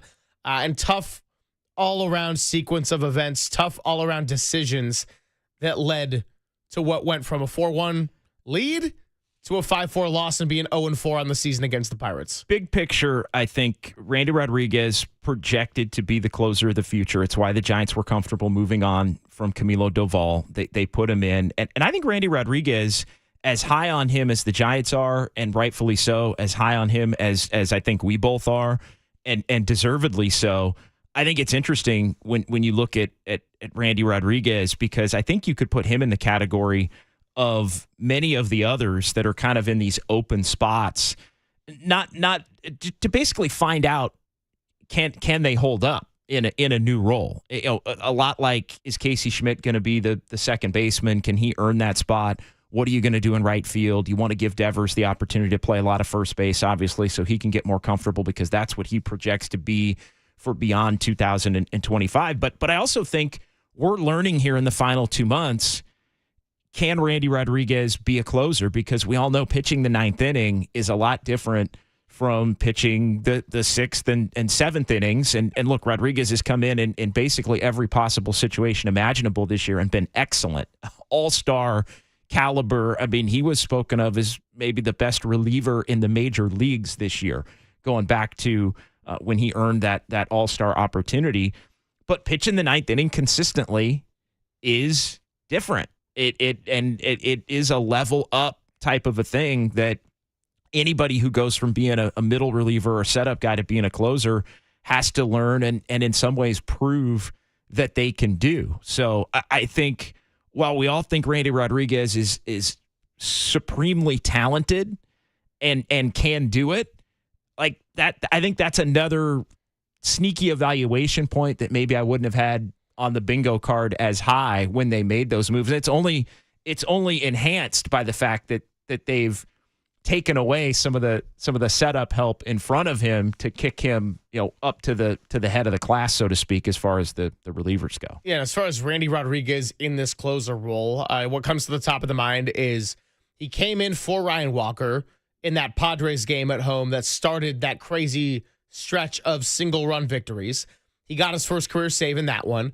Then he came in to try to close the deal in that last game at Coors Field, which ended the winning streak when seems like the Giants had their inevitable collapse and heartbreak at Coors Field.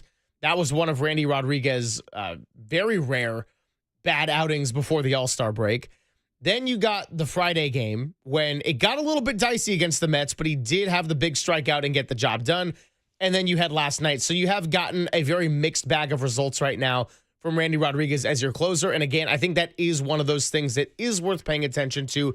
It is worth evaluating, not in the sense of you're going to get so caught up in, did they win the game? Did they lose the game? How many runners got on base and all that? But this is the guy that you're now committing to as your closer of the future. Well, and look, any Giants fan wants him to win the game. Like, regardless of what they did at the deadline or where they sit, like, of course you want him to win the game. Like, that part I think is price of admission. But I do think, and I don't know, I mean, if Randy Rodriguez proves that he really, over the last couple of months with the team, at this stage, all but out of it, well, not mathematically certainly out of it, but if he shows in the next 2 months that he really struggles in a closer role, then that changes maybe how you have to look to build your bullpen for next year, because he's somebody that was exceptional in the middle and setup roles. So it's not to say he can't do it, but I think we're going to learn something that maybe we didn't know one way or another about Randy Rodriguez coming into the season. And I think that's as significant as anything in the details of how they win or lose a lot of these individual games between now and the end of the season. 808 KNBR, the number to check in throughout the show. It's 415-808-5627. Golden State Lumber and Showroom text line is up and running as well. 209, what happened to the closer the Giants had last year? Which one? Ryan Walker, Camilo Duvall. Ryan Walker was struggling so bad that he lost his role and went back to Duvall. Now Duvall's traded, and we're in a full-on carousel here right now. He's John Dickinson. I'm Greg Silver. We got Walter in the house. We'll play some Giants sound coming up, and we'll talk to Susan Slusser at 10:50 on The Sports Leader.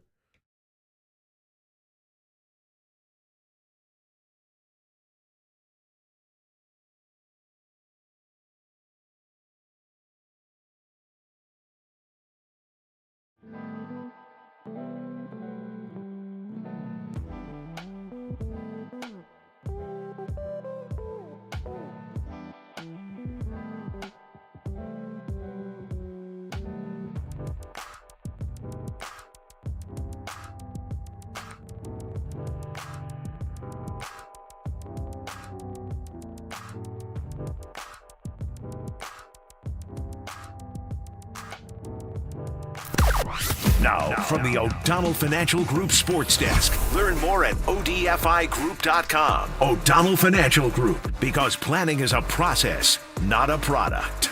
Well, if you had the bedtime of a young Tony, you might have gone to sleep thinking that the Giants were doing all right, but they ended up losing a 4-1 lead. 5-4 final. They cannot beat the Pittsburgh Pirates, and wow, you know the drill. Sound off. 415-808-5627.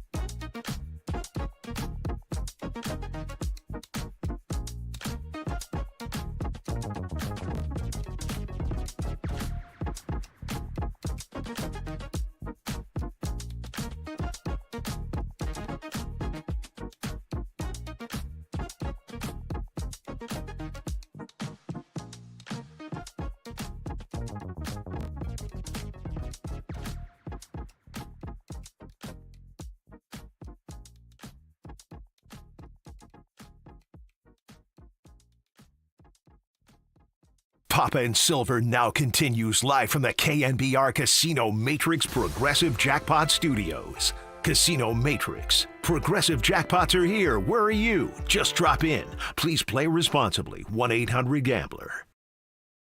Here's his 2-2, a swing and a shot. Hit high and deep right field towards the corner. It is gone. Well, he grooved a fastball there, and Jack Zawinski hasn't been getting much hits tonight. For all year, he's got that big-time power, and he showed it off there, a 2-run home run to make it a 4-3 game.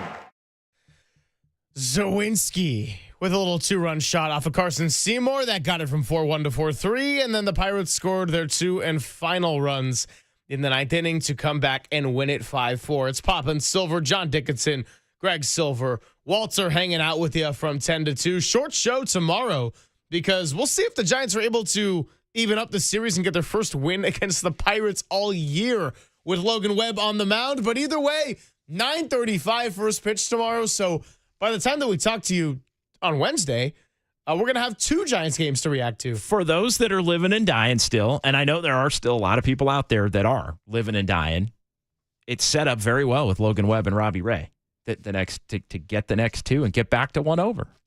Yeah, but you know what? We're as I told to Walter this morning, I was like, we're not going to do that. We're not going to do the I mean, everybody can do what they want. Walter might be all in. Walter might have thrown a remote control at his television last night.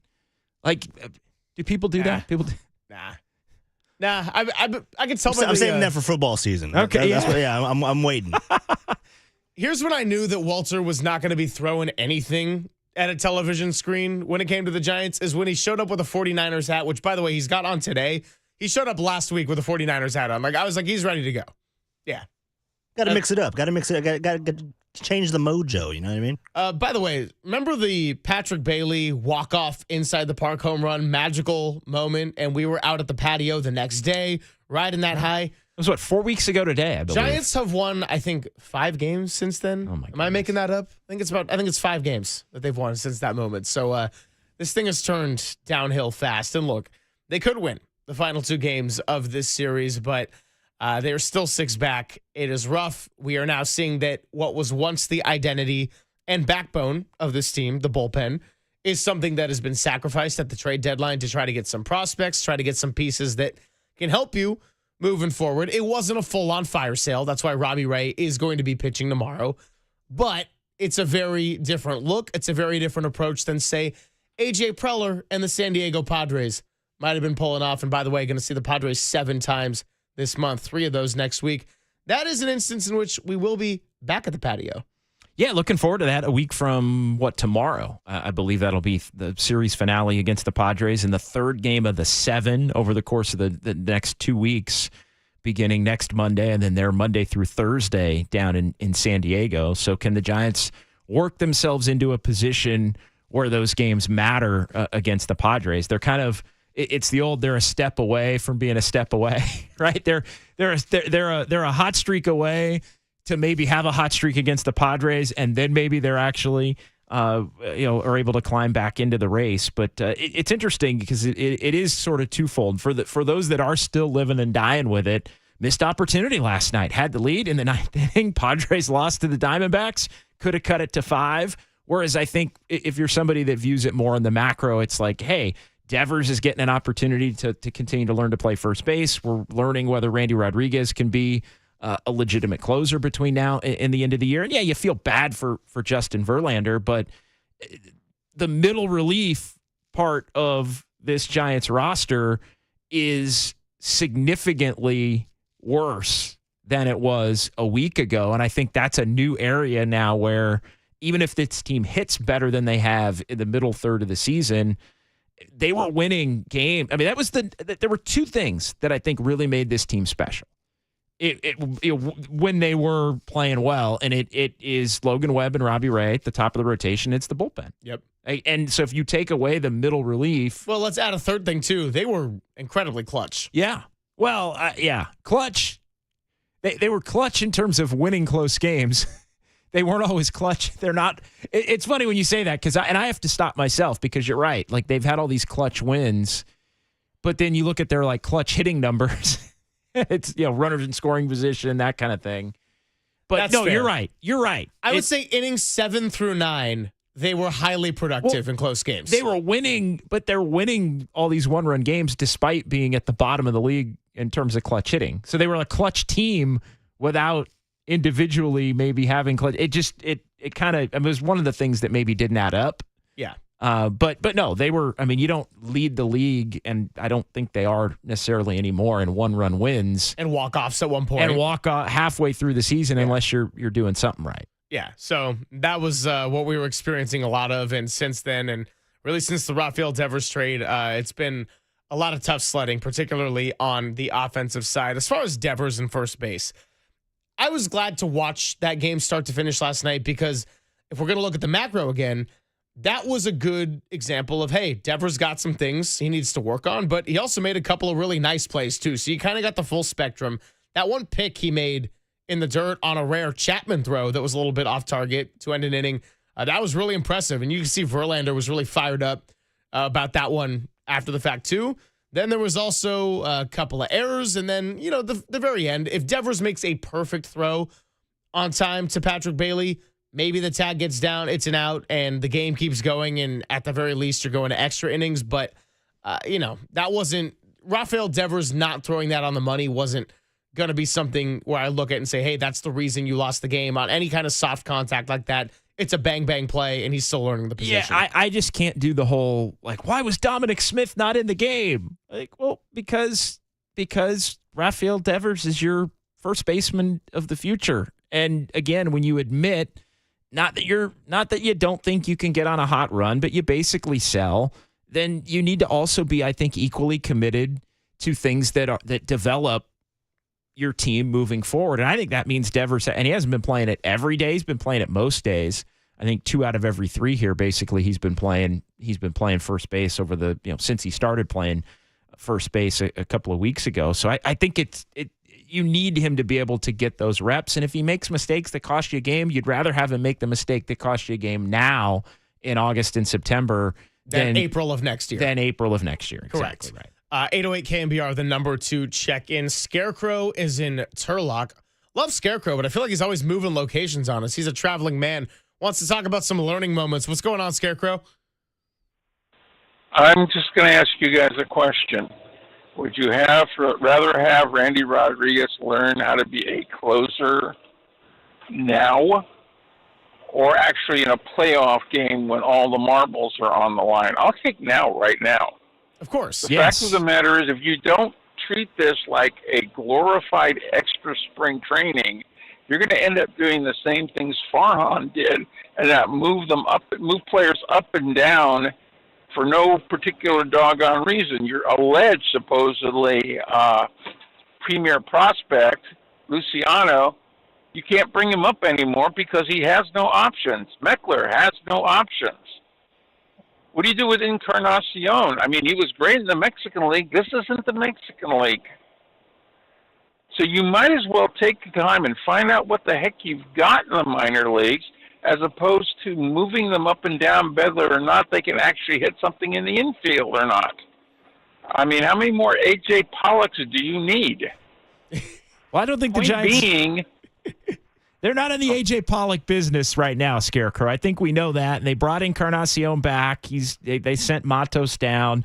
I'm with you. I'll let you finish on Rodriguez. Like, it's an opportunity to find out if he can close down the stretch here. I think that's the right call. And it helps how you build your bullpen next year, whether he truly is the closer or whether you say, hey, maybe he's better to be a setup guy, which is a role that he became an all-star in. You find out. You use the remaining 2 months to find things out about the macro view, the future, as opposed to being all in on trying to make the playoffs. If you get hot, you get hot. Whatever, it happens. Baseball's weird, but I'm with you on Rodriguez. I just think that the time has come that, Buster needs to find out exactly what he has down there. And that there's some continuity between the AAA club and who you've got down there and what holes they can patch, which is something they didn't have in 22, 23, or 24. Did they get off hot? Yeah, they got off hot. They were fun to watch. They're still fun to watch. Okay, but still, you've got these guys that you want to develop down there. They were somewhat of a flawed ball club. All they did was show it. Scarecrow, we appreciate the call and checking in. 808 KNBR if you want to join the queue. And yeah, look, as far as the learning moments goes, 100% you would rather see what you got in a Randy Rodriguez right now or a Rafael Devers as a first baseman. Because guess what? If Rafael Devers is a disaster at first base the rest of the year, well, you're still working on a guy in the minor leagues named Bryce Eldridge that could possibly be that guy of the future. You got different options, but this is a chance where you're willing to play around with things a little bit more to see if, okay, like you said, you don't want to be making the mistakes in April of 2026. If it's going to happen, let it happen now and see what you got and get a good chance to go ahead and reassess. Now, with Rodriguez, I think that there's a couple elements to it. Number one, he was inevitably going to have a little bit of a downturn after that first half of the season that he showed that got him a non-closer all-star nod for the first time in franchise history. The second thing is closing is different than any other role, and he did just about every other role great. The fireman role, the come in for a clean inning. He even got a couple of saves at one point this year, but it is different. And now we have to find out if he's going to have his ups and downs, or if this is just going to be something that's too much and you go into next season thinking, we love Randy Rodriguez. He's got a lot of value on this team, but that 9th inning or 10th inning and an extras is not it. No, and there's also levels to how you look to shape when Scarecrow's talking about taking a look at some of the guys in the minors, maybe a final look on some guys that don't have options. You do have to walk that line with the players that you have on the roster and the fact that you aren't mathematically out of it for August. But as the season moves forward and you get closer to September and you get into September and you see where you are in the standings, it becomes, I think at that point, a lot easier to all right, now we are going to take a look at Luciano again. Now we are going to take a look at, and if it winds up being the final look, then it winds up being the final look at those guys, and you kind of figure out there. But I do think as much as you can make the case that the Giants admitted to everyone the direction that the remainder of this season is going with the moves that they made at the trade deadline in trading away players from their roster, you still are mathematically in it. So you don't go, and you still have a number of players who are clear-cut a part of the core for 2026. So you can't just abandon that to start shuffling in a bunch of young players at 5-6 different positions all at once. So there's phases to it. And so some of those guys that maybe you want to get a look at, if it is a final look or not, you're going to be doing that as you get closer to September and as the standings truly dictate that. You go from 6 out to 9, 10 out, then you're having a different conversation. Susan Slusser going to be joining us at 10:50. And Tracy Sandler, we're starting our Tuesdays with Tracy throughout the season. She's going to be coming by at 1:30 to give us her post-practice report. So we're really looking forward to that. And Tracy Sandler going to be part of our KNBR team all 49ers season with some 49ers pre and post game. We got a lot of texters on the Golden State Lumber and Showroom text line asking about, hey, when are we going to talk 49ers? Well, we'll do a lot of that in the 11 o'clock hour. But coming up, I will share a couple of minor roster transactions that we just found out about moments ago. It's Pop and Silver with JD on the Sports Leader. KNBR, the Sports Leader.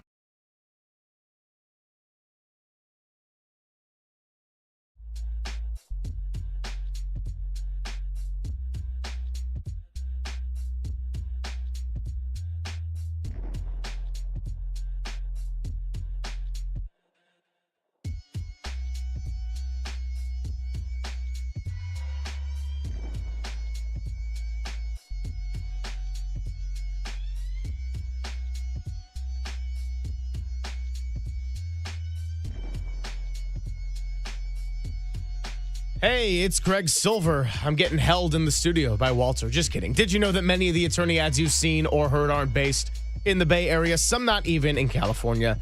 Chris Dolan and the Dolan Law Firm are based right here in the Bay. They have been for more than 25 years. That's a long time. Almost my whole lifetime right there. We're talking about award-winning personal injury and employment attorneys fighting for you where you live. So if you've been discriminated against at work, wrongfully terminated, or sexually harassed, your rights matter, and you can go to DolanLawFirm.com to learn more about your rights. Unfortunately, over the past year, Chris and his team saw a sharp increase in no-fault injury accidents, and with all the people, children, pedestrians, chaos, vehicles, it's around us. So please be careful. Take that extra second, and let's work together to make the Bay Area a safer place. Feel confident that you're in good hands with award-winning California Lawyer of the Year because the Dolan Law Firm has secured more than $1 billion. That's right, billion with a B in verdicts and settlements on behalf of their clients. You pay nothing up front. No hourly rates, no upfront fees. Best of all, they don't get paid until you get paid. They live here, they work here, they win here. DolanLawFirm.com.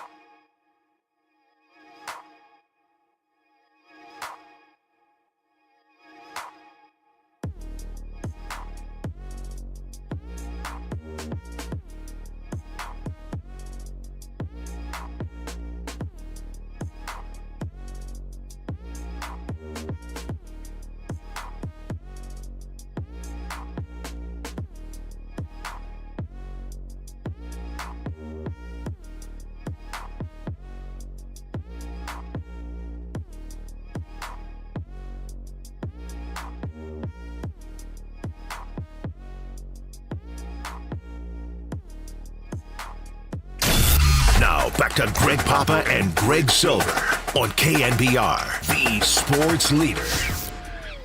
Filling in for Greg Papa is John Dickinson on the sports leader. Greg Silver, John Dickinson here with you. Susan Slusser going to be joining us in just a bit, as she does every Tuesday. A little bit of a different look here on Papa and Silver, but as much as things are tough right now, and we're going to be standing with Greg every step of the way of this battle, I can tell you that Walter and I have been having a lot of funny text exchanges, both with Papa and without him, about funny ways we're going to incorporate Greg's presence and knowledge during the football season into our show. So stay tuned, and appreciate everybody bearing with us during this time. Call me Greg. Exactly. We got a whole folder of stuff all ready to go, and maybe I shouldn't say this with our bosses potentially listening, but it took a while to get some of the pre-show duties done today because we were having a lot of fun just going through Greg's sound. So I think I'll be forgiven in that regard. A Greg soundboard is amazing. A Greg Papa soundboard, incredible. I would love to have the controls on that throughout the course of a show. Yeah, so we're going to be having a lot of creativity going with that, and I'm really looking forward to that and just making the most of what is a difficult situation, but one that I'm also feeling very encouraged about, both with the people in the building and also with Greg's insane ability to work and fight, and we can't wait to welcome him back when that time comes. You call me Greg? Exactly. Papa. A couple of updates on the Giants before we get to Susan Slusser, as we kind of look at the macro of it all, because that really is the larger theme post-trade deadline, is that a couple of pieces that you would like to think are going to be important parts of next year and beyond. Eric Miller threw a live bullpen session yesterday, and Landon Roop is going to be throwing one tomorrow. So Bob Melvin did say pregame yesterday that he expects Landon Roop to return sometime in this upcoming homestand. Okay, so probably not this weekend against Washington, though, it sounds like. No, I would guess the back half, yeah. Yeah, so they've got, Washington, the Pirates, and the Rays, I think, are the three teams that are... Padres, and not Pirates, yeah. Yeah, I said Pirates. Padres. Okay. Pirates are kind of a little bit too much on our mind right now, with having played 4, lost all 4. Yeah, at the Pirates, then Washington, then the Padres, then the Rays. Maybe it feels like the Giants are going to play the Pirates just every other series right now, with the risk of a sweep happening, with the way it's turning lately. Yeah, that's not been good. Not good. Did want to throw to a piece of sound from Bob Melvin pregame yesterday. Of course, mentioned the Landon Roop injury update, and one of the other pieces of news was Matos being sent down and Gerard Encarnacion being back on the big league roster after his rehab assignment. Here's a bit of Bob Melvin on how the team is going to use Gerard after his return from injury and what we might be able to expect from him going forward. Probably a little bit more outfield than first base. I think we're covered over at first with Dom, Devers, and Flo. So probably potential matchup type stuff and, maybe the right field spot, which I think he's the most comfortable in. Would that mean he might be getting the bulk of the time there? We'll see. I think it's going to be performance-based. Mac's back out there again today, kind of running the same lineup that we did out there yesterday. He will, is my guess, get a start here depending on how Mac plays, and obviously can use him off the bench. But he's got a lot of at-bats under his belt. He's swinging the bat pretty well when he came up here. So a little different than last time where maybe we rushed him a little bit because we needed him. Yeah, and I think that was well said at the very end of the cut. It was a different phase of the Giants season. It was also pre-Rafael Devers. They rushed him back because the offense was starting to spiral, and Gerard Encarnacion was someone that was absolutely raking during spring training, and they needed that bat. He didn't deliver with the short sample size of numbers. They end up getting Devers. He also gets injured again, and I think it's the right decision to have him back up in place of Luis Matos. I also think it's the right decision to let Rafael Devers play as much first as possible.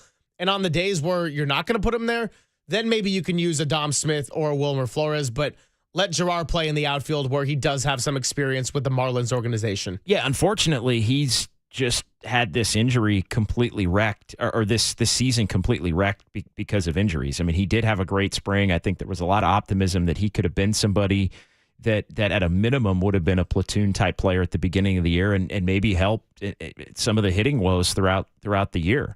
But yeah, it's injury, it's come back, it's injury again. It's just been a difficult season, so we don't know really anything about Gerard Encarnacion at the big league level this year because of that, which is unfortunate. Again, he kind of goes into that category as we've talked about with so many others. If you can get a look, you find out whether there's a role or not a role for 2026, and it all helps to shape how you look to change the roster in the offseason if you're Buster Posey and you're Zach Manassian. I would also say, as I bring in a text from 831 on the Golden State Lumber Showroom text line, says Encarnacion looked horrible when he was in the outfield, though. And I agree, it did not look natural in the outfield. Now, we talked to Hunter Pence yesterday, and he said, look, this guy is a lot more athletic than you think. I preferred him at first base. That changes now with Devers and your long-term commitment there.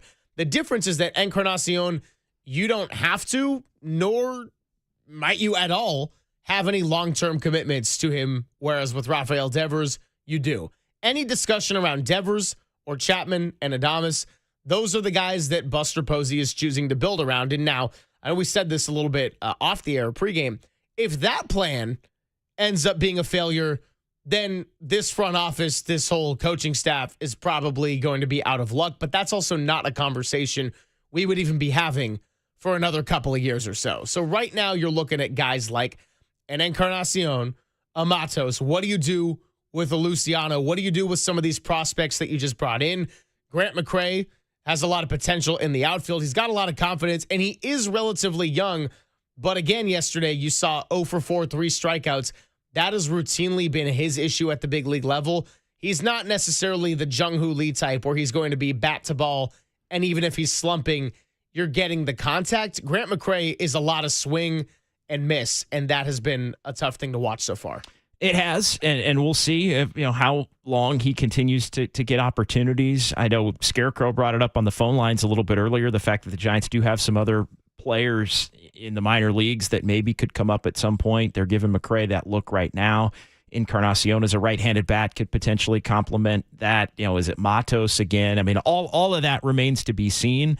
And obviously those positions have to be filled, but there isn't really anybody at this point, to be honest, Encarnacion maybe a little bit, but there really isn't anybody on the big league roster or in the minor leagues. And other than Drew Gilbert, who they just traded for, that's one guy, I wouldn't mind seeing him. And he's not on the 40-man right now, but is playing at Sacramento.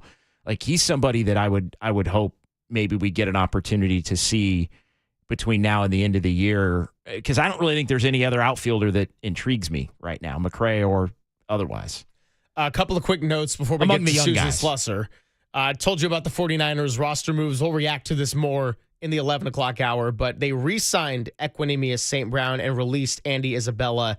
St. Brown had gotten released before Monday's practice, and then Isabella turned up, but he hurt his ankle on a punt in warmups, and that was enough to go ahead and release him. And then we are also brought to you by Redwood Credit Union. Whether you're dreaming of a new home, planning your children's future, or growing your business, Redwood Credit Union is a financial partner that feels like home. Learn more at redwoodcu.org, federally insured by NCUA. We do it every Tuesday, and that will continue next with Susan Slusser of the San Francisco Chronicle on the Sports Leader. Time for traffic on the Sports Leader.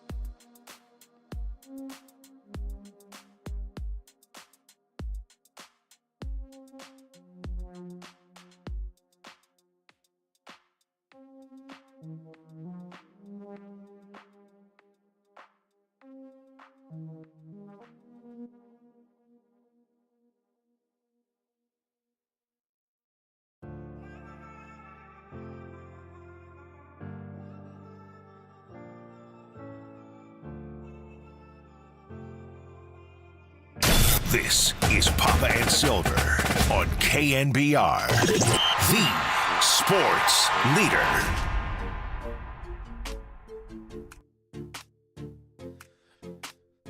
Papa and Silver, Greg Silver, John Dickinson, Susan Slusser going to connect with us shortly, as we do every Tuesday. She's been out on the road and witnessing what started like a good road trip for the Giants, and then the Pittsburgh curse continued over at PNC Park. Now, I got to say, what was tough about last night, JD, is that was a missed opportunity in many regards, in the sense of you're going against a guy in Oviedo who had not started since September 27th of 2023.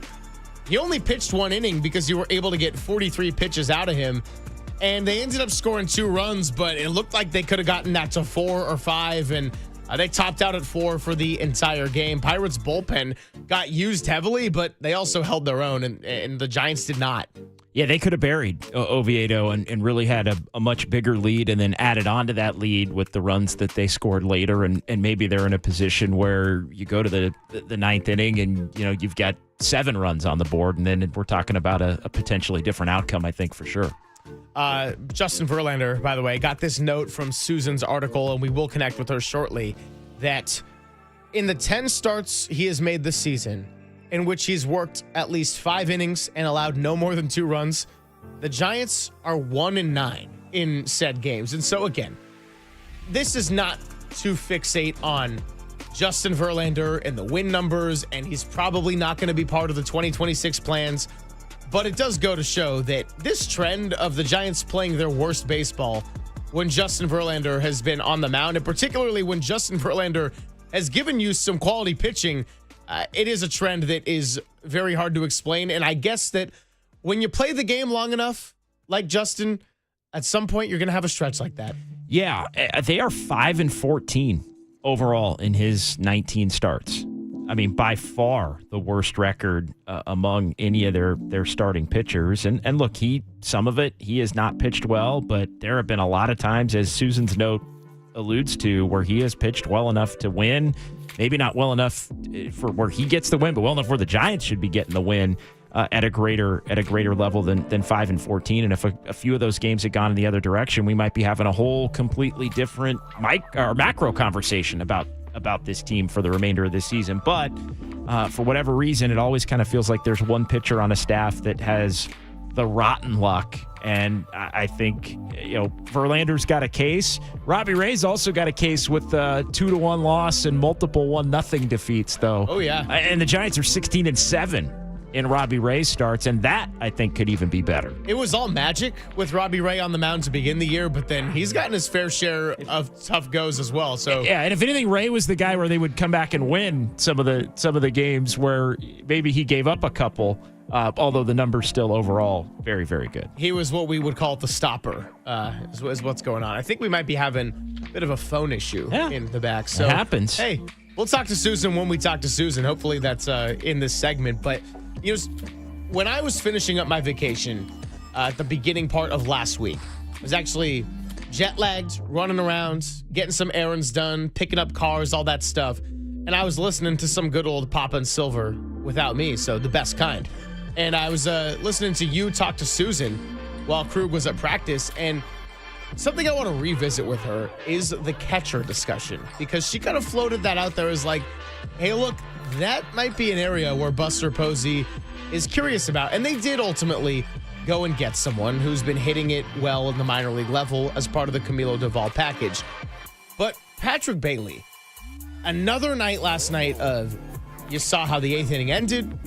Great throw, catch somebody stealing, get Randy Rodriguez out of that by only throwing 2 pitches, not even having to get a batter out.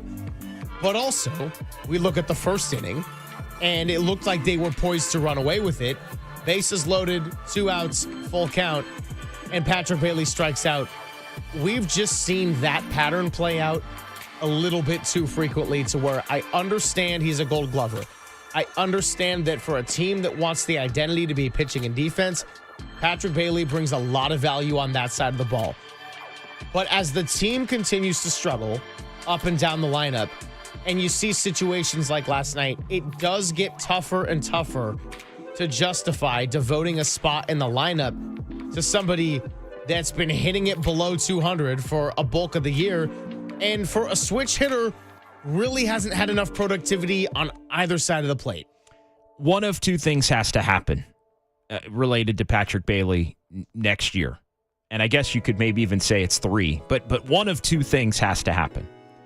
Either the Giants have to build a quality enough lineup to where he can hit ninth and be the primary catcher, and their offense is so good because it's carried by the top 6, 7, 8 hitters in the lineup that he can just be almost an afterthought who hopefully continues to have some of the 8th and 9th and 10th inning clutch gene in terms of his hitting, because his numbers have historically gone up in those situations. So you either have to build the lineup or you have 8 really good hitters to carry a catcher like that, or you have to look to add somebody into the mix that's going to play at least half the time, and it's a catcher that can hit, and maybe he becomes more of a late game defense, a split time player that's a late game defensive replacement, because you're spending the first half of the game trying to get 3 at-bats for a catcher that can hit a little bit. And then the extension of that is maybe you got to go look and just get a completely different starting catcher. I'm more reluctant on that because he is so good defensively. I mean, elite of the elite of the elite defensively. I don't think that should be considered nothing by any means. But the whole doing the same thing again with Patrick Bailey, I think, can't be done in 2026. So build that lineup out. And look, the Giants need to build that lineup out anyway. But build that lineup out where, and that's where it's, can you really have Casey Schmidt and a Grant McCray, Yaz, Encarnacion, Matos, whoever, and have Patrick Bailey and have Jung-Hoo Lee struggling up until the last couple of games like that? No, because now you have 4 spots that are legitimate holes, and Patrick Bailey's hitting 8th, and like he can't be one of the 4 that are all need more production from.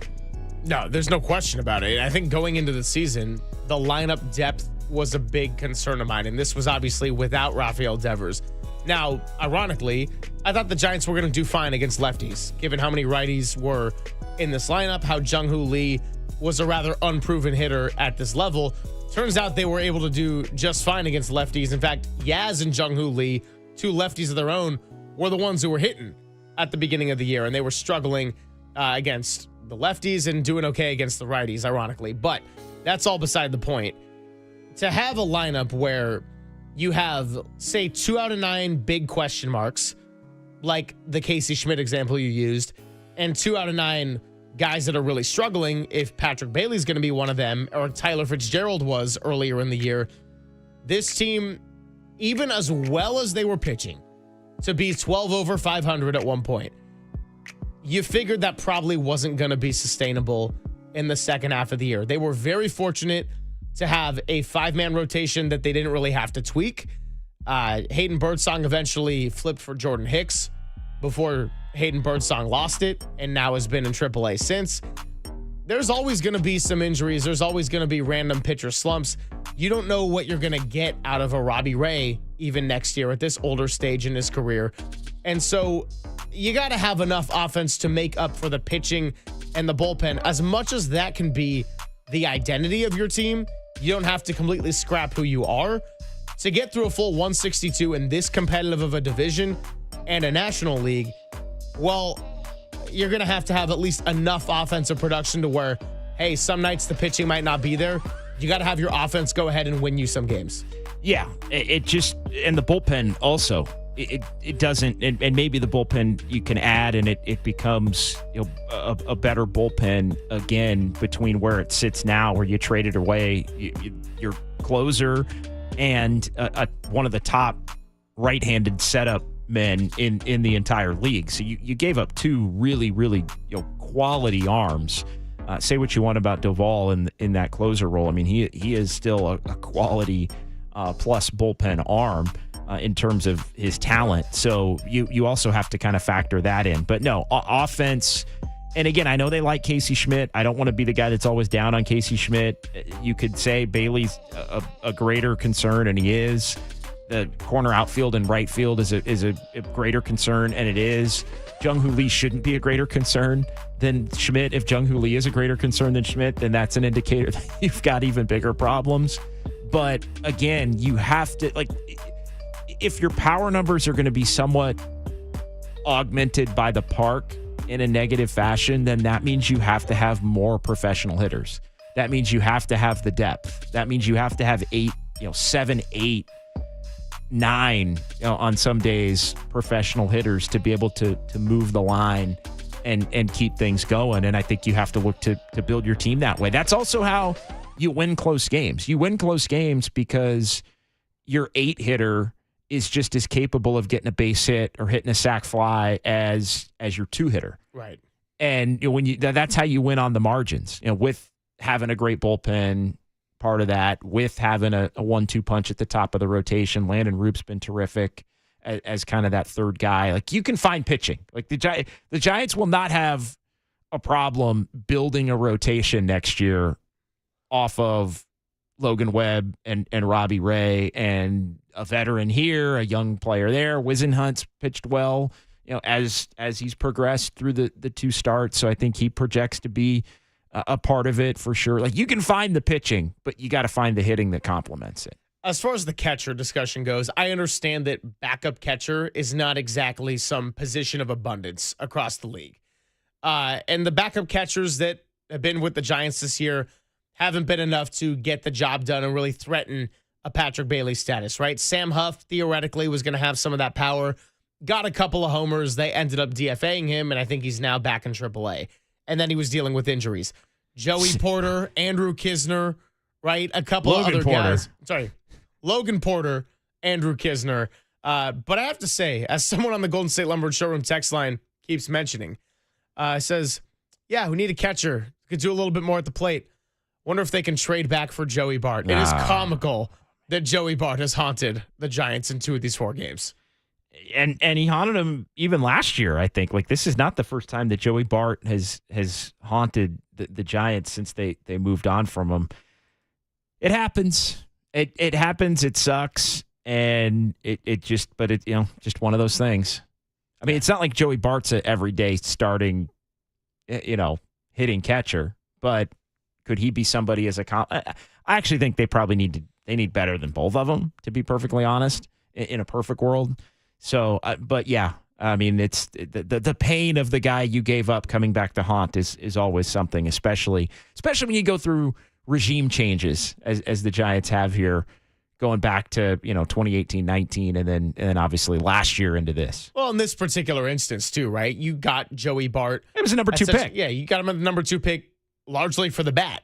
And 100%. As great as Patrick Bailey has been behind the plate, he has not given you anything remotely close to that with the bat. So now we talk about the offensive struggles and highlighting that element. I think there's a lot of questions, rightfully so, that think, could you have tried to do a little DH thing with Joey Bart at some point? Again, it's all in the past. They've made different moves. They got a new front office. Bob Melvin's now the manager. But again, the pain of the guy that haunt you with the skill set that you really could use right now is always going to make fans a little bit riled up on a morning like this one. It will. It will for sure. And again, I think you got to use a lot of what time is left here to take a good look at what you have and, in your system, on your roster. But it all has to be, I think, geared toward how do you look to improve for 2026. Looks like we're still having some phone issues here. Yeah, so it happens, man. Got to push through. Yeah, we'll connect with Susan Slusser, if not today, maybe later in the show. We do got a lot of time at some point, so we'll get that all worked out. But just a little pivot here and a quick bit on the 49ers before we really get into it. Kyle Shanahan addressed a lot yesterday, and coming up in a bit, I want to play a lot of those clips to supplement the conversation we got going. I think heading into today, as far as any headline from yesterday, JD, the big one still remains the lack of kicking competition for the time being. And again, I understand why they got rid of Greg Joseph. He was not under team control the same amount as Jake Moody. You invested a lot more in a Jake Moody. But regardless of whether Jake Moody's the kicker or not, heading into week 1, you would like to have some friendly competition here in the preseason. And you got preseason game number 1 coming up I get it. There's a lot of injuries. There's a lot of different units that you're trying to work through, particularly the secondary and the wide receiver core. But I do wonder if at some point before week 1 happens, maybe you do bring in another kicker. And it also makes me think about maybe putting the back end of your 90, if we're talking about the practice squad, with guys that are a little bit less injury prone than the ones you would like to have in a perfect world when fully healthy. I'm still stunned, and I know Kyle Shanahan explained it about the roster crunch and needing players and all the injuries at the back end of the roster, and they're shuffling through the seemingly spots 80 to 90 every day because they have so many injuries, and the Broncos and the joint practice now is a couple of days away. But I'm still stunned that they just at the first opportunity to look to go elsewhere with the roster spot. And I get it. I mean, Kyle explained it. You can't have two kickers when you got to get through all these reps of the joint practice and the like. But it just kind of makes me wonder, like, was it even a real competition? I mean, I think it was, and I get Kyle's point on kickers are always competing, and I think Jake Moody goes into the season, and if he struggles in the first quarter of the season, I think he could find himself being replaced. But it just they really sold it, and I think they sold it as really trying to, I think, make Jake Moody uncomfortable in an attempt to have him improve from being uncomfortable. And now here we are a couple of weeks into camp, and the job's his. And look, he's still got to maintain it. He still can't be shaky, I think, now, whether it's in practice, even although he's a great practice kicker, or in some of these preseason games.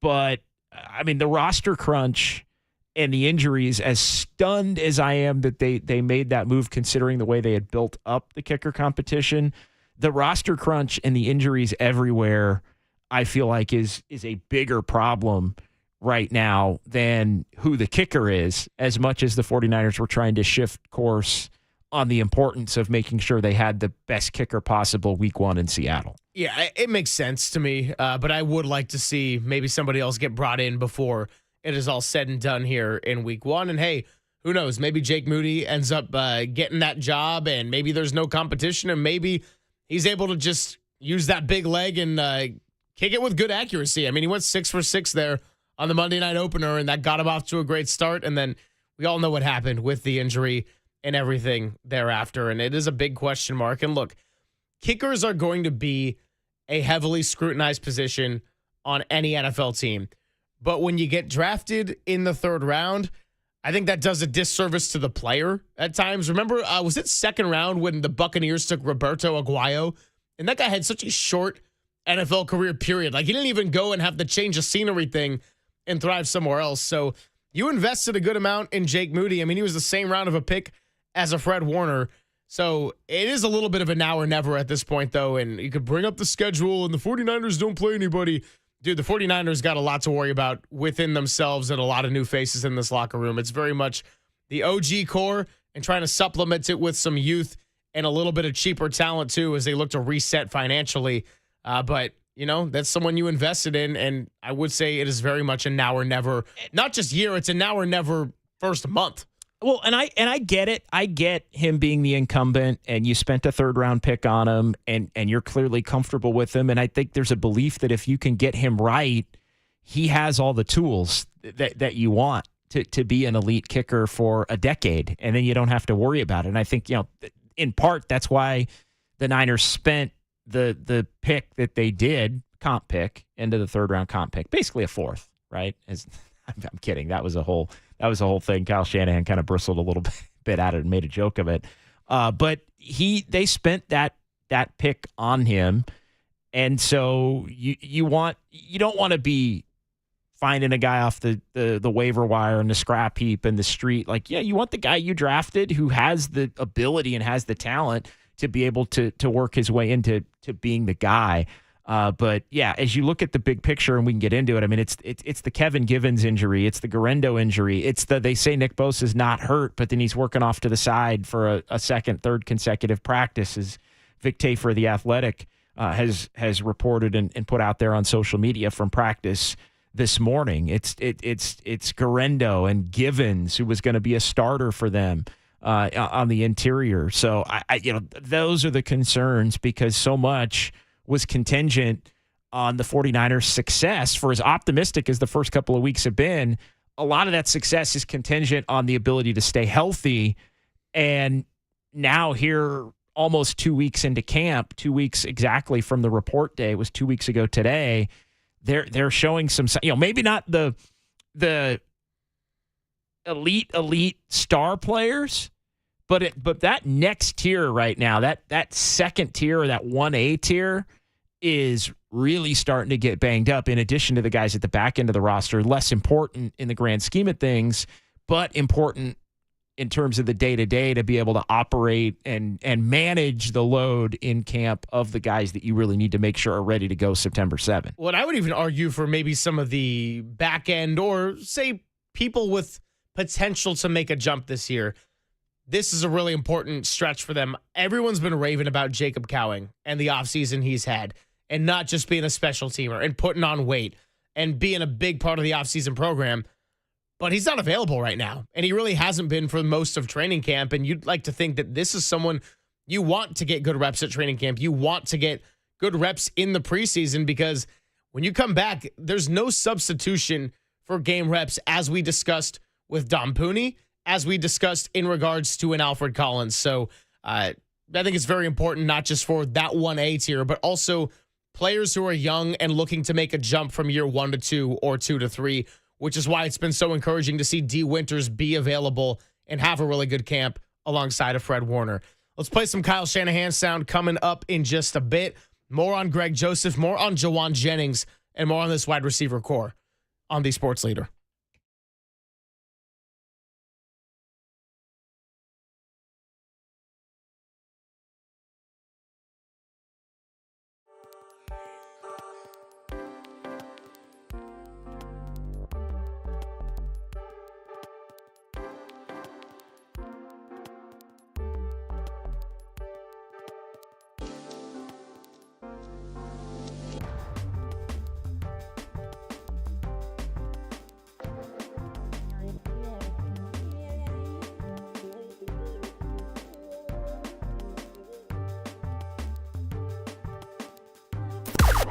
Now, from the O'Donnell Financial Group Sports Desk. Learn more at odfigroup.com. O'Donnell Financial Group, because planning is a process, not a product.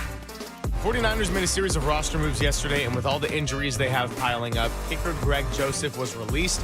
As of right now, it is just Jake Moody with preseason game number 1 set to happen this Saturday against the Denver Broncos. We are pivoting toward football season, and this is your home for 49ers football, so keep it right here on the Sports Leader.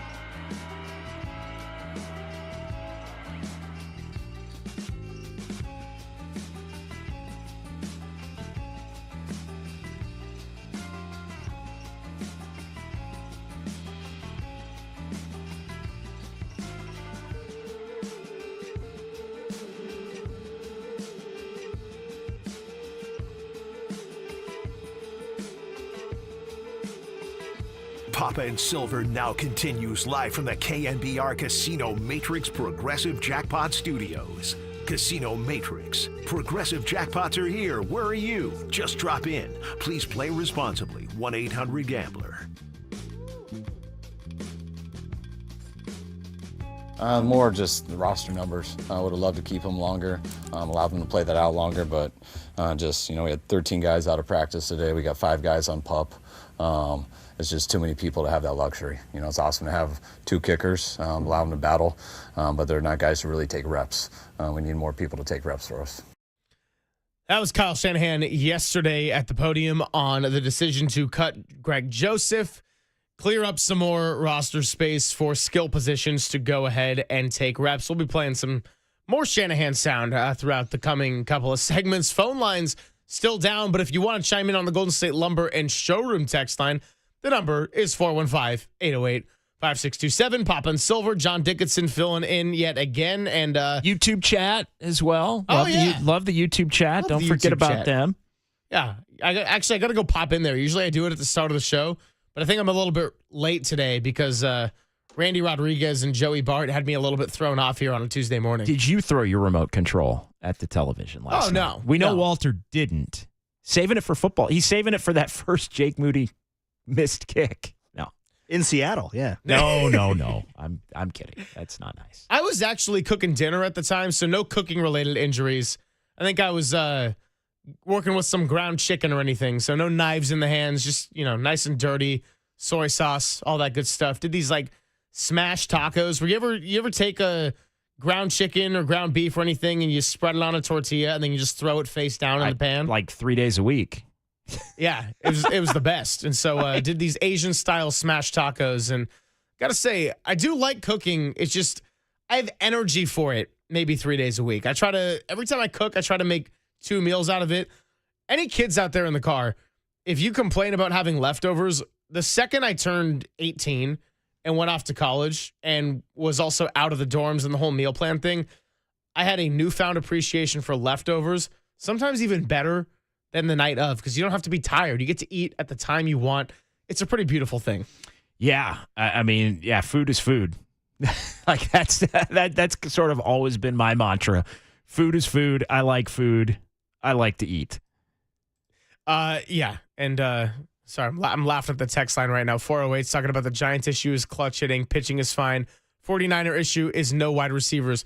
Not a kicker. Everybody's all pro during practice. The kicker was an issue for a good chunk of the second part of last year. I think, yes, the kicker the kicker is not an issue until it's an issue. That's the whole nature of it. It's like closer in baseball, right? When you have a good closer that just comes in and gets the job done, you're happy you have it and you don't really think about it. But the moment that a closer costs you 2 games, it's a nightmare. And that's in a 162 game season if it happens within, short enough time frame.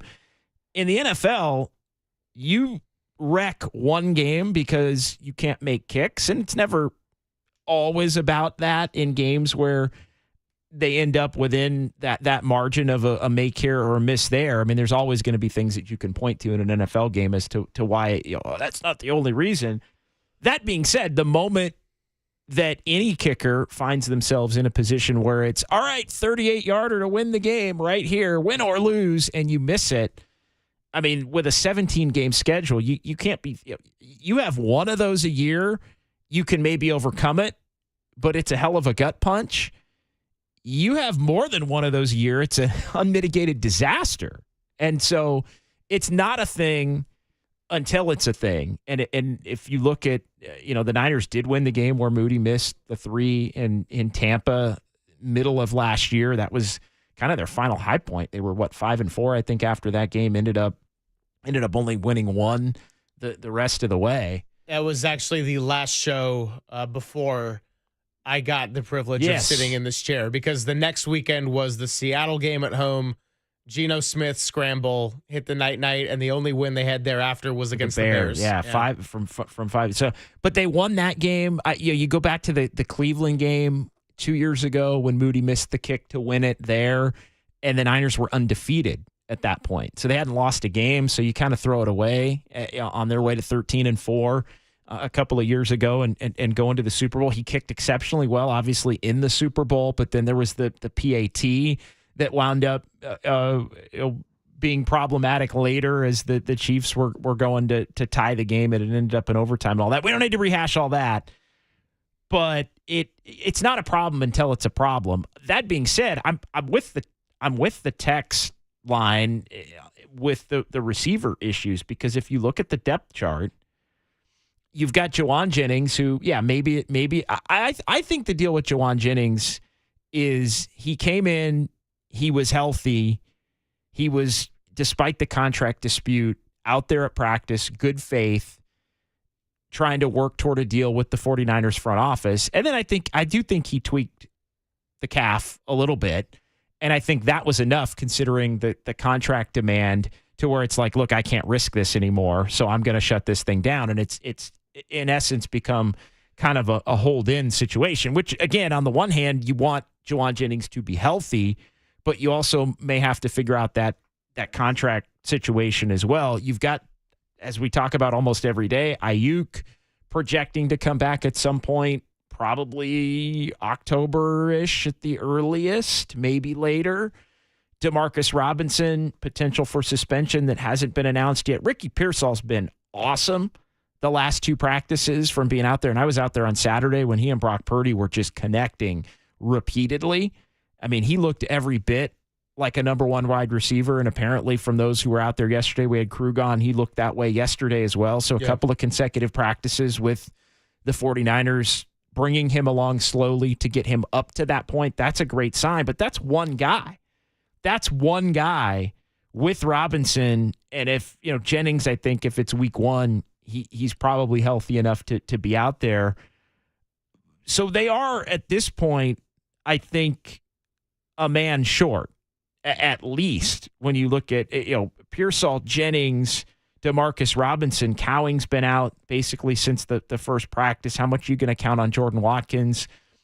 They are a guy short. The question I have, well, go ahead. I was going to say that's actually going to bring up a really good discussion we're going to get to shortly. The question is Terry McLaurin. Yep. Wants a trade, was somebody whose name came up a year ago when Brandon Ayuk wanted to be traded to the Washington Commanders. The Commanders were not at that point willing to look to put him in a deal. He had a great year for the Commanders, who wind up in the NFC Championship game against the Eagles before the Eagles go on and win the Super Bowl. And he wants a deal. The Niners signed Brandon Ayuk to a deal. Ayuk is injured. Could there be something there? And I know Matt Barrows of The Athletic did a breakdown of basically 5 teams that could have interest in McLaurin. And we can get to more of the details of what Barrows wrote. But I guess my question would be, as you look at it, everyone's been assuming that the 49ers aren't in on Terry McLaurin. Should they be? That would be my question. Should they be in on him? And I understand the financial machinations, and they just paid Brandon Ayuk, and now he's hurt and all of that. But is there maybe a move to be made, and should they be considering going out and getting somebody that I think could be a hell of a system fit and a hell of a boon to the wide receiver room? So my answer to your question is yes, they should. And it's been yes from the get-go with these frustrations of Terry McLaurin. I almost shut myself down immediately, though, by thinking, okay, well, what would you have to trade? And Brandon Ayuk comes to mind as the first obvious with the big contract. But not only is he injured, it's public out there that there's been some buyer's remorse on that contract. And so my thought is, who wants to trade for someone that is rehabbing not just an ACL? He had the full deal with that knee injury. It was a really brutal one. And sometimes it takes guys not just the season to come back. It's really the one after. We're probably looking at 2026 to get that next best version of a Brandon Ayuk. And look, with modern medicine and everything, we see guys come back from injuries in great form all the time. He is younger than Terry McLaurin. But let's just say some trade involving Ayuk and McLaurin. you go where there's no smoke for Terry McLaurin, no smoke for Brandon Ayuk. I'm thinking, does Washington really want to trade a guy that has shown with about 27 different quarterbacks that he can be a reliable receiver, not really a true number one, but has the production of somebody who's a number one? Now you got this rookie quarterback who comes in who you'd like to think is your guy for the next decade plus in Jaden Daniels. Do you really want to shake all that up by getting rid of him and bringing in someone who was an ex-49er in Deebo Samuel, and then maybe another one who is younger and a little bit of a bigger build, but is coming off an ACL injury? The other part of Terry McLaurin is you got to pay him if you're the Niners. And while I think any semblance of a trade involving McLaurin would also have to involve Brandon Ayuk, and the injury component, as you laid out beautifully there, is a big part of it. But McLaurin's also wanting more than $30 million a year. So, and would you be, if you're the Niners, open to potentially paying more in terms of the AAV for McLaurin than you were, even if you're getting Ayuk's deal potentially off your books? Like that's where I think it becomes. Now, maybe you're not doing it for as long because McLaurin's a little bit older, but you're in a situation where, again, the AAV, which isn't the number one most important thing as it comes to these contracts, would have it be put. No, but the 49ers have been very committed about being borderline ruthless at times with their finances this year and really being committed to a reset. So it also comes to what kind of message do you send if you end up trading away Ayuk but paying Terry McLaurin, somebody who's a little bit older, more money? And then on top of that, what do you do with Jawan Jennings in those negotiations? I think that in the Jennings discussion, independent of McLaurin, I talked about this with Kruger when he was filling in with me. We had a text that said the Brandon Ayuk contract might have some consequences when it comes to other potential negotiations or players you want to pay or how much you can pay them. And Jawan Jennings might be the first and most obvious case of that, where you don't want to pay Jawan Jennings over $20 million a year, even though he gave you a great amount of production last year, because you paid Brandon Ayuk the money to be your number one wide receiver. The issue is that he's just not available for that right now, and he's got a ways to go to work your way back from that. So if you're going to then say this trade works out, you pay Terry McLaurin even more, and then you still got to worry about what to do with Jawan Jennings. I don't know specifically what kind of number he's asking for, but where do you draw the line on your commitment to really reset financially and try to build for the future? It makes it tough. Again, where you would hope to save is, and Ayuk's 27, McLaurin is 29, gonna be 30 coming up here. So it is a difference. Going to be 30 in September. So he will play. September 15th is McLaurin's 30th birthday. So he will basically, this is his 30 year. He's going to play 2 games, I guess, as a 29-year-old, and the rest of the year he'll play at 30 years old. So there's a 3-year gap in terms of the age there. To me, the only reason you could even consider it if you're the Niners is if the whole thing would be a net financial gain, a net savings maybe in terms of maybe a similar or same commitment to McLaurin, but for a shorter time, which maybe lessens the guarantee. But I'm with you. I think Jennings has to factor in that. And then Ayuk would have to be offloaded in that. So if there is a way for the 49ers to make it a net negative on the balance sheet while getting McLaurin and getting Jawan Jennings signed, then I think that might be the needle that has to be threaded to really push them toward wanting to do it. But you have to have Washington in on Ayuk, in on paying Ayuk, in on paying Ayuk coming off the injury and all of that. 808 KNBR, the number to chime in. Maybe not on the phone lines right now, but we do have the Golden State Lumber and Showroom text line. And the YouTube chat. And we do have the YouTube chat. We are a big YouTube chat show. We're also a big clock management show. So let's continue this conversation in just a bit. It's Papa and Silver with JD on the Sports Leader.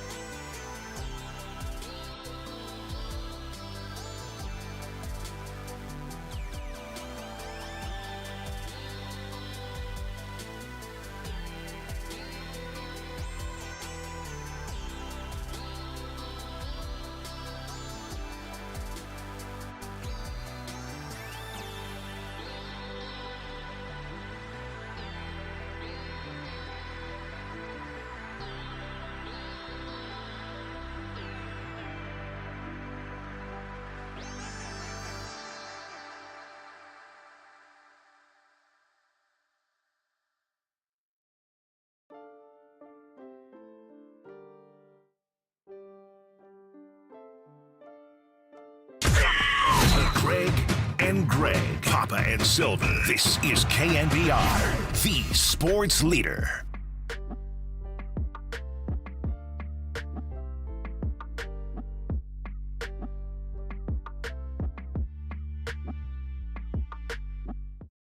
Anything new on Dwayne Jennings? Same thing with his calf. It's definitely health related, not business related. You can ask him that, but he tells me it's his calf, and the calf shows, so it's got to be delicate with those calves. Oh, he tells me it's his calf. That was a big discussion point with our guy Larry Krueger yesterday. Dwayne Jennings did have a calf injury prior. Now they're saying that he re-aggravated it. He's trying to be ready to go for the season. He showed up at the start of training camp. Good faith, all that, still wants the contract, and that's where we pick up our discussion from before about Terry McLaurin. Yeah, and again, to go back to that, like, I mean, what's your take on all that? And I'm glad we played the clip coming back. To me, it's like, I don't think there's any, like, I think he was or is legitimately injured. I just think it's a point where this is where I would be. If I have a contract demand and I show up because the organization asks me to and says, hey, we'll try to work with you, but you need to show up and participate because we need you, you're important, and I show up and then I tweak something, immediately that's it. I'll be there, but if we're really having the, I am not going to risk before, especially if they're negotiating and potentially coming, closer to agreeing to terms, I tweak in it. So I don't think it's a fake injury or anything like that. No. I just think he was injured and he's not going back on the field, putting himself at risk in all likelihood until the contract deal is done or week one, maybe. Dwayne Jennings is a baller and he is a mad competitor. And you can speak to this directly, JD. He had some of his best games of his career last year and was so upset about the fact that the team either blew the game or just lost it outright that he didn't want to talk to anybody afterwards and do media. And that was after having some of the better performances. And I give Dwayne Jennings no fault for that. If when Deebo Samuel had the game where against the Rams, when he had the drop pass and they lost 12-6 and he was making a fuss about not struggling, I'm just not getting the ball. And then if he didn't want to talk after that, I would have been like, Deebo, you got to address this one head on. Dwayne Jennings would have some of his better games, arguably games that would make you money in the future. And he was so upset that he didn't want to talk. He came to training camp at the start. I don't think he is the type of player that would make it up by any means. Now, on the note of extra caution, sure. If you want to be out there for your team and you're also trying to get a little bit more money and you had a little bit of a tweak on an injury that was pre-existent, why would you not have extra caution? Here's the thing on the leverage front, because we get so fixated on leverage, right? Our daily Kuminga, who's got the leverage? And that's Warriors coming up here at about, I don't know, 12 o'clock hour. Hey, by the way, if the phone lines don't get fixed, it might be time to pivot to daily Kuminga. But no, look, the leverage in this situation goes to Dwayne Jennings at the moment. So if you want to be extra careful and you have the leverage in these negotiations, I understand why he would do it. But no, in no way am I questioning that Dwayne Jennings is the type of player or competitor to just make it up for the sake of making it up. Maybe if you're going to take fewer reps, maybe if you're going to take an extra day than you might normally would, okay, that's your decision in this context of the discussion. But I don't think he's just doing it strictly out of, I want more money, pay me. No, I don't. But I think, again, there's just a risk that can't be brought to the table here. The Golden State Lumber and Showroom text line 415. That's a good text. I don't know what other options the Commanders have, but I do assume they have some. I think it would be a terrible deal for Washington to swing that trade. Interesting. And that's, I would assume, coming from a 49er fan in the 415. Yeah, well, here's the thing, though. Because everyone gets caught up in, well, who drafted him? Adam Peters did draft Brandon Ayuk. We kind of joked before the show about James Tibbs ending up back with the Dodgers after getting packaged to Boston in the Rafael Devers trade, and we're thinking, wonder who wanted to get him over to L.A. after all that. Guys like their guys, and Adam Peters, there's a lot of connection between Washington and San Francisco, as you see with the Deebo Samuel trade already. So to 415's point, I do think there are other options that the Commanders might have if the ultimate route they go with this is trading Terry McLaurin. But maybe Brandon Ayuk at 2 years younger, when it's someone that was your guy and homegrown talent and someone you have a relationship with and you know there's going to be no bad blood and he's going to be reunited with Deebo Samuel, that might have a layer of appeal that you wouldn't get from other potential packages. Yeah, it may. And I'm looking at, they've got McLaurin, who's not there at this point, wants a new deal. They've got Noah Brown, who had an injury in minicamp that gave everybody a scare and was, I think, deemed to not be quite as serious. Luke McCaffrey, remember him? Luke McCaffrey is somebody that they're looking at. Chris Moore, Michael Gallup, KJ Osborne. They still have De'Ami Brown, or did he move? I'm looking. No, De'Ami Brown is a Jacksonville Jaguar. No. So anyway, they like in terms of options, I think it's interesting because the Commanders really, I think they do need Scary Terry, and would they be willing to make the move to the texter's point? Would they be willing to make the move on Ayuk, knowing Ayuk may not be ready for the million? Like that's the thing that complicates it. I think if and look, I've said this, I think the Niners, when they ultimately bit the bullet and they agreed to terms with Brandon Ayuk to get him in back on, I think it was August the 29th of last year, about 10 days to go before the start of the regular season.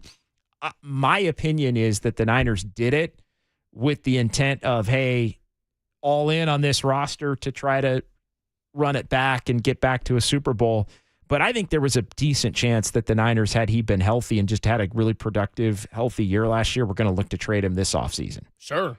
Yeah, but there was not a realistic option on the table given the fact that, and Brandon Ayuk did as much as posts on his social media, I can barely walk getting out of bed at some point. Why would you trade that contract? Well, no doubt. And so, but I think had he been healthy, I think they did the deal. My opinion, again, this is not sourced or anything like that. My opinion is the Niners did the deal, bit the bullet on a contract that maybe they didn't want to bite the bullet on to get him in. Give it one last run. Give it one last run. He stays healthy. They flip him this year as part of their little reset when he has obviously significant value because he projects to be a quality receiver.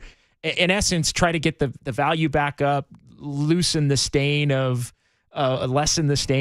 maybe some of the friction that was built up by the contract demands and the hold in and all of the antics and those kinds of things. So I think if Ayuk was healthy, there might be a little bit more action here on the 49ers side because of the short-term nature of the deal for McLaurin compared to Ayuk. And it would, in essence, you could make a case it would make sense for both sides at that point. But to the texter's point, bringing it back to the Commanders don't really have a lot of other wide receiver talent, although I understand Luke McCaffrey's actually having a really good training camp to begin things.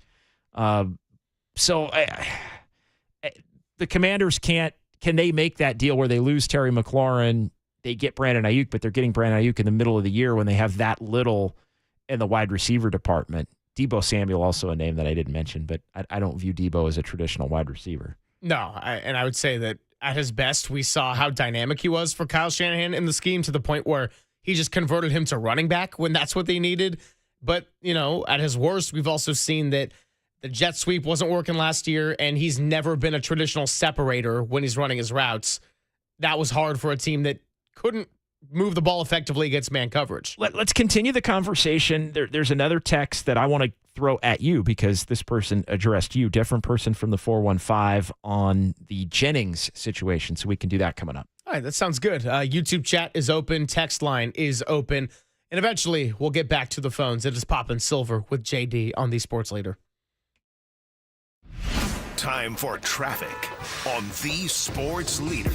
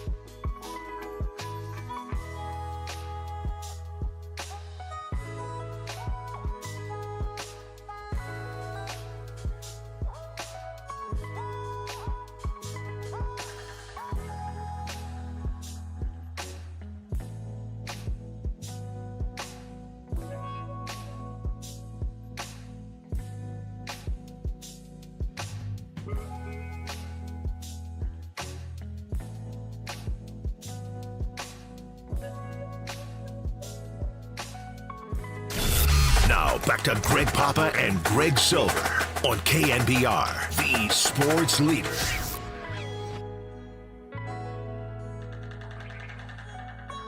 Papa and Silver with John Dickinson continues on for your Tuesday as we get you through the week. The Giants having a tough go right now, and they're going to have pregame starting at 2:40 today, so another short edition of Dirty Work coming for you. And then Logan Webb on the hill at 3:40 as they look to get their first win against the Pirates all season. Talking a lot of Niners as well here. And topic of the 11 o'clock hour has been largely on the wide receiver position, the kicking competition that is now put to bed for the time being, and as of late, Juwan Jennings, the calf injury, and all of the implications there, with some discussions on Terry McLaurin's dissatisfaction in Washington, and should the 49ers be in on a possible trade if they could make something work out, with Adam Peters now running the show over at the nation's capital. JD, you said you had a message that you wanted to get into at the top of this segment to continue this discussion going. I will have you read that text on the Golden State Lumber Showroom text line. Yeah, it was directed to you, Greg. I completely see it differently. This, again, in relation to Juwan Jennings. I think the 49ers are the ones with the leverage given his injury. Go ahead. Yeah, I appreciate the change in perspective, 415. And here's what I'll say in response for why I'm going to back up my view that Juwan Jennings has the leverage. As of August 5th today, maybe it's not so clear-cut. But I think as we inch closer to September 7th in Seattle, which I understand is over a month away, we got a lot of days, we got a lot of storylines to sift through before we get there. But as we get closer, the farther and farther I see the leverage tilting in Juwan's favor. The circumstances of Demarcus Robinson and the looming suspension, the circumstances of Brandon Ayuk and the injury, and even somebody as low in the depth chart as a Jacob Cowing, now with the hamstring in question, I think all tilt in Juwan Jennings' favor. And to take a page out of the book of my guy, Greg Papa, Juwan last year, not only did he show that he could be the reliable third down guy that shows up and makes all these high stakes catches, he could be your X wide receiver, he could be your Z wide receiver, he could move around a lot within the scheme. He knows the offense well. We know that Kyle Shanahan can be very particular about the type of players that can thrive in his system. And a trusted voice and a trusted presence like a Juwan Jennings, I think, is going to mean a lot, because even as much as Ricky Pearsall has flashed at training camp, and if he's all good and healthy going into week one, he will undoubtedly make an impact. You're going to need guys that know the offense and can be trusted, especially with your quarterback who you just committed a lot of money to. So I can understand how in certain ways with the injury, it might tilt in the 49ers' favor. But as we get closer to week one, I would say that that's all the more reason to where the cards play in Juwan Jennings' hands. I think they play in Jennings' hands as well, but I think if this injury is being deemed to be milked maybe by the head coach and or the front office, I think that's where maybe the 49ers look to try to dig in a little bit more. The reality of the depth chart, though, is the reality of the depth chart. 209 here on the Golden State Lumber and Showroom text line. Let Jennings sit if he wants to sit. I mean, what's he at? If he's asking for $20 million, yes. If he's asking for, instead of $7.5 million in a year, $13 million in a year, I say no. I just feel like this thing was headed to a point where it was, and look, I could be completely wrong here, but I feel like it was heading to a point where it was going to get done. So I don't think I don't think it was on the extreme end. And I think him showing up in good faith and being a participant was leading it down that road. That was my read on it as well. I just wonder if the injury and the way the injury is being handled, if that hasn't maybe changed things a little bit. Yeah, and Kyle Shanahan, I know he said what he said, and we can read the tea leaves on everything. It doesn't seem like there's any kind of boiling tension, anything close to what Brandon Ayuk was last year. We're not seeing a lot of drama or Juwan Jennings going all over social media and creating headlines that we would have to talk about on the radio that probably don't need to be talked about. So, again, I don't think that maybe this is as severe as he needs to be taken all these days, but I don't think it's completely fabricated and made up as a negotiation tactic.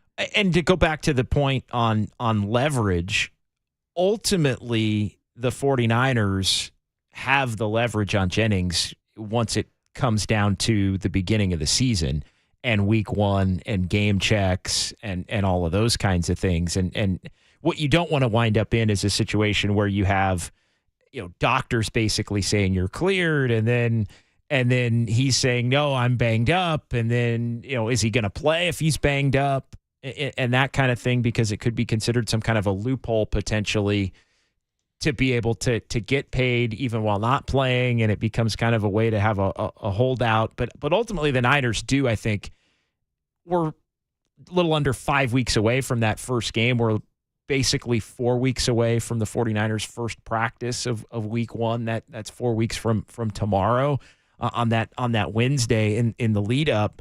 So you want to make sure that this thing at the absolute latest is done by that point in time.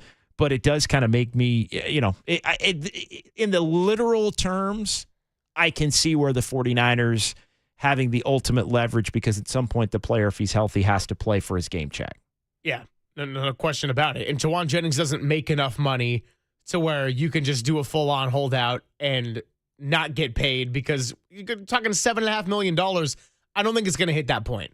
I'm with you that the fact he showed up for training camp as a good faith thing, all the signs are pointing to this thing isn't so far apart to where they're not going to get it done by the time September 7th rolls around. And to that point, I don't think the Niners have any appetite, and I think you can kind of feel it a little bit in the tone. And a lot of this is speculation. 831.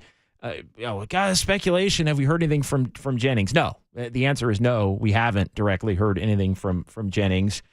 An injured player, not required to speak to the media. I think the media would love Jauan to speak, but I don't think anybody would necessarily want Jauan to speak at this point. So that's probably something that's going to come either with the contract extension or with week one, when basically the locker room's open on that Wednesday and everybody can get in there and look to have a conversation about it. But I don't get the sense that the 49ers have any intent on moving on from Jauan Jennings. Like I think so that I think is also something that has to be factored in. They want the player. They need the player. Like that, they need a healthy Jauan Jennings.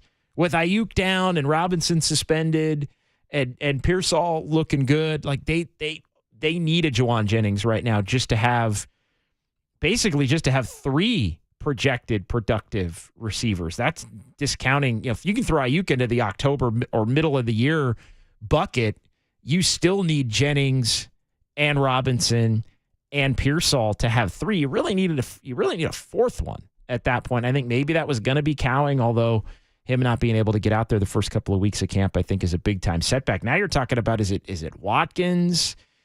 But you're talking about a rookie potentially. And I think everybody, Watkins is the only one in my mind. Does Keenan Allen eventually get signed as a veteran? Well, and that goes back to the question from last week and with Mayoko, and we've talked about it, and I was discussing it with Kruger.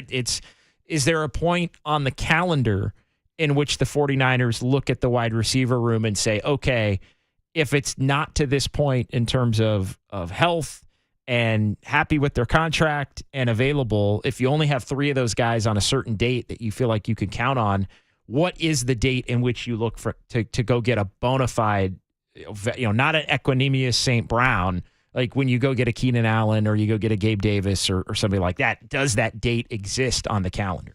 I know that this is such a cliche used in sports all the time, and we always talked about it in the context of if the Warriors would ever move on from Draymond Green. If Jauan Jennings were to get to a point where he requests a trade and other teams could potentially be asking around for him, and this is the cliche, JD, Jauan Jennings has a way greater value to the 49ers and to Kyle Shanahan than I think he would another team. And I would like to think that a team who would make a trade for Jauan Jennings is good team that could probably use another receiver. I brought this up with Larry Kruger. I mean, which teams even fit into that mold? We're talking maybe the Chargers. Mike Williams came back but then decided to retire. Maybe Miami, as Jauan Jennings is a different type of receiver and he's got the familiarity with Mike McDaniel. But if we're talking about knowing the offense and the ability and willingness to block, the no block, no rock, Jauan is probably a much better fit and will have way greater production here in San Francisco than he would on another team that could theoretically use another wide receiver. I think that's well said. I think that's really well said. 925, why isn't anyone talking about the pattern of players signing contracts and then demanding a new one within a year? Juwan could have bet on himself and signed a one-year deal last year. He didn't. Did a 2-year deal. Players should fulfill their contracts, and owners are probably tired of this pattern repeating itself. Look, I think Juwan signed the deal and then ended up having, because of the injuries and everything else, he ended up having a way bigger role.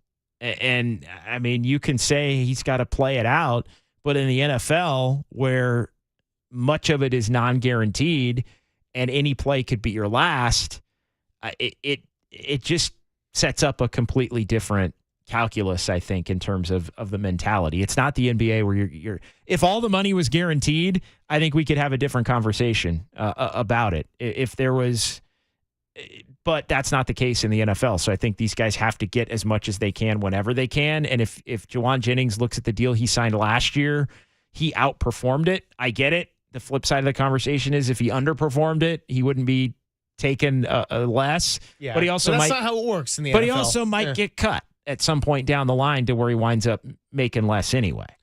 I also think football's just a brutal game, right? Juwan Jennings is 28 years old, and maybe his best football of his career might not have been last year, but it's not going to be 4 years from now. Could be this upcoming year, could maybe be the year after that. I don't think in his age 31 season, we're talking about him being in his ultimate prime. He's a 7th rounder. This is really a chance for him to go and get paid and get a raise. And maybe that raise isn't something that is all that lucrative for the ownership group. Maybe instead of $7.5 million a year, we're talking about a slightly restructured contract, 1 extra year, and instead of the $7.5 million, let's say we're talking $13 million. That's a lot for Juwan Jennings. That's almost double the money. But for the salary cap and the ownership group, that's nothing all that crazy. Now, if Juwan's asking to be paid based on the production he had last year, we're talking something in the low $20 million a year range. That's probably a little bit too much of an ask. I don't think it is that. I don't think it is that. I think if we're talking about a fair compromise, that it's something that he is deserving of. And again, 7th rounder, 28 years old. Deebo Samuel, think of how much he declined this last year, JD. He's 29 years old right now. It is a brutal game. It takes a lot of wear and tear on your body. The 49ers in particular have played a really physical brand of football. And that's why when you see guys who are a little bit smaller bodies, they're probably going to want to take advantage of it while they can, because when you're at the age of 35, is Juwan Jennings going to be in the NFL period? I don't know. And he's trying to take advantage of this opportunity while he can. It's just the nature of negotiations and the way contracts work in the NFL, where it's non-guaranteed basically on the player side of things, and owners can get out of certain things at different points. Yeah, and every sport's different. In yes, the brutal game component to it, but also every sport's salary cap functions differently. Obviously, there's no salary cap in baseball, but guaranteed contracts in baseball and in the NBA change the calculus, I think, on it as well.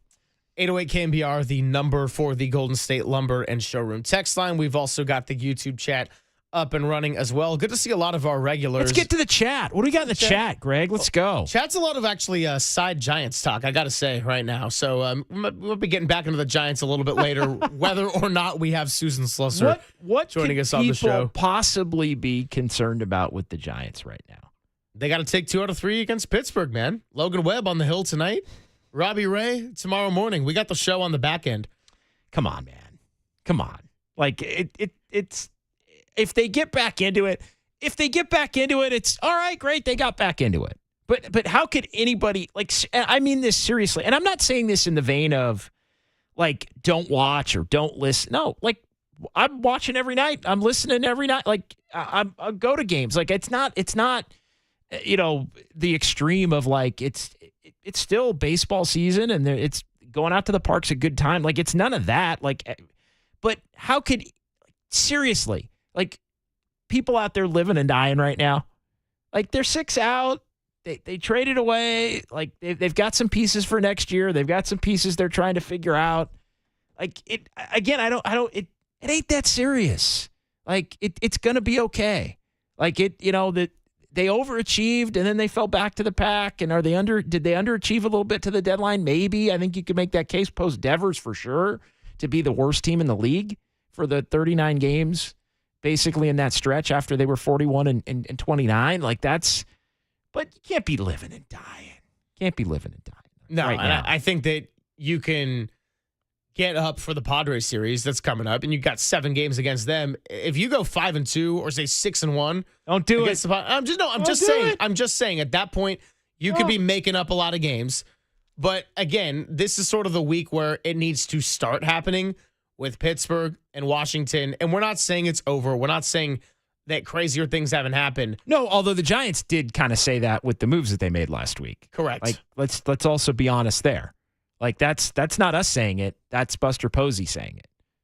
Even though he then said, hey, we can get hot and I still believe in this team and all that. But when you trade 2 of your best 3, you traded 2 of your best players, honestly, for their position on the roster in Rodgers and Doval. Like when you say that, you're telling everybody the belief in what you think this team has done lately and what you project that they do moving forward. That's just reality. I don't have to say it. Buster Posey said it a week ago. Buster Posey said it Thursday. And there's still a lot to watch in terms of Rafael Devers at first base. Of course. Casey Schmidt playing second. Can you get anything in the outfield from Grant McCray? Now Gerard Encarnacion. You got Landon Roop and Eric Miller working through some rehab assignments. And so there's a lot of pieces on this team that could have a lot of value for both the end of the year and for 2026. But it was a little bit far back right now to be talking playoff race here on August 5th. 415, back to the 49er conversation. Love JJ and hope he gets an extension, but he is not a $20 million a year wide receiver, maybe $10 to $12 million a year. Check his game log from last year, only 1 game over 100 yards and 3 touchdowns. I hear him on that stat front. Well, he's not a $20 million. He's not a $20 million a year player. No, he's not. He's not. But I'm saying he I don't think he thinks he is, though. Team. Exactly. So again, what's the range we're talking about? If we're talking $12 million, like this texter brings up, pay him. If we're talking $17 million, that's probably a little bit steep. Yeah, I think to me it's if it's the 10 to 12, my guess is he's probably wanting more like 15, 16. I said wanting. It doesn't mean you're going to get it. No, I'm saying I don't know if I would go that far to pay him. But no, he probably wants 15, 16. The Niners might be saying 10.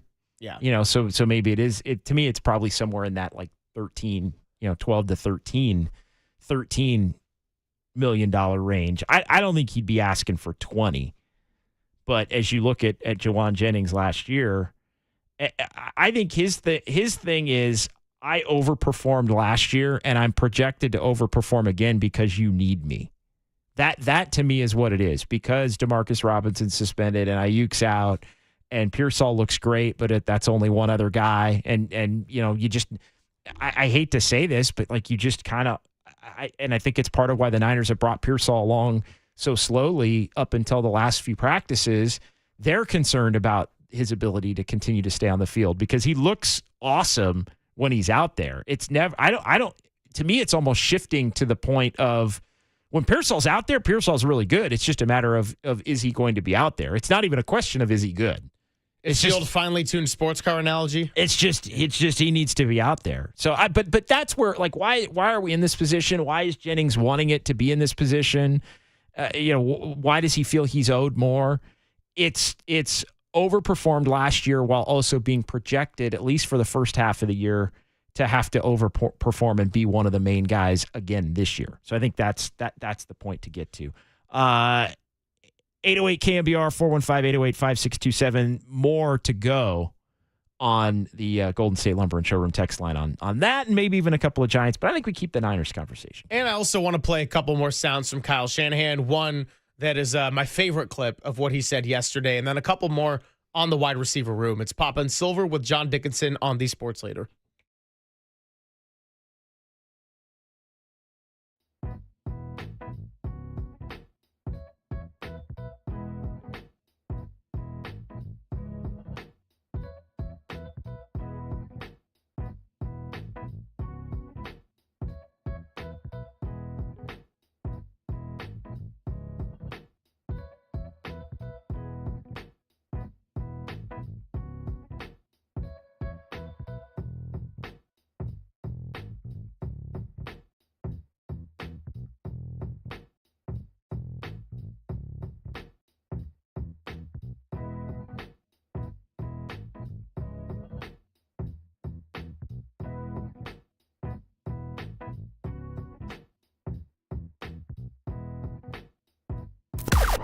Now, from the O'Donnell Financial Group Sports Desk. Learn more at odfigroup.com. O'Donnell Financial Group, because planning is a process, not a product.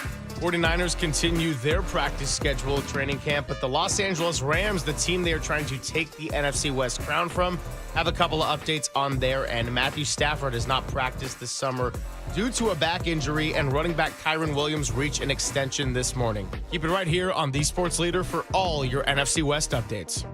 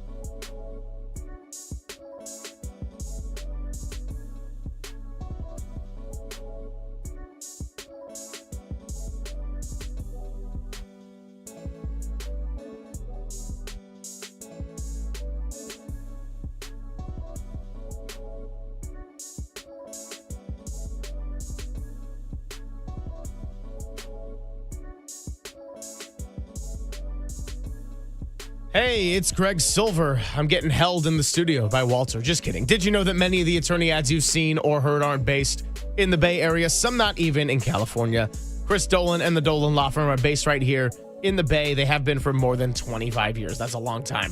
Almost my whole lifetime right there. We're talking about award-winning personal injury and employment attorneys fighting for you where you live. So if you've been discriminated against at work, wrongfully terminated, or sexually harassed, your rights matter, and you can go to dolanlawfirm.com to learn more about your rights.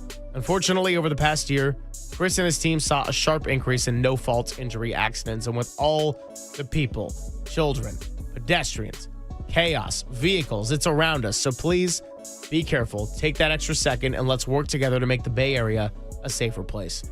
Feel confident that you're in good hands with award-winning California Lawyer of the Year, because the Dolan Law Firm has secured more than $1 billion. That's right, billion with a B, in verdicts and settlements on behalf of their clients. You pay nothing up front. No hourly rates, no upfront fees. Best of all, they don't get paid until you get paid. They live here, they work here, they win here. DolanLawFirm.com.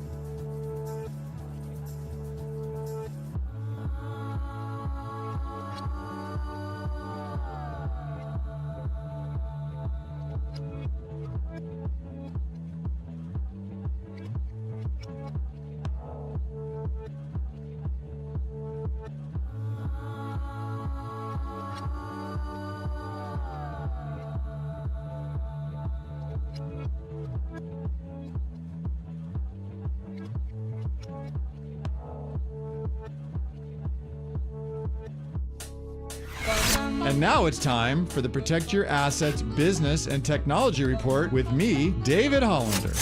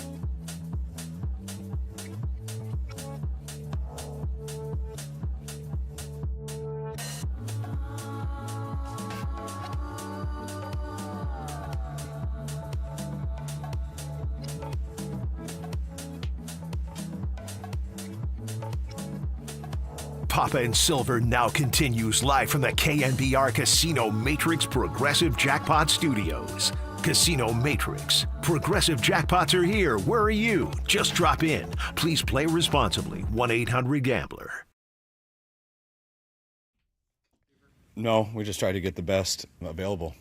Sometimes that's the fastest guy available. Sometimes it's the biggest, strongest. I mean, whatever it is. But, you try to always have 12 guys in training camp, and we got a few guys that are hurt and can't go, especially with BA because he's got to count on your roster with him being on PUP and everything. So we're down on numbers there. Those guys run all camp, and would always love to add more speed and if it's available and if they're good players. And those were two guys who can run that we were happy to add. Isabella went down with an ankle today, so I know he had a setback, so we didn't get him out there today. Hopefully it's not too bad, though. That was Kyle Shanahan yesterday. Andy Isabella with that ankle injury has since been released. And then Equanimous St. Brown, brother of Amon-Ra, has since been re-signed. He's back. And that was something we got into with Larry Krueger. It's Papa and Silver with John Dickinson about intentionally going after speedy wide receivers because Brock Purdy in his time hasn't really had a traditional deep threat. And maybe that guy could be someone like a Jacob Cowing. We haven't really gotten to watch him. Then they brought in Jordan Watkins. Isaiah Nayer also got released, another speedy guy. So a little bit curious if there's more intention about trying to find speed and giving your offense a different flavor. Even taking an example like the Kansas City Chiefs. That was a really different offense with and without Tyreek Hill. With Tyreek Hill, it felt like just, hey, run the touchdown play. You could get a 75-yard touchdown off a kickoff whenever you wanted. Without Tyreek Hill, we saw a lot more of the adjustments. It was a lot more Travis Kelce dependent. Then they had a point where Kelce was getting older, and who was that wide receiver going to be? Since they have gotten Xavier Worthy and Rashee Rice, two guys that can go deep. I don't want to go on and on about the Chiefs. The point being, that's not really something that in the Kyle Shanahan time with the 49ers, I guess you had, look, in this whole era of 49ers, you got like a Marquise Goodwin at one point, and then you had a Dante Pettis, but for the most part, not really a traditional deep threat, and that's probably something that the 49ers could use. Yeah, and they don't have it. I don't feel like on this roster right now, and I don't feel like anybody. Maybe it's eventually Jordan Watkins at some point. Could he be somebody that's that type of player? Isabella ended up being cut today. In the daily flurry of moves, I get not quite as many today as there were yesterday, and they wind up bringing Equanimous St. Brown back. But there's nobody of consequence. And again, I just have a hard time. Cowing's kind of out of the mix right now because of the injury during the first practice, and we're talking about the Jennings conversation. We got into the whole wide receiver conversation, just relating to some of the 49er question marks, but also relating to this Terry McLaurin story as well. And it's interesting. Matt Barrows of The Athletic was part of this basically 5 beat writer piece that they did about Terry McLaurin and trying to find 5 teams that would be interested and of interest to maybe looking to trade for McLaurin. And the Patriots were in there with the 49ers, the Chargers in that mix, the Steelers, and the Bills. Those were the 5 teams. And so the athletic beat writer for each of those teams, did a little digging, did a little paragraph, did a little blurb about it. And so Barrows wrote about the potential pathway, again, hypothetical, but Ayuk for McLaurin. And so that's where we got on the conversation, basically. And Barrows wrote, the 49ers probably would have acquiesced to Brandon Ayuk's trade request if McLaurin was part of the trade package a year ago, but the Commanders didn't want to part with the receiver. A year later, would they reconsider? Again, just kind of asking the question.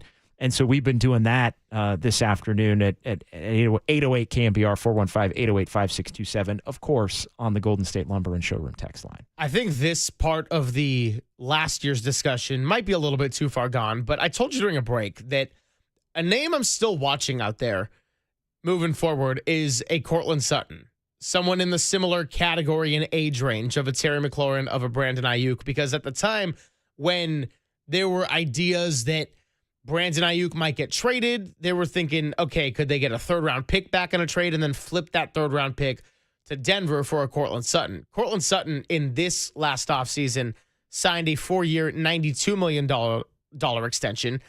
So well below the $30 million a year mark. That ties Calvin Ridley for 18th among all receivers. I would venture to think that between Denver's success that they had with Bo Nix in year one, the chemistry they had, and probably the bargain they feel they got on that deal, they would be less interested in trading a Cortland Sutton than they would have been for someone like a Brandon Ayuk coming off a Super Bowl appearance a year ago. But still one of those guys that I have floating out there as a Kyle Shanahan type that could fit in this offense theoretically if they were able to shake some pieces around. Yeah, you'd love a Cortland Sutton. I mean, that would be fantastic. That type. And again, I think the 49ers will find out in the coming weeks whether they truly believe that wide receiver is a position that needs to be upgraded or augmented or protected against some of the injuries and unavailability of some of these players as we get closer to the season. Now, more from Matt Barrows in this little blurb that he did for that piece about teams that might be interested in Commanders wide receiver Terry McLaurin. While Ayuk is coming off an October 20th ACL tear, isn't expected to be ready for the start of the season.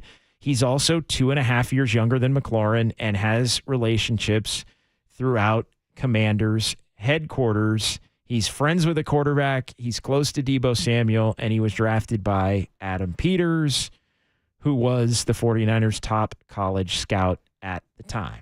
So, again, just connecting the dots on the potential there. I think if Ayuk was healthy, there might be some legs to that. Although by all indications, his rehab has gone well, and I know it's been reported, even ahead of schedule for whatever ahead of schedule means in that vein.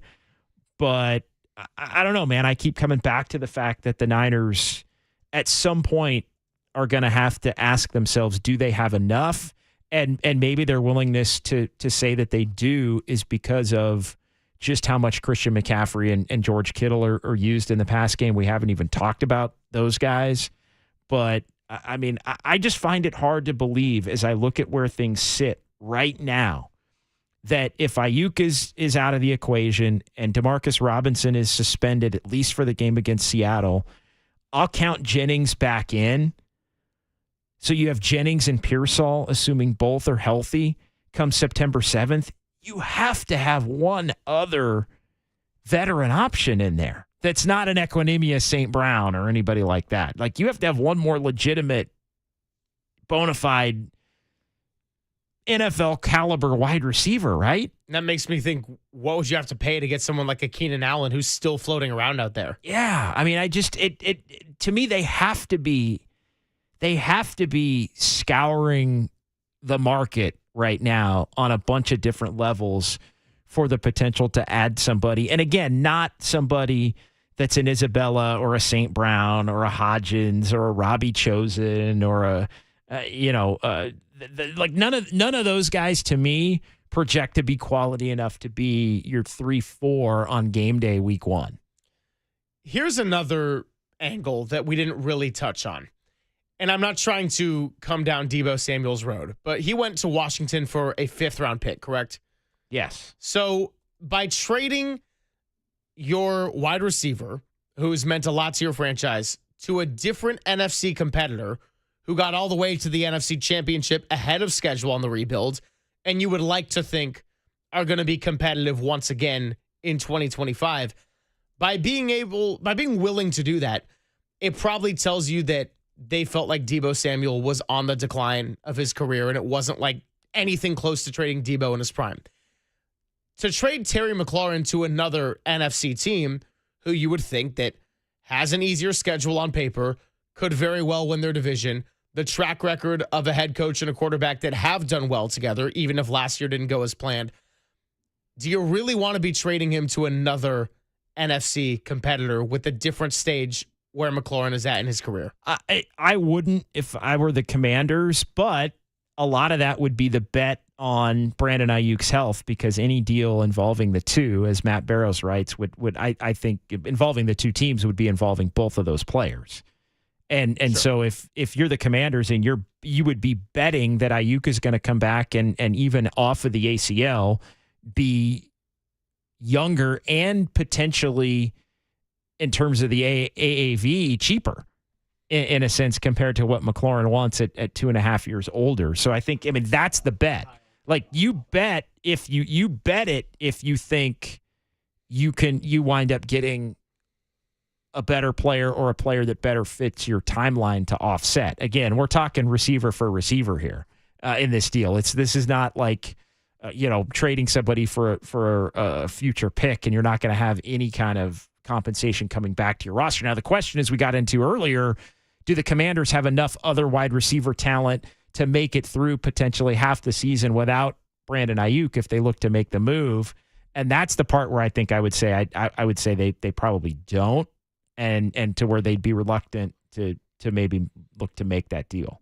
Couple of pieces of sound I want to give you on the other side coming up in just a second. One from Kyle Shanahan and one from Colin Cowherd. This is where we can look at a little bit of a larger picture within the division and also share some headlines that the Los Angeles Rams have been making while they got training camp going on. It's Papa and Silver with JD on the Sports Leader. KNBR, the Sports Leader.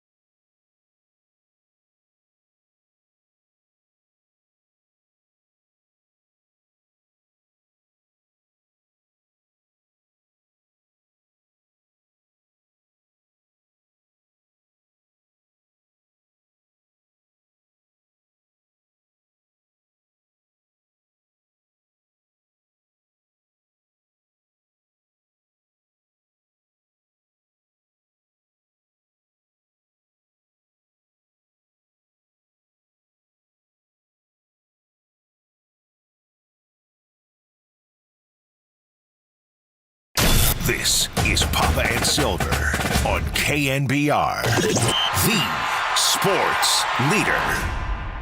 Filling in for Greg Papa is John Dickinson on the sports leader. Greg Silver, John Dickinson, spending your Tuesday with you. Hope everyone's having a nice lunch break or out and about running errands or avoiding traffic, or as I like to say in our Dolan Law Firm reads, with all the pedestrians and vehicles out there, let's be careful and work together to make the Bay Area a safe place. This is also a safe space to be talking all things football right now. 49ers practice underway yet again. We, of course, will be out there on Thursday for the joint practice against the Denver Broncos ahead of that first preseason game on Saturday. Tracy Sandler might be joining us in an hour if we get this phone thing resolved, but hey, it's the power of live radio. You just never know. What I do know is I wanted to play a couple of bites of sound. This one from Kyle Shanahan. We've gone all the way to 12:30 without playing this, which is borderline criminal, but wanted to get a lot of the business out of the way. And here is Kyle Shanahan with easily my favorite cut of yesterday, giving his support to our guy, Greg Papa. We love having Papa around. He watches everything, eavesdrops sometimes a little too much. We got to back him up. But no, we love Greg. I love doing my TV show with him. He's been awesome. I was telling my kids about that, and my youngest daughter didn't know his name, and then Carter imitated his voice when the Niners scored touchdowns and stuff, so she knew exactly who he was then. But Greg's awesome. We're all pulling for him, and he's in a battle, but a battle we know he's going to win.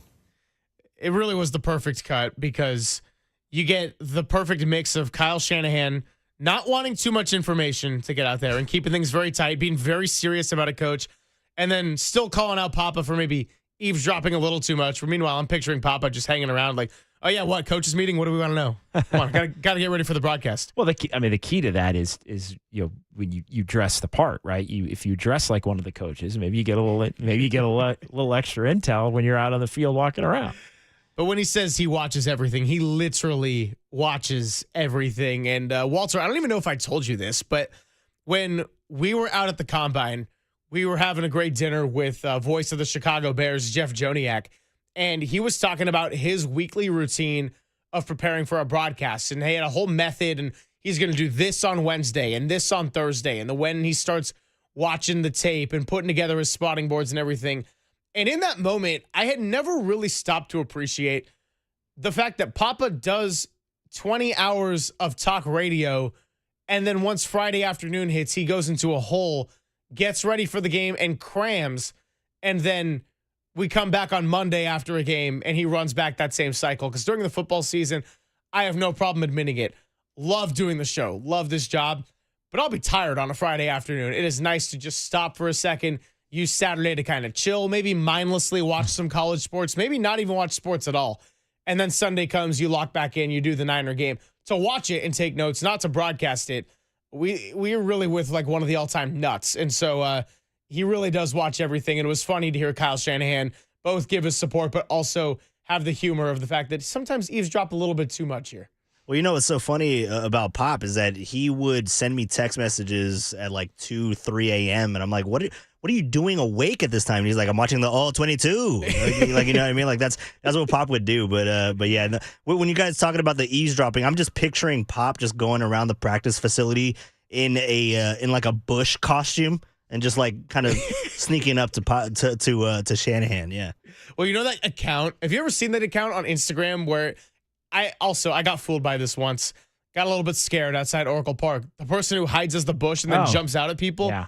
Yeah, I got burned. I was kind of looking at my phone, and then I looked up, and there was a whole bunch of green just screaming at me. And I continue to get made fun of for that to this day, which I can't even argue against. But maybe that's what Papa was doing. He's just like sitting there as the Bush, and then he's like, hey, so what are we hearing? How's Brock's elbow? Yeah, I think that's a smart bet. I've said it a few times, and I'll be short. I mean, the work ethic is maniacal and the detail is impeccable. I mean, it is just in terms of the prep and how he does it and everything. And yeah, it's just undeniable.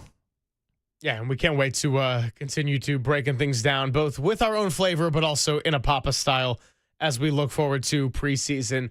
Game number 1, hey, by the time we come back on Monday, we're going to have some Broncos tape to be talking about, and we'll be out there Thursday, of course. Also wanted to play a piece of sound which can kind of guide us for the next maybe segment or two. Colin Cowherd loves to have his opinions out there, and I do love Colin. He actually had a hilarious thing about Brian Schottenheimer wearing a visor and doing it backwards, and how he's not dressing the part of the head coach. I should have worn my backwards hat today to honor all of that. A lot of people are high on the 49ers from that network over there. Jason McIntyre, John Middlecoff, who does the Volume and the 3 and Out podcast. Colin Cowherd giving his picks for the NFC West here in 2025. Not exactly the friendliest here to our red and gold. NFC West, again, I'm not as high on the Niners as J-Mac. I go Rams, Seahawks. The Niners have an easy schedule. I think they're old. I think the roster has holes. I think they wanted to keep Greenlaw and Hufanga. I do think Robert Saleh coming in helps. So again, like the AFC, where I moved the Bengals out, Sean Payton, I'd probably move in. I would probably move the noisy Bears out and the Packers in. But it's very interesting because I have spent, as my staff knows, I spend considerable amount of time trying to find new playoff teams. And if I made these two changes, I'd only have 2 new playoff teams. New England in the AFC and Seattle in the NFC. So he went in the standings. Rams number 1 to defend the NFC West. Seahawks number 2 and making the playoffs. Cardinals 3, 49ers 4. Here's what I don't like about that, though. He's saying they got younger, they're old. And I'm thinking, well, they got a lot younger.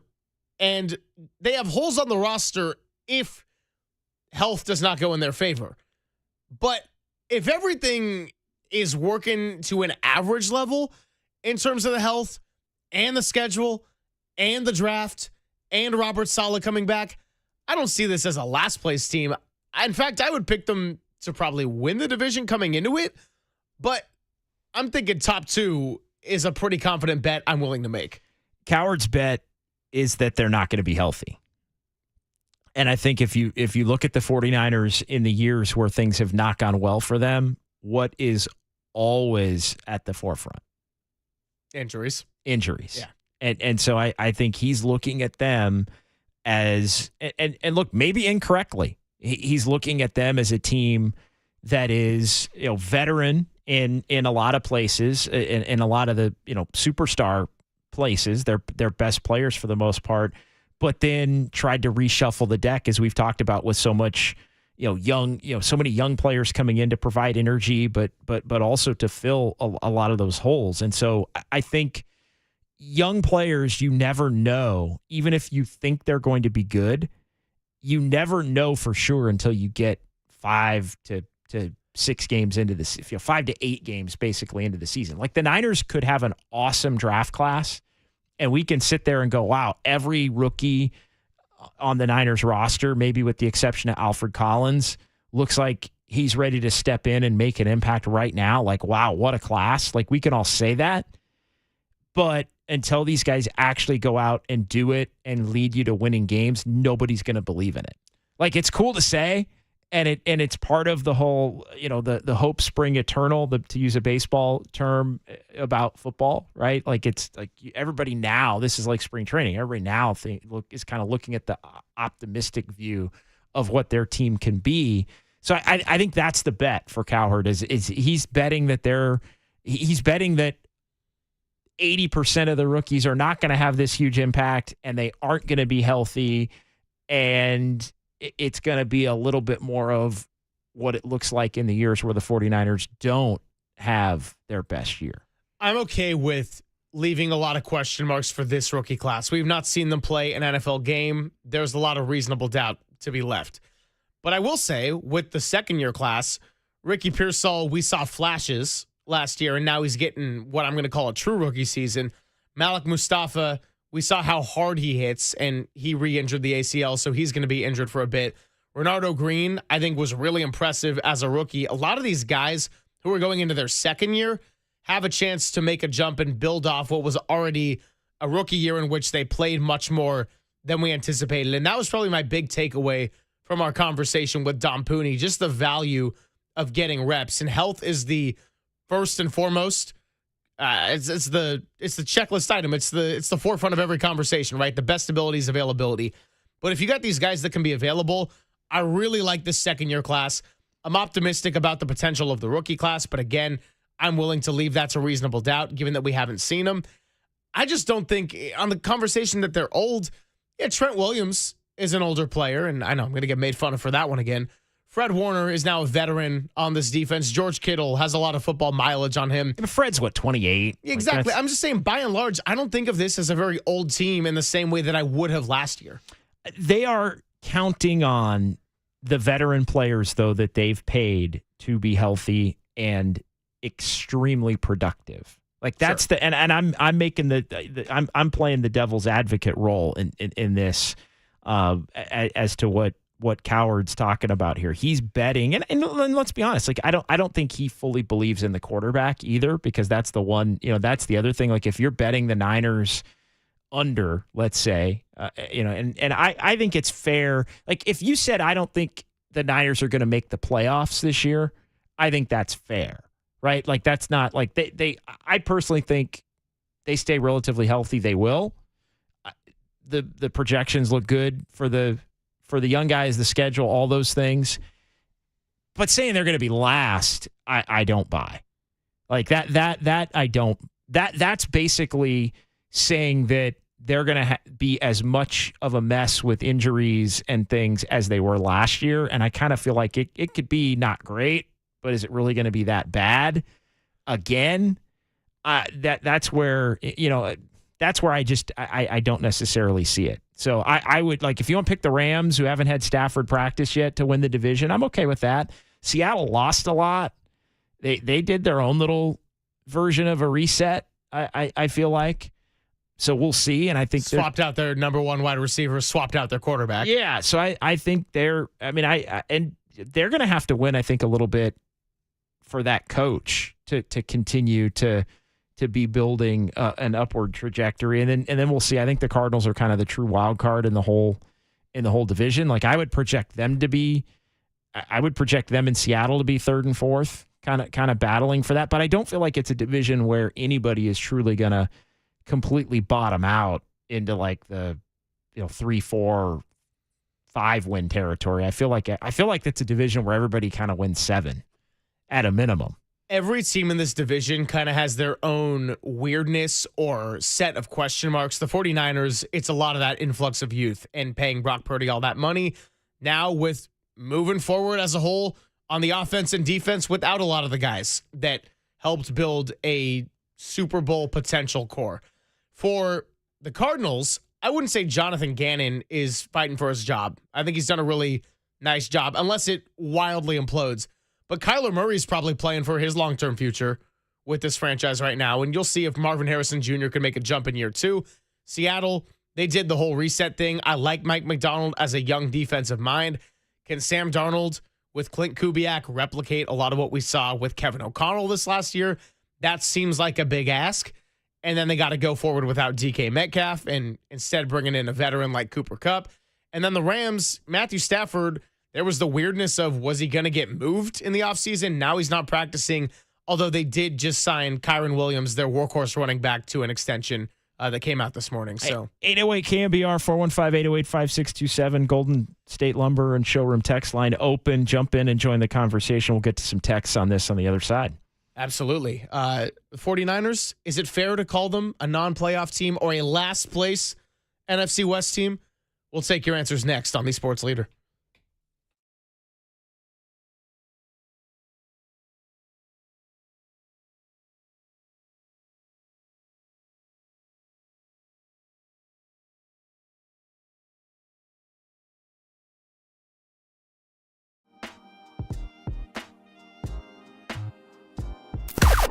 Now, from the O'Donnell Financial Group Sports Desk. Learn more at ODFIGroup.com. O'Donnell Financial Group, because planning is a process, not a product. Well, if you had the bedtime of a young Tony, you might have gone to sleep thinking that the Giants were doing all right, but they ended up losing a 4-1 lead, 5-4 final. They cannot beat the Pittsburgh Pirates, and wow, you know the drill. Sound off, 415-808-5627.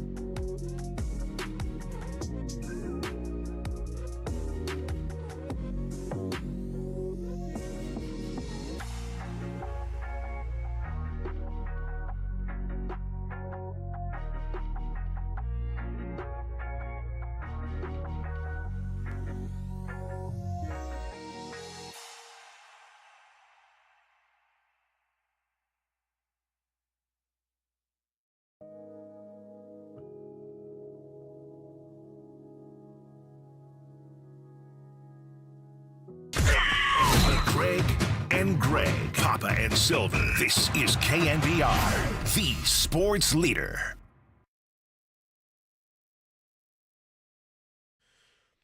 Papa and Silver with John Dickinson hanging out on a Tuesday. A little over an hour left here, and then we'll get it over to Dirty Work.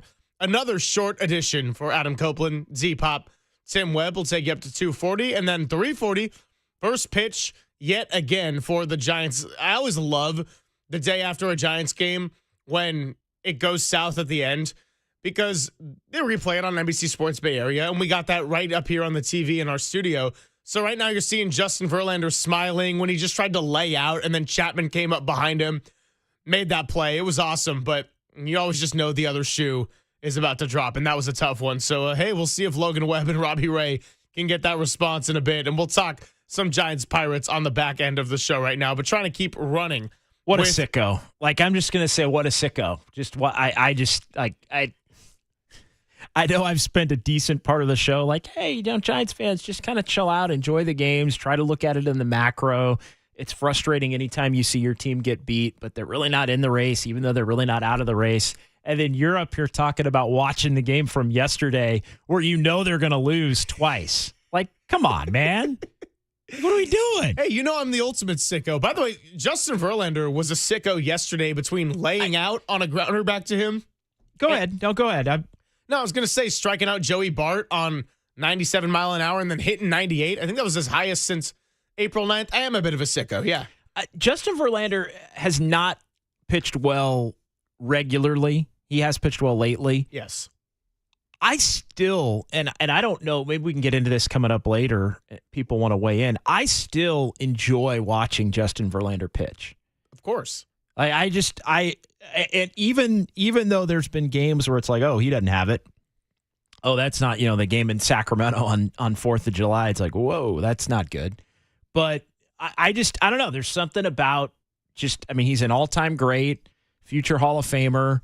He's done all these things, all the accolades, and it is fun watching him try to attack hitters at his age. And rearing back and getting 98, in a big moment last night, I think is it. I don't know. It's just, again, when you look at things, we can quibble about the relevance of the Giants and in it versus out of it and all that, but still on a day-to-day basis, there are still things to watch and listen to and go to the game. Like, it isn't that dramatic. No, this was the best. Even if you think they're out of it.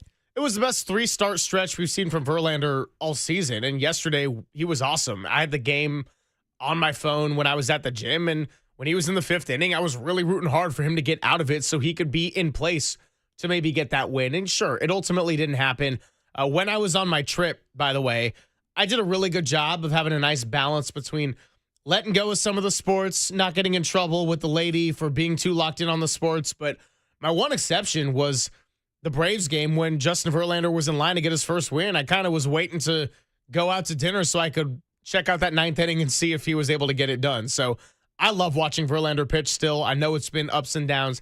I know he's had his fair share of bad luck, but as bad as yesterday was at the end with the bullpen and another illustration that, yeah, hey, when you sell at the deadline and sacrifice some of the bullpen, that might happen. I still love those first 5 innings. There's no question about it. Yeah, and I think when the Giants there was some talk, I think, about Verlander potentially at the deadline going elsewhere, and I think a lot of it was left up to Verlander, right? Did he want to go somewhere else or just stick it out? Like, when it was basically deemed that he wasn't going to be going anywhere, and he has the no trade clause to be able to do it. So I think it's one of those where it's like, hey, Justin, you want us to ship you off somewhere? Would there be some teams you'd be interested in going to? He can kind of yay or nay that. He's like, yeah, I signed. Let's finish this thing and see how it goes. Like, I wasn't disappointed to see that because of just the general enjoyment that I've had from watching him on a game to game basis. Like, I've never in a season, as much as anybody can be a fan of his greatness, I've never in any season watched every one of his starts in the manner that I've watched him this year. Can we call him now again the oldest athlete in North American pro sports now that Rich Hill had his quick stint and is gone? I think he's back to it. If he was before. Yeah. I think he's back to it. All right, yeah. I'm going to run with that title. We'll talk a little Giants here coming up in the final hour, but shifting back to the football side of things, by the way, quarterback update in Indianapolis. Shane Steichen said that Anthony Richardson will start the Colts' first preseason game, and then Daniel Jones will start the second. Am I the only one that thinks that Daniel Jones is definitely winning that job? No, you're not the only one in this room. I think it's completely set up for Daniel Jones to get it. Anthony Richardson, you look at his 2 or 3 best plays, and it's awesome. But it was tough watching last year, going through a game where he was tired in the fourth quarter. His completion percentage was like 50. I felt very early on the train of the Anthony Richardson experiment. For a guy that really didn't play that much in college, I just don't see it happening. I know Daniel Jones is not an exciting quarterback. He got a lot of heat because anytime you're in New York and you're not living up to standards, it's going to make sense. Didn't help that the Giants chose between him and Saquon Barkley. Saquon goes to division rival and wins a Super Bowl, whereas Daniel Jones ends up getting released. But I feel like Daniel Jones can at least play the position. I just don't know if I see it with Anthony Richardson. No, and I think there's going to be some pressure to win as much as possible now for Indianapolis. And Indianapolis is one of those teams, as you start to get closer to the season, I do this. I know Papa does this a lot. You start to look at the teams that the 49ers are going to be playing with a lot of scrutiny. I keep that. I always, because I'm a bona fide schedule nerd, but I always keep that schedule close and keep in mind the teams that the 49ers are playing, not just coming up and not just the divisional teams, which I think everybody does, but the opposite division in the conference that they're going to be playing, AFC South, plus the Browns from the North are going to be the extra team that the 49ers are playing. So you always kind of keep an eye on how those teams are doing and some of the storylines surrounding them. And that's, it's interesting, quarterback battle for Indy, but then Indy's somebody that the Niners are not going to see till December. So maybe you file that away a little bit and you start to think, well, the guy who's the quarterback at the beginning, there's a decent chance that guy will not be the quarterback by the time that the 49ers play them, unless there's some quick and early success. I also think there's potential for maybe it's Daniel Jones and then he struggles and then they go to Richardson and they go back to Jones by the time we get to whatever that is, I think December 21st. Looking at the first month of the Niners schedule, 3 of the first 4 games I would say are teams with a lot of question marks. Seattle just did a big reset like we got into. New Orleans, we don't know what their quarterback situation is going to be, and they got a first-year head coach in Kellen Moore. Then they come home to play the Cardinals, and I mentioned I think Kyler Murray is probably playing for his long-term future in Arizona. And that is an immediate, and we've talked about this with the opener in Seattle because that was the one game last year the Niners won in the division at Seattle.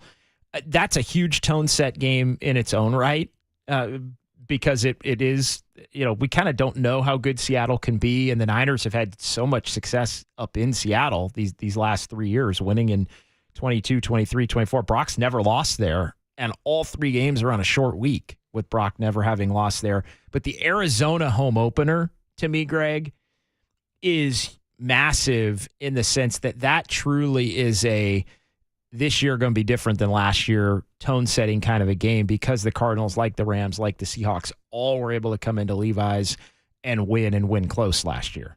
I think I had it at 12-5 when we did the schedule game with Papa. Walter, you're going to have to hold me to this. Every week, we're going to have to go back and revisit what I did when we got out the 2 colored pens. I think I went loss week 3, Arizona.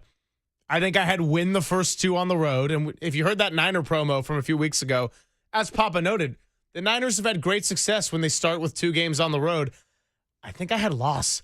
I think my thought process was young defense. Robert Saleh is going to do a great job, but they're not going to see a quarterback like a Kyler Murray prior to week 3, and that's going to be something new. It's a lot of young guys playing in front of that Levi's crowd for the first time.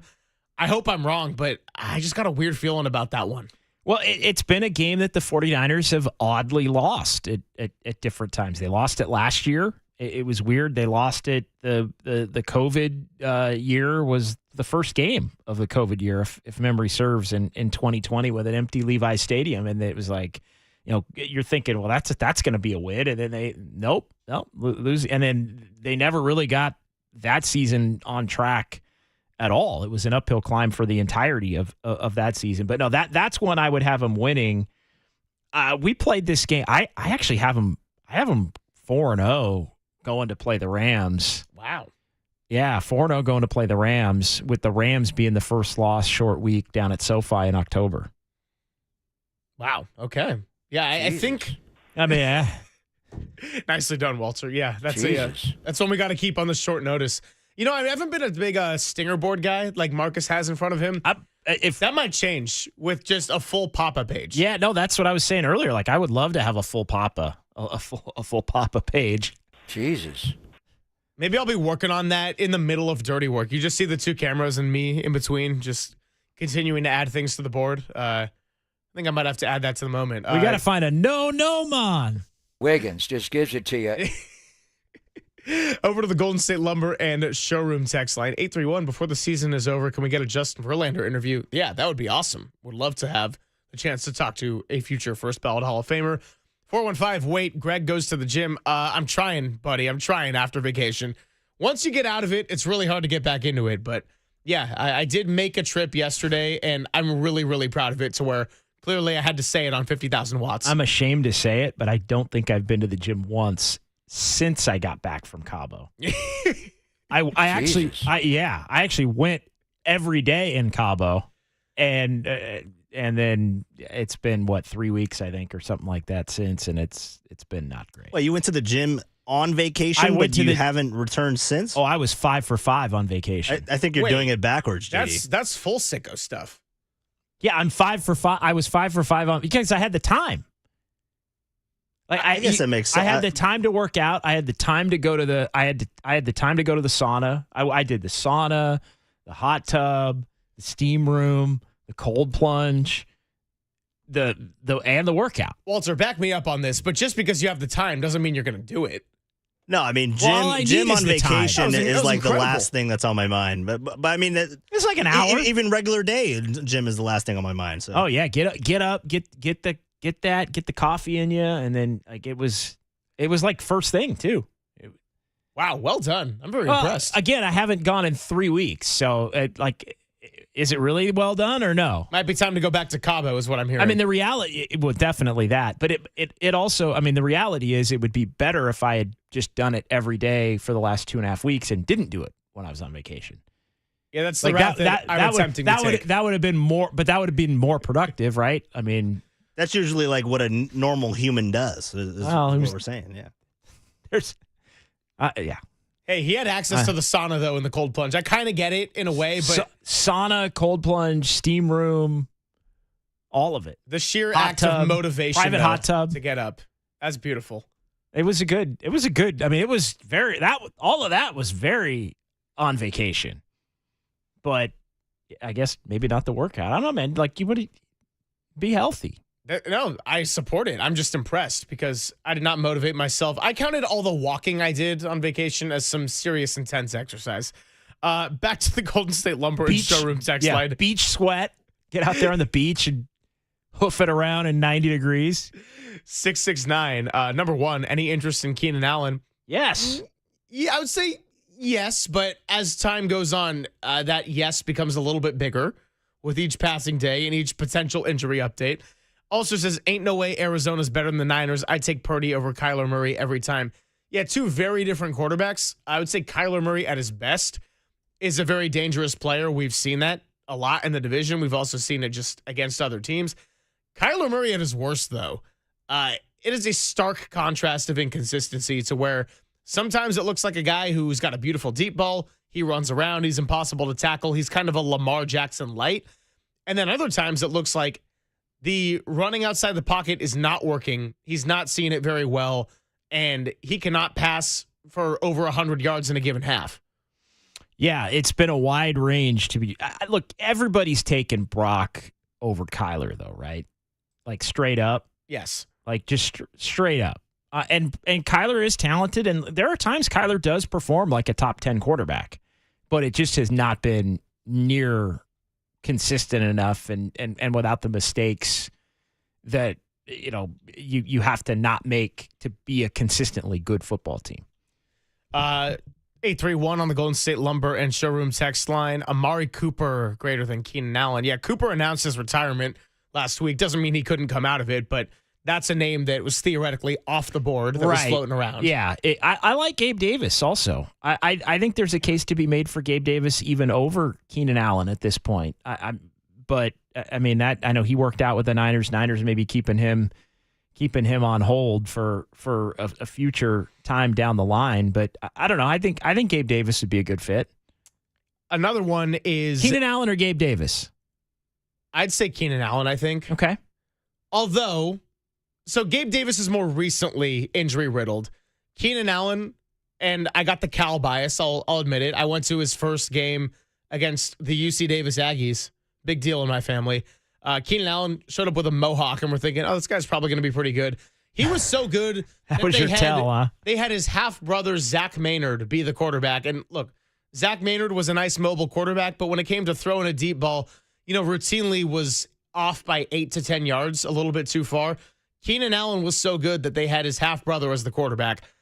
Keenan Allen, though, again, I think he was that classic, your favorite wide receiver's favorite wide receiver mold. Great possession guy, incredible route runner, also had a history of injuries and now has gotten a little bit older. Didn't really work in Chicago when everything was dysfunctional.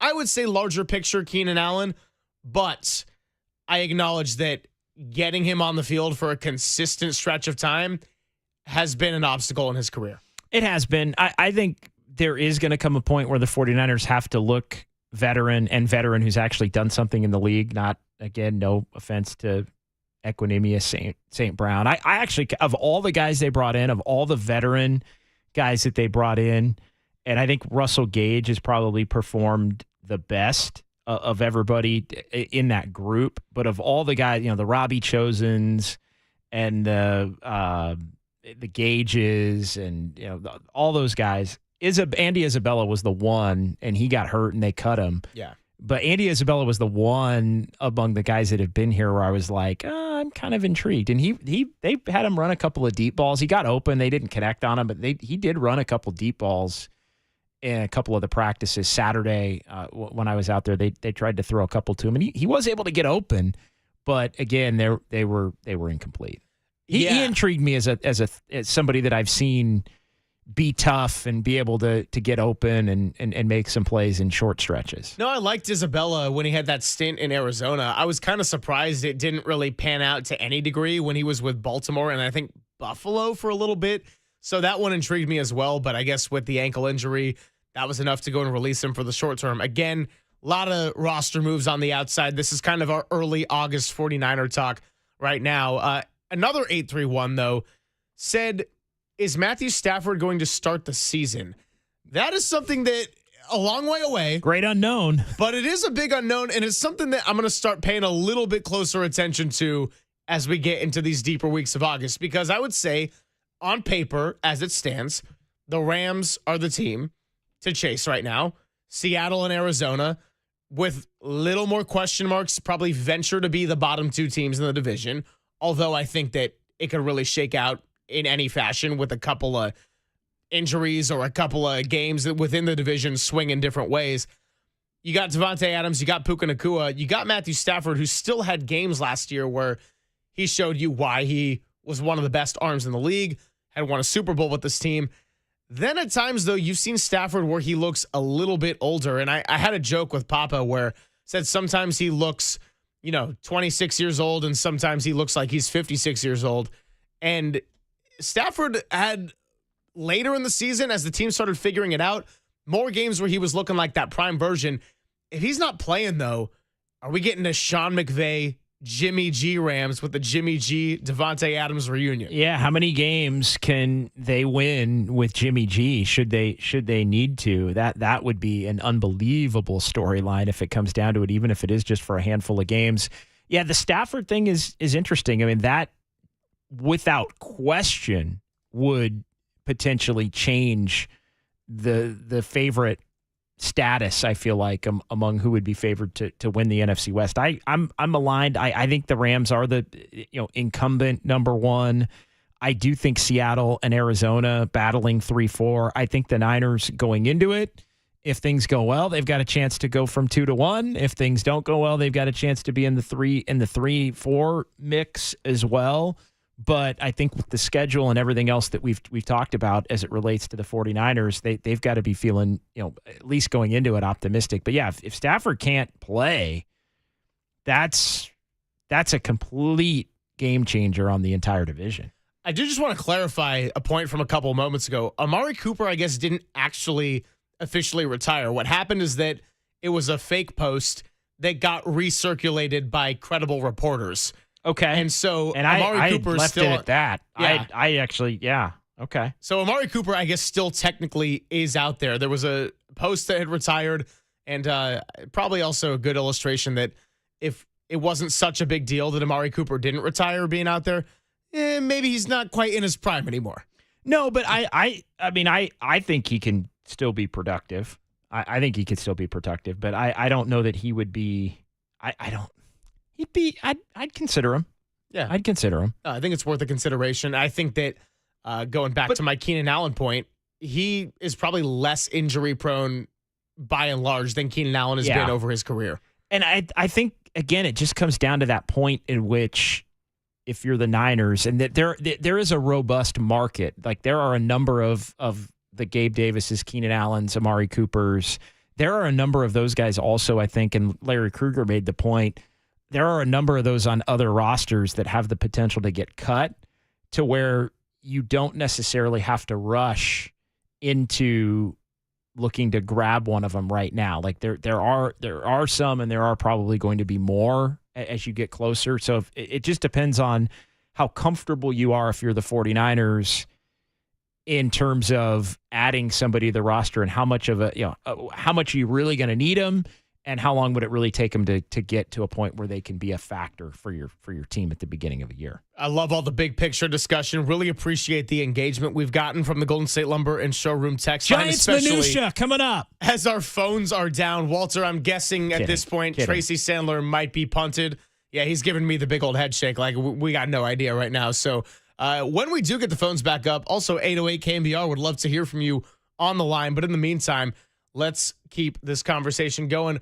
We haven't done a Silver Linings playlist since I came back outside of Friday in our big tribute to Papa with Big Papa, Notorious B.I.G. So I got one coming up for you next as we get back into the daily. Just kidding. We're not doing Kaminga. We're doing Giants on the Sports Leader.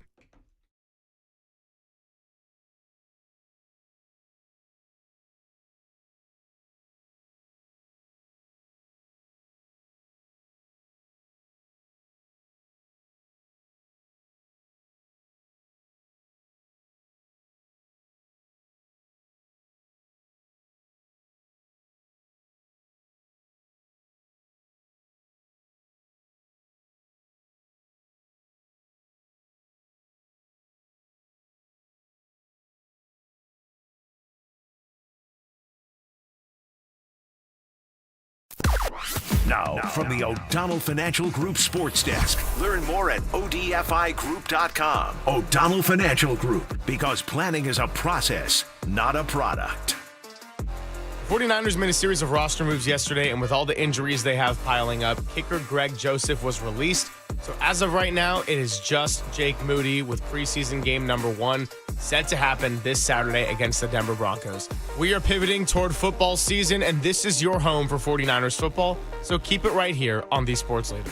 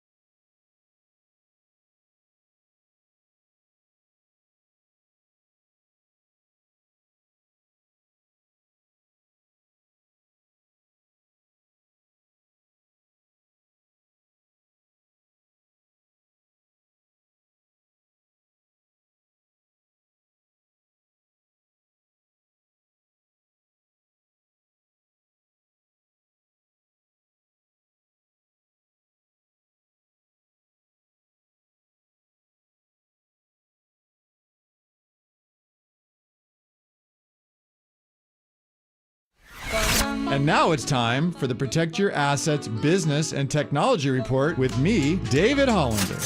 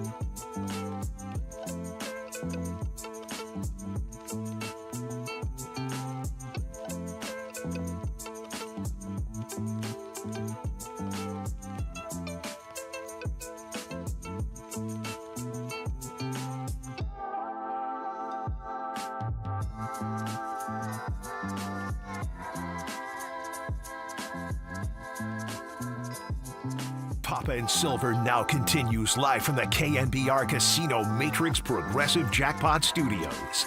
Casino Matrix. Progressive jackpots are here. Where are you? Just drop in. Please play responsibly. 1-800-GAMBLER. Filling in for Greg Papa is John Dickinson on the Sports Leader. Silver Linings Playlist. The tunes and lyrics that define the stories of the day. Drop the mic, Silver. Oh my goodness. Oh my goodness, this guy. I jokingly said, JD, I said, I dare you to hit another sounder. After the Silver Linings Playlist being like our third straight sounder, he did it. He did it again. So look, you know what? I asked for it, Walter. I'm going to own it. I asked for it. I did. Yeah, no. Ask again, yeah. Yeah, I provoked him. That's on me. By the way, we are brought to you by Redwood Credit Union. Whether you're dreaming of a new home, planning your children's future, or growing your business, Redwood Credit Union is a financial partner that feels like home. Learn more at redwoodcu.org. Federally insured by NCUA, and we're going to get some tunes up in our life because we can't get phone calls. We can't get guests, but we can get some good vibes. Tracy will reschedule. Susan, maybe Thursday. No. Tracy Sandler's asking, what's the use of having me weekly if you don't have phone lines? We're going to go out to 2018. What's the use by Mac Miller? Pittsburgh native, by the way, the late, great Mac Miller. So with the Pittsburgh tie, I wanted to ask, what's the use in the sense of what does it matter? And I'm not saying that to be frivolous. I'm genuinely asking, what is the purpose of these final 49 games here? Just writing off the final 49. I know, right? Look at me. And it's unbelievable. As we look at today with Logan Webb on the mound and Robbie Ray, tomorrow they have a chance to go 4-2 on this road trip. Then they come home. They play Washington, a whole lot of division games against the Padres. And then September is really packed with division games. You got the Rockies and the Dodgers. And then you've got the Diamondbacks coming in as well. So as we look at the goal of still trying to make something happen, still pushing to win games and make the playoffs, with all of that in mind, what is the greater use here in the final 49 when we look ahead to the 2025 season and into 2026, regardless of whether we're talking about October baseball or not? I will also tell you that the Giants lineup for today is out. Elliot Ramos will be in left field. Rafael Devers will be taking a break from first base. He will be your designated hitter hitting second. I knew I was going to get you with that one. I want him playing first base. All right. Willie Adames third. Matt Chapman at cleanup. Dominic Smith, first base, hitting at the 5 spot. Gerard Encarnacion will be in the lineup today, starting at right field. Jung-Hoo Lee hitting 7th. Patrick Bailey 8th. And then Christian Koss will be your second baseman hitting 9th. Okay. I'm good with that. And the Giants facing today, is it Burrows? It is Mike Burrows. Mike Burrows, the right-hander, going in that one for the Pirates. So you've got Koss giving Schmidt a day, and then you've got Encarnacion in even against the righty. Interesting there. Yeah. Grant McCray, not great at bats. No. Yesterday. No. Grant McCray, and I remember this last year because I was producing for Bill Lasky, and he had that great game with a very confident interview afterwards, and he said, yeah, me and Jung-Hoo out in the outfield yesterday, that's going to be scary for some teams. And honestly, it didn't rub me the wrong way. I really liked the swagger because it gave the Giants a little punch of something they didn't have at that time. That being said, I think the next day he went 0 for 4 and might have struck out all 4 times. So there was clearly some steps to be made there with Grant McCray as a big leaguer at the plate. He's got some swag. When he hits the ball, he tends to hit the ball hard, but there's obviously a lot of swing and miss in between that, and plays a good outfield defensively. So, Sure. I mean, toolsy kind of a player, and somebody obviously the Giants are trying to, I think, learn a little bit more about before potentially moving on to some of the others that are in the organization. I don't mean to get in the weeds here, and I mentioned it earlier, and Walter kind of perked up, and he's like, the guy that I'm keeping an eye on, and I don't do the, oh my God, Bryce Eldridge hit another homer. Oh my God, because we know, look, we know Bryce Eldridge is good. We know Bryce Eldridge is a top prospect. Yes. We know Bryce Eldridge at some point is going to be up and get an opportunity probably as early as, hell, they might give him a few at-bats this year, but up and expected to be impactful by the early part of next year, if not at the beginning of next year. But I am interested in Drew Gilbert because that he was somebody that was hitting in the minors, and he was part of this Tyler Rogers deal. And I just, to me, can play all 3 outfield spots, been leading off for the River Cats down in Sacramento. That's somebody that I would look to in the futures game 2 years ago. He's somebody, he's 24, going to be 25 at the end of September. That's the name that I want. Again, he was a deep, it's not like this guy was a first round pick. He was, I think, 30th something round pick. Yeah. So it's but he's made his way through that. But that's somebody that I'd like to get a look at some point here. Well, yeah, and you're going to need more offensive production out of your outfield. There's no way around it. If you can get the April and the July version of a Jung-Hoo Lee, that's awesome. Elliot Ramos maybe has been your most consistent bat all year. I think, did he go 3 infield hits yesterday? And Gilbert, by the way, was drafted twice. He was originally a 35th rounder, and then the Astros took him a couple of years later. It was 3 years later. They ended up taking him in the first round. Got it. Okay. He ended up being a top. He wasn't a top pick out of high school, and then he was a top pick after playing at Tennessee. That makes a lot more sense. Because I was like, I know he played at Tennessee. Let me clear that up real quick. We had Tony Vitello. When you make a mistake, you own the mistake. But he's how somebody. Amari Cooper actually isn't retired. Yeah, he was the 28th pick. He was a out of high school, drafted by the Twins, deep rounds, and then the Astros took him toward the end of the first round in 22. Gotcha. Yeah, we actually had his college coach, Tony Vitello, on with us when I was with Krug, and he was a total character. We asked him about Gavin Keelan a lot because that was the Giants' 13th overall selection here in this most recent draft. We'll see if they get the 13th pick again by the end of the year. Who knows? He looks like a good on base guy. I feel like a good defensive outfielder. Is there a lot of power there? Not necessarily, but again, it's for me. It's like when you're talking Grant McCrae's and Gerard Encarnacion's and Wade Meckler's and Daniel Johnson's and I want to see the guy who hasn't been in the Giants organization. So on that note, I want to see the guy that the Astros liked in the first round in 2022. That's what I want to see. This guy probably's got a lower ceiling than a Gilbert with that kind of draft stock, but I'm intrigued by Jesus Rodriguez, the catcher they got as part of the Camilo Doval trade from the Yankees. Now, he hasn't done anything that jumps off the page like crazy. Has now been in the minor leagues for 6 years, currently in Sacramento, but he's been a pretty consistent hitter. And yes, hitting at AA versus AAA and the majors is going to be a big difference. All that being said, Patrick Bailey went from struggled in the second half to now he's really struggled at the plate for the entire year. So again, I don't want to rehash the entire catcher rant I gave around 10:30, 10:50 or whatever, but if you get a catcher that's an option that can hit, maybe it doesn't go and replace Patrick Bailey, but if this is your every third game, every day game kind of guy, and he can give you something else at the plate, if Jesus Rodriguez can blossom into that, that's probably the guy in the minors right now that I'm watching the most closely. Yeah, I mean, I think that's fair. I'm kind of with you on that. Those would, if you said JD pick a second one without really knowing a lot about Jesus Rodriguez, that he would be the second player that I'd be interested in. And Buteau is the other one. Obviously, he's been up in the majors with the Mets, but just because it's like, all right, how good and where could he plug into a bullpen down the line? He's obviously already up. So you're getting a look at him. We got a little NBA note and also an NFL note to get to coming back here. The suspensions in the NFL are starting to be handed out. I know we've been kind of waiting on, is DeMarcus Robinson going to have a suspension, and at what I think the length? expectation is yes, Yes. but we have not been given a word on that, but- and it's going to come. Yeah, the NFL also kind of waits. They like to wait till right around this time, I feel like, and into August to make a lot of these announcements. So I think there could be a run on suspension announcements potentially coming here. I believe one time when I was talking suspensions with Papa, we brought up Alvin Kamara, and I think he got suspended right before the start of the 23 season for an incident that happened in February of 22.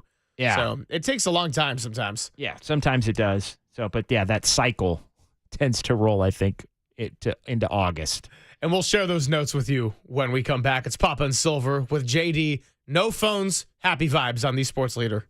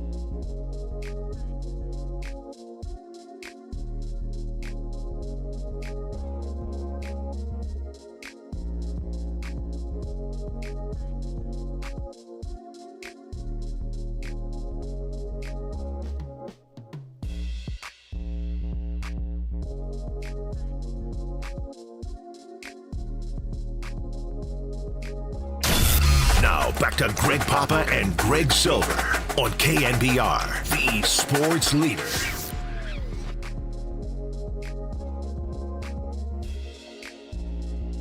Papa and Silver here with John Dickinson. Another 25 minutes or so, and then we'll get you over to Dirty Work, and then we'll get you ready for Giants Pirates. Can they beat Pittsburgh for the first time this year? Well, yes. I'm going out on a limb. I'm going to say yes. I mean, look, you would not want anyone else on the mound besides Logan Webb for this occasion, or yesterday's version of Justin Verlander.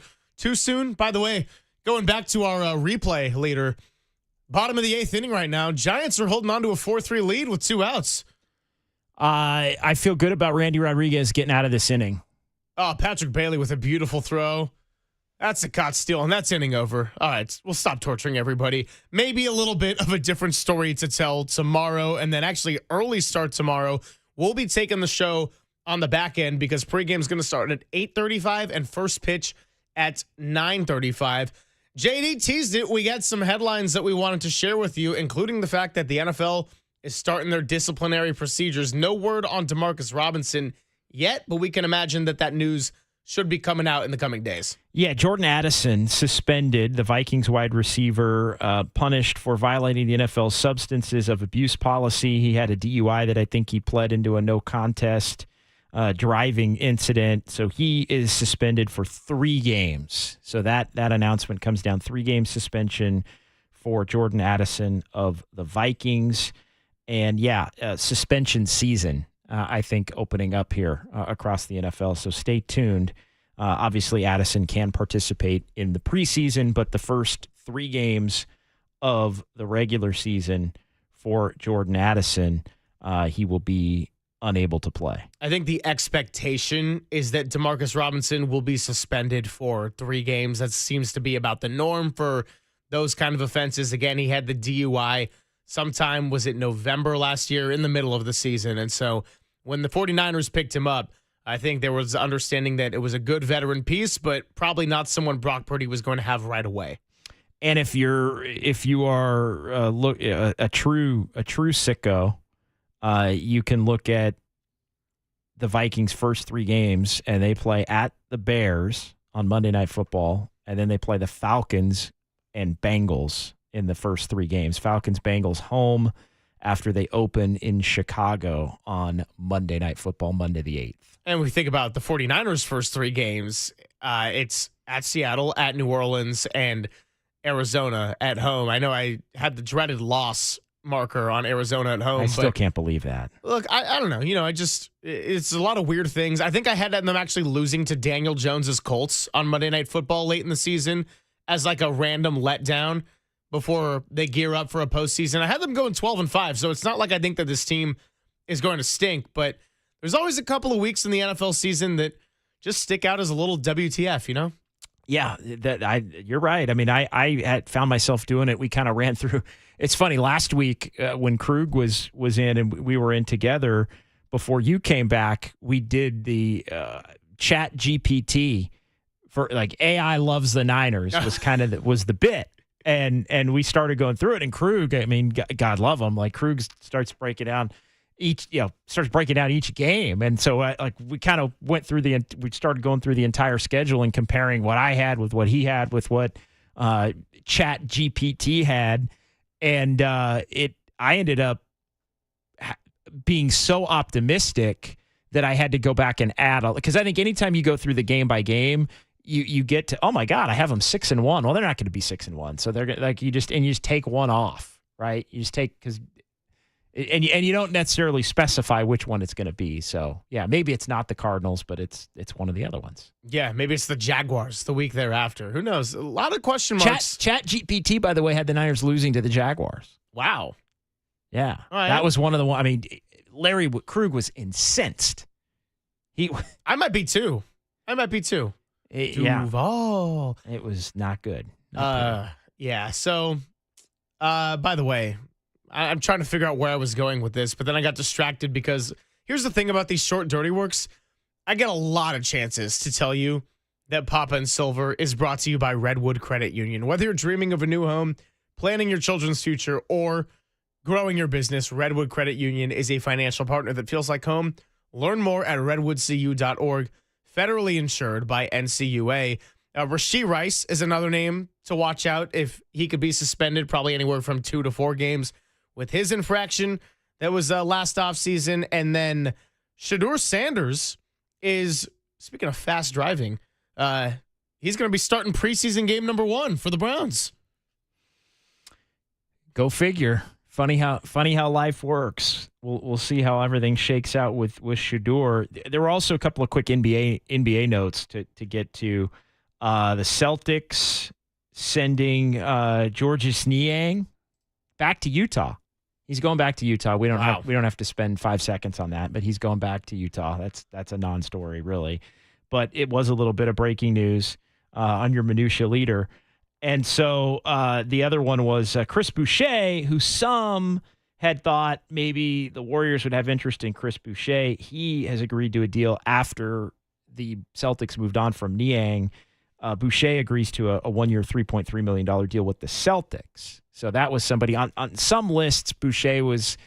I've heard the Warriors not huge fans of Boucher, even though he was with them in Santa Cruz going a few years back, and he torments them. And for the true sickos, head to head, didn't he go off in the fourth quarter in he's that done game it, in Toronto? Yeah, he's done it multiple times in against the Warriors. He typically always plays well against the Warriors, but yeah, one of their really bad January losses, if memory serves, he went off in the fourth quarter against them. So I don't think he was ever really a Warriors target at all, but he was among the names of bigs that could be on the roster, even in addition to Al Horford, that there may be interest in that are still available as far as free agents. So he goes away as well. I know we didn't get to have our Tracy Sandler practice report with the issue on the phone lines today, but I did want to go through some training camp notes that I'm seeing out there from our favorite local beat writers and reporters. Today, I guess Mac Jones was a perfect 14 of 14 until his final pass, which was a red zone throw that missed the target, but he had a couple of nice sideline shots to Jordan Watkins. The Purdy to Pearsall connection stayed hot, just one miss between those two. Both Diamador Lenore and Jordan James got worked into some team-wide drills today, and then as you noted earlier, Nick Bosa was off to the side.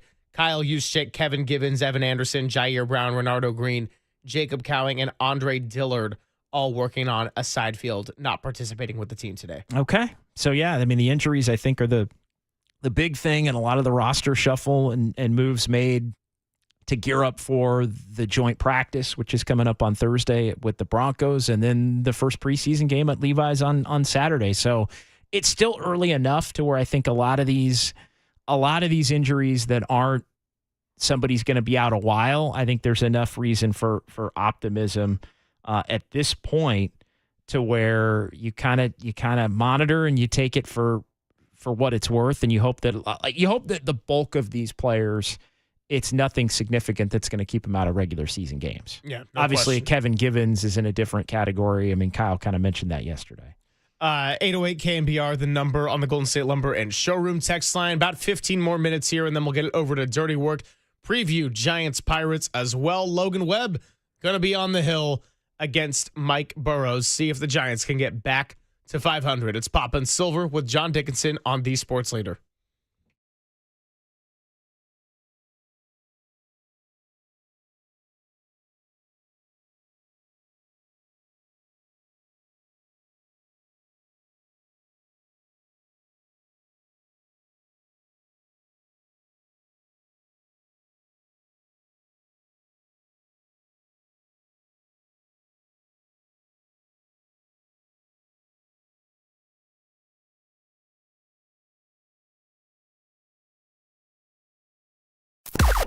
Now, from the O'Donnell Financial Group Sports Desk. Learn more at odfigroup.com. O'Donnell Financial Group, because planning is a process, not a product.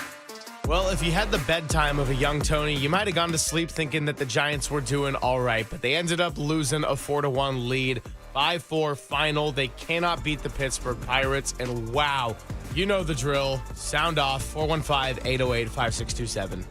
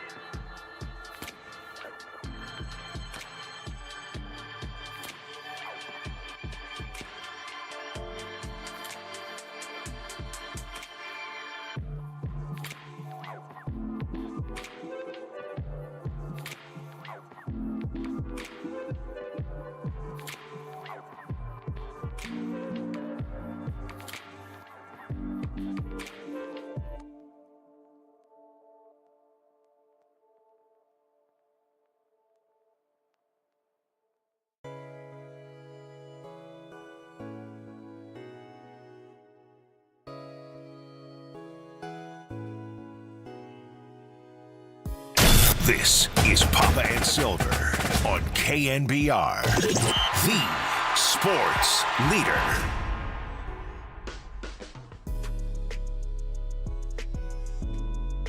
Papa and Silver, John Dickinson filling in. Appreciate all of JD's help as we navigate the bumpy seas here going into football season. Quite a fun time here in early August. Giants looking to have some fight in the final third of their season. 49ers getting up and running. They'll have a joint practice with the Denver Broncos coming up on Thursday. And, of course, Saturday will be their first preseason game. So, first of three that we get to analyze and get into the weeds with. A lot of, look at this. I've never been a preseason football guy. I'm not going to pretend like I'm enthusiastic about NFL preseason. But given the 49ers offseason and everything that's transpired, I am more excited about watching the preseason than I have been in past years, in the sense of a lot more question marks, a lot more need of a reset, and a lot of newer faces who either could or have the potential to make an impact, if not week one, at some point during the season. I'm just hopeful that a lot of the guys that among the younger players are trying to make a name for themselves are healthy enough to be able to get out there. Like we know McCaffrey probably not, Trent Williams, Brock, like I would say all probably not Saturday, although we'll get word as we get a little bit closer.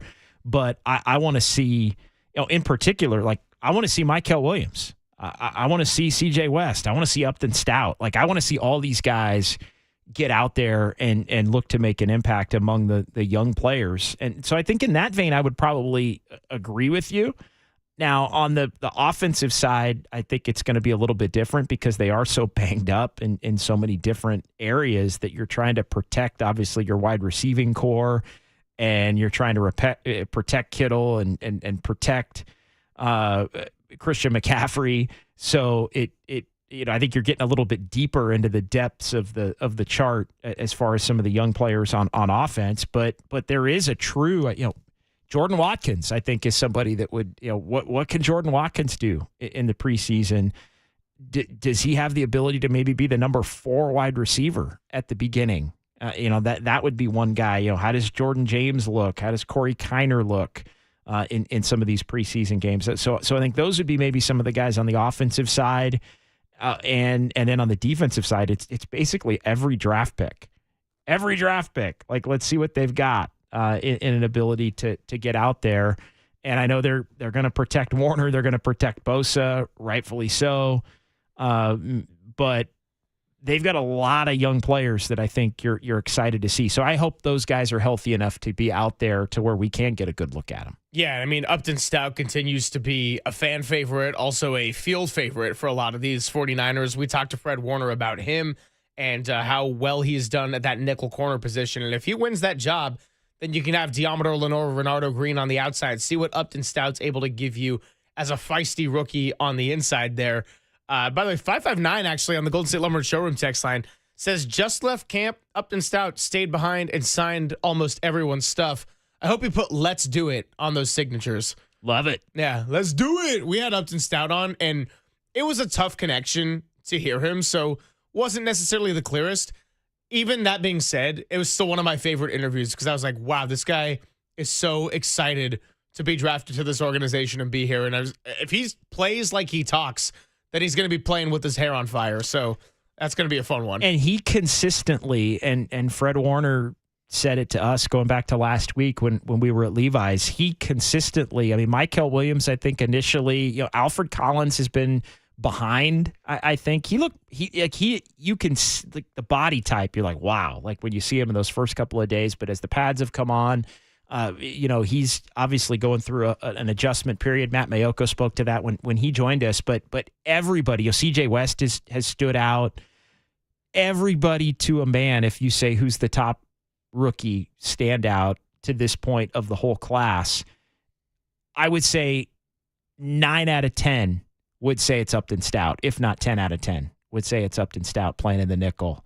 And so that is extremely promising, I think, for this team. We should have some Robert Saleh sound to play for you at some point tomorrow, and we got a short show, so if we don't get to it tomorrow, we'll definitely get to it Thursday when we are out at Levi's Stadium doing the show right behind that joint practice. So he was raving about Michael Williams a lot. So maybe if it's 9 out of 10 on the rookie standout, Upton Stout, Robert Saleh might be enamored with, rightfully so, the number 11 overall pick in the draft in the 49ers first-round selection here. Yeah, no, that's a huge, huge deal. And again, he's somebody as you start to shift toward Saturday and guys that you're really looking forward to seeing or looking forward to being able to evaluate. I think he would be right up there at the top of the list. Final few minutes here on Papa and Silver, then we'll get it over to Dirty Work. We're going to have Giants pregame starting at 2:40, 3:40 first pitch here.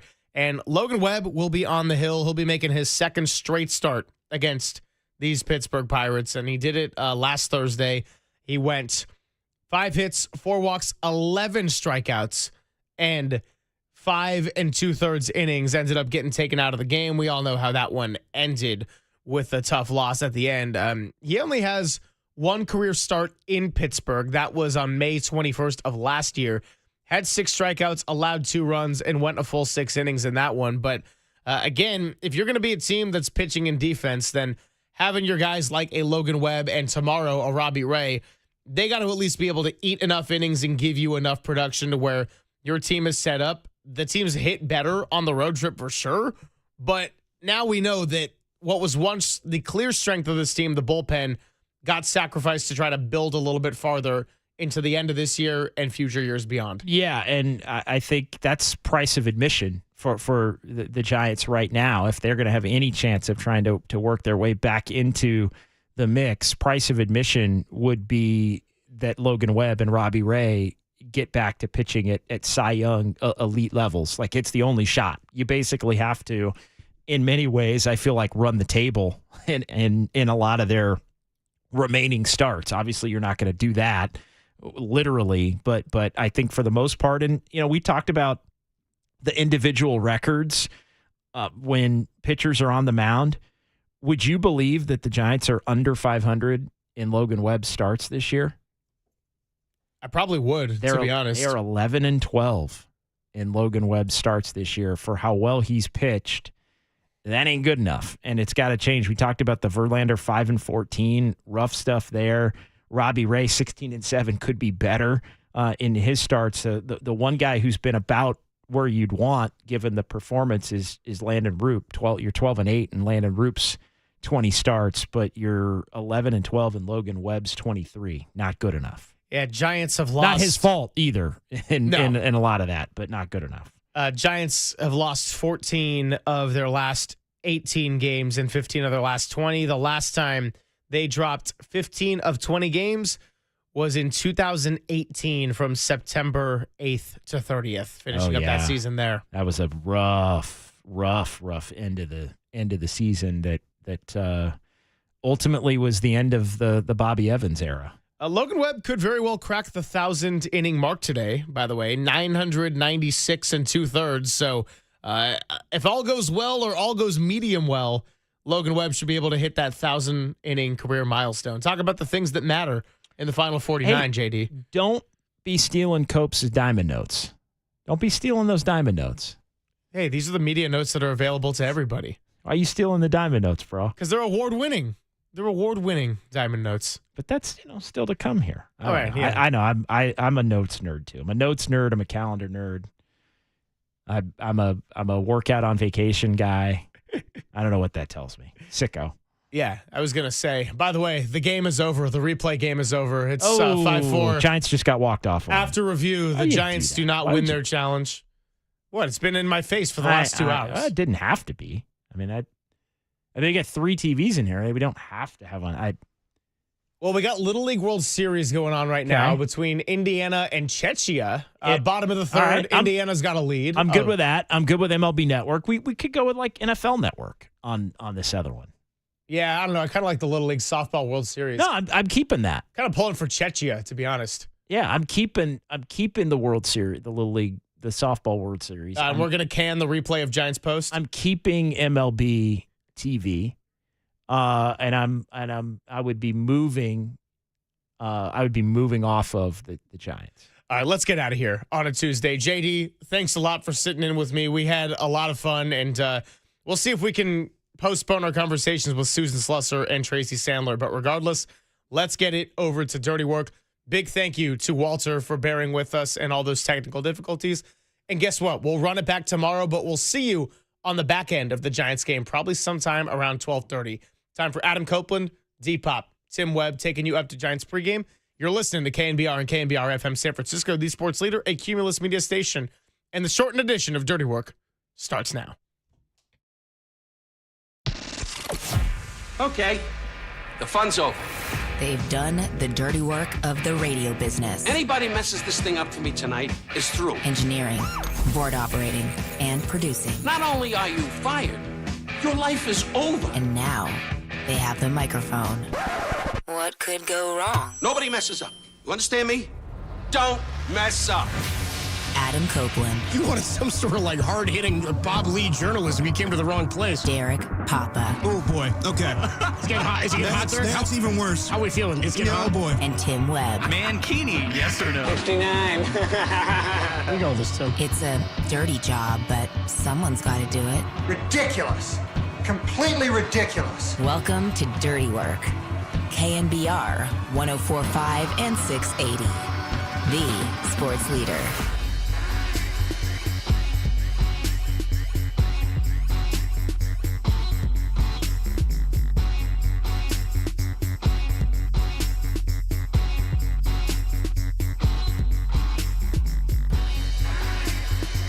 It's Dirty Work on a Tuesday afternoon. Adam Copeland, D-Pop, Tim Webb with you as soon as Walt gets his ass out of the way. Dude, these Greg Silver swap-overs are taking way too damn long. I know. See this? We got a 40-minute show. We're starting at 2:02 because Greg Silver's got to wait to pack up his stuff until after they finish the show.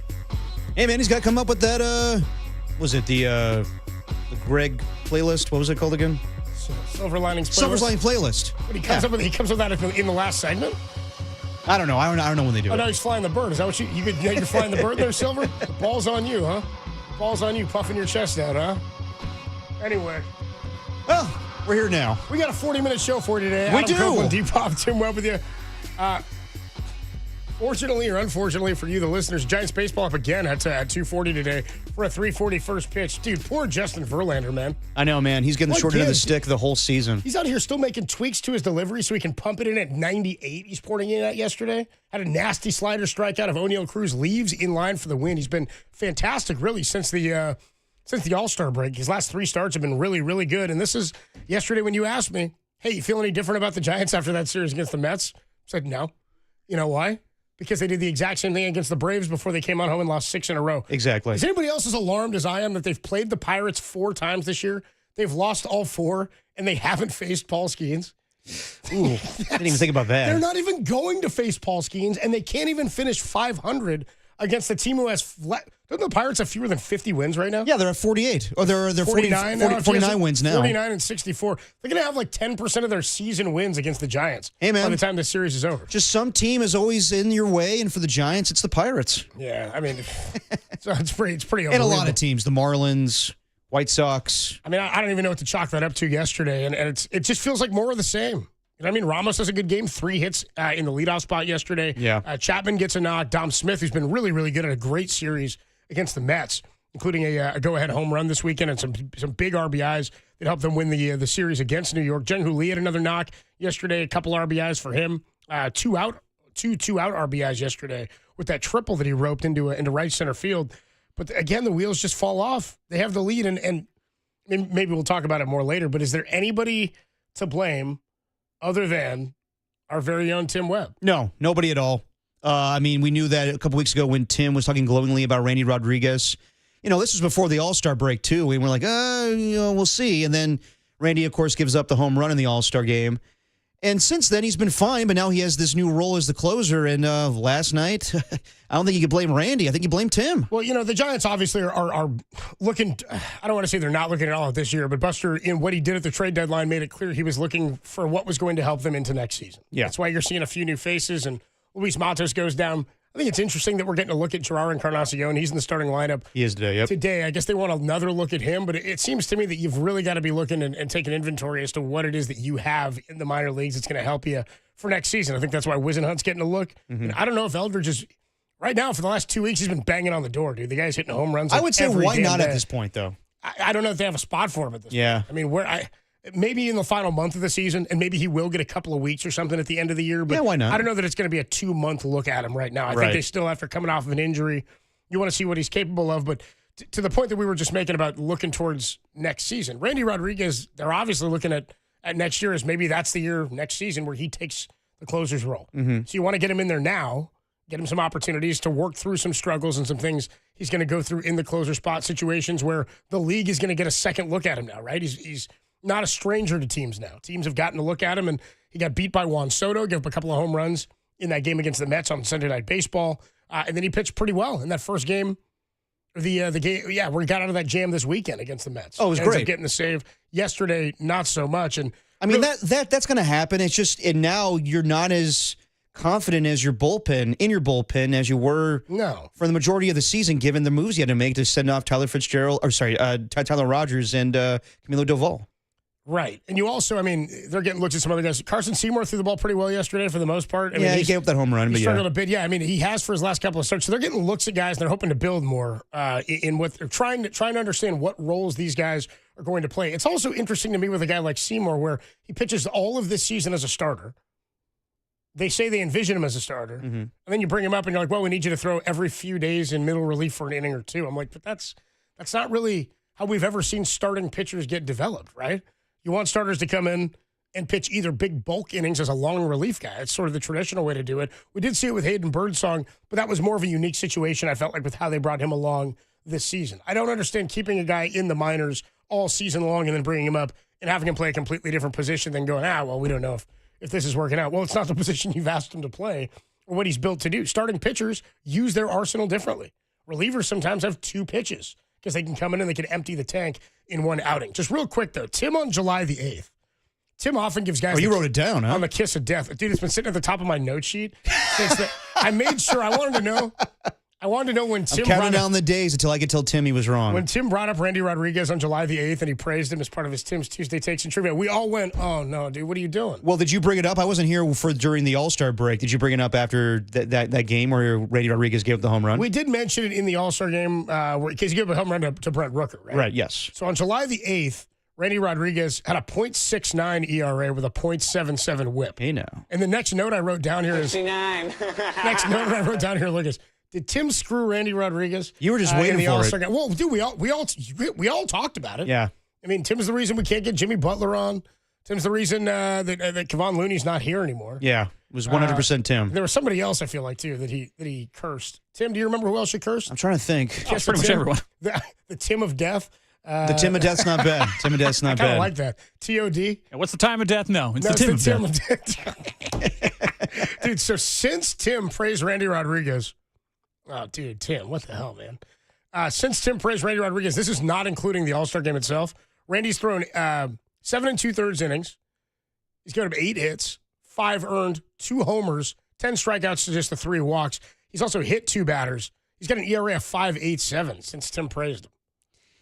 Yeah, I mean, I would love to blame Tim. It's not on Randy. No, it's not on Randy. But also, the Giants are also asking a lot of Randy Rodriguez now in this new role. He's 0-2 with 2 blown saves and 1 converted, too. Yeah. I mean, he was a great, it's a great story this year. Yeah, I mean, great story and all-star, obviously. And he was a setup guy for the majority of the season. Now he's asked to close. It's a different game I'm for him. the Pat Burrell of this station where, like, if Randy Rodriguez pulls out that save in New York, it's all Randy Rodriguez. But if he blows it, that's me, bro. Tim gets no credit because he was doing it before Tim praised him. You know what I mean? That's kind of what it came down to. I think we all wish we were the Pat Burrell of the station. Good-looking man. Yeah, dude, Pat the Bat. Pat's doing okay. Pat's doing all right. He's doing all right. That's my guy, too. And a KNBR listener, our guy, Pat Burrell, Bay Area zone.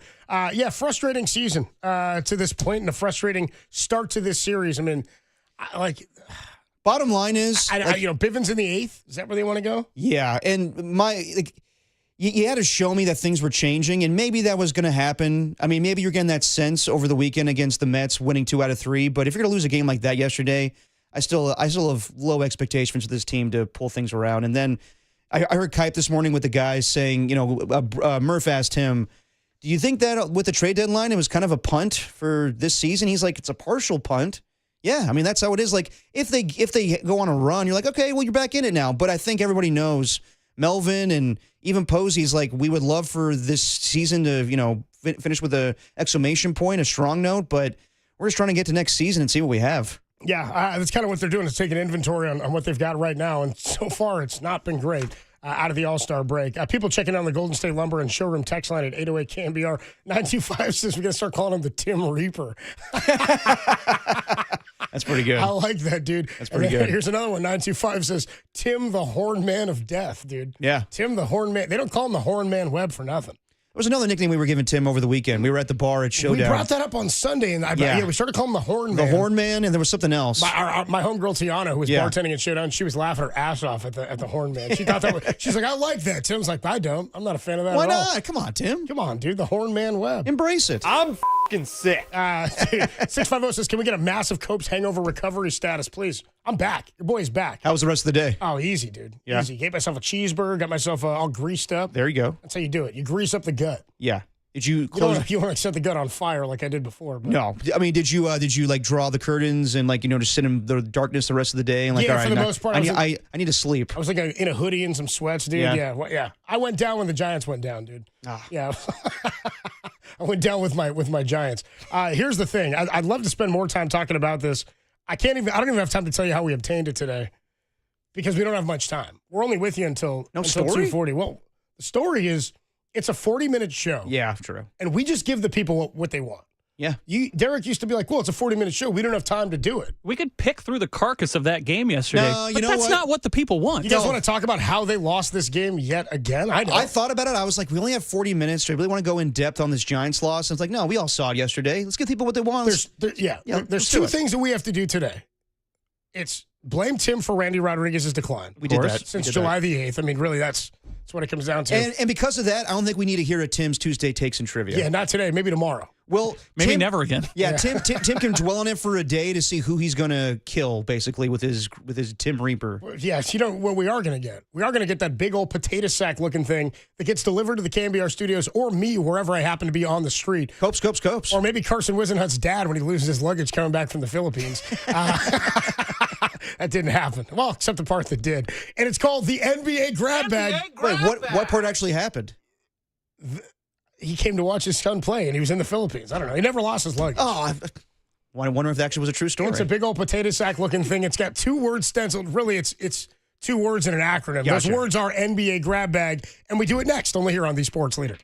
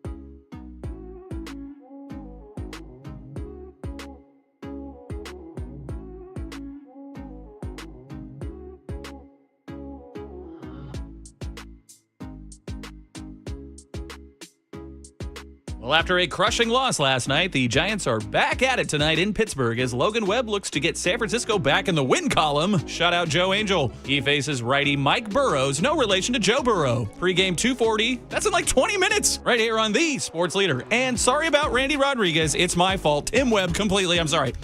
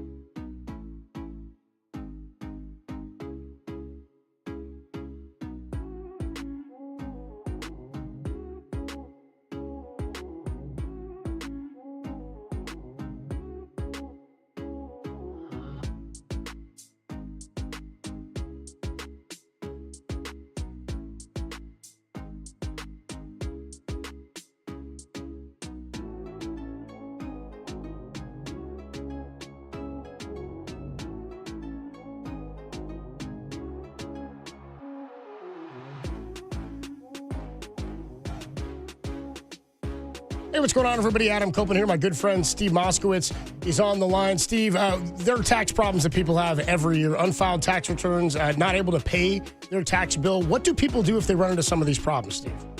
They should call us. A lot of people don't file tax returns. The number one reason they do that, they don't have money to pay. So they make a mistake in the first year. They just don't file the return. Then the second year rolls around and they say, how can they file year 2 and they didn't file year 1? And by the way, they still don't have the money.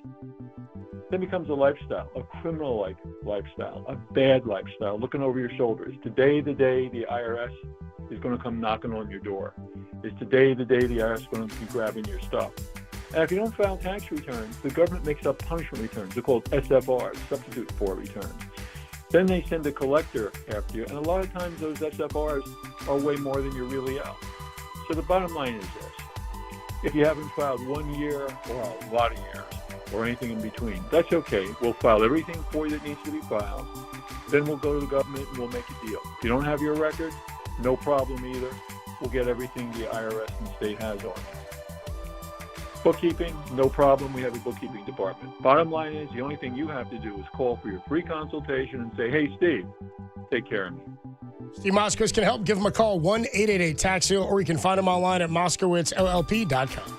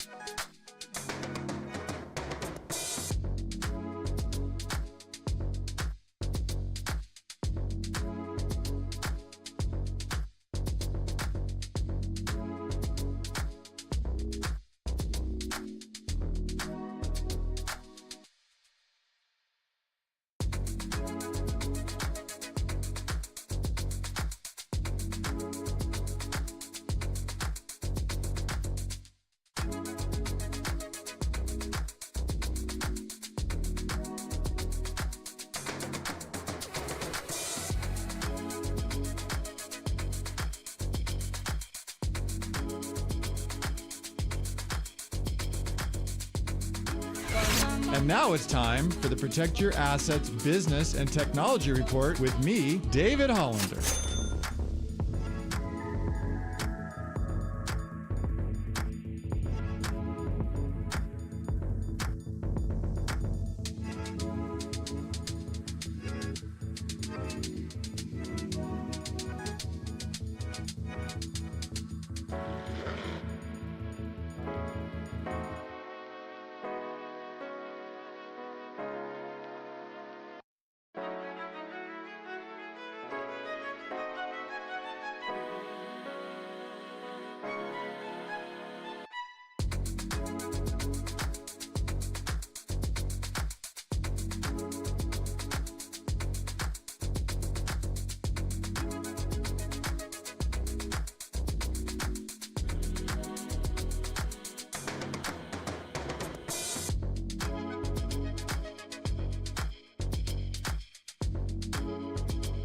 Now back to dirty work.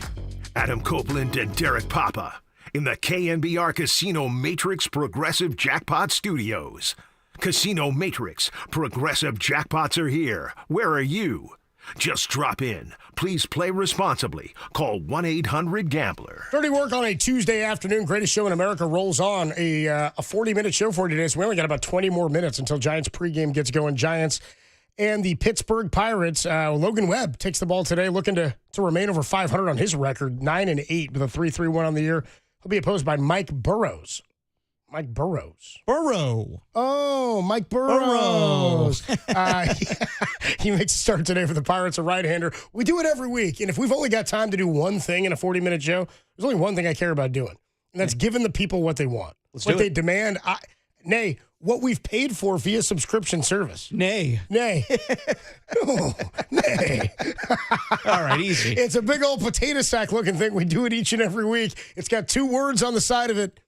It's like 2 words in an acronym, and those words are the NBA Grab Bag. Time now for the NBA Grab Bag. NBA grab bag. We only have 40 minutes of the show, but you know we're going to do the NBA Grab Bag, even if Copes doesn't have a story to set it up. All right. Last week, Gilbert Arenas was arrested on a federal indictment alleging that he operated an illegal gambling business in which high-stakes poker games were being played in a Encino mansion that Arenas owned. What mansion? Encino. Encino, California. Yes. Place. Shout out Encino Man. Encino Man. Squeezing the juice. No, squeezing the juice. In a official arrest report, Arenas is listed by his alias, Agent Zero. His nickname in the NBA. Wait, say this again. Set that part up again. In the official arrest report, Arenas is referred to as Gilbert Agent Zero Arenas. Wow, okay. That'd be like Tom being arrested and be like Tom, what was Fabian it? Tolbert. Fabian Tolbert. That would be pretty good, dude. That'd be like Tim getting arrested and says, KNBR's Tim, the Horn Man Webb. Yeah, he's known as the Horn Man. They know him as the Horn Man. I'll show him in a police report like that. Yikes. Worry about that jail cell. By the way, this doesn't bode well for Joy Taylor, whom Arenas said he was planning to add to his podcast. Oh, no. One more knock on Joy Taylor. No. Poor Joy. Oh, well. So wait, he was arrested for running an illegal gambling operation in games. High-stakes poker, probably in the millions, and yeah, he's going to jail. So, well, I shouldn't say he's going to jail. He's under arrest right now. We'll see if he's guilty of these crimes. So the deal is like, gambling's illegal in the state of California. Yes. So like, it's of course just overlooked that like we get together and we have a little house game where we're throwing around a couple $100. Nobody's going to care about that. No, I mean, that's like, like pennies compared to the millions that are probably going down. If he happens to be inviting over celebrities who are spending millions of dollars among each other, then it's potentially running a book. Yes. So like you're saying that if he's operating like an illegal casino where he may be taking a cut, like the house is getting a cut. Absolutely. This is like that book Molly's Game. Yeah, that a little movie, bit. Molly's Game. Yeah. Good, solid book. I read the book. Seen the movie. Movie's all right. Movie's okay. The issue is just that you're left wondering who all the celebrities are.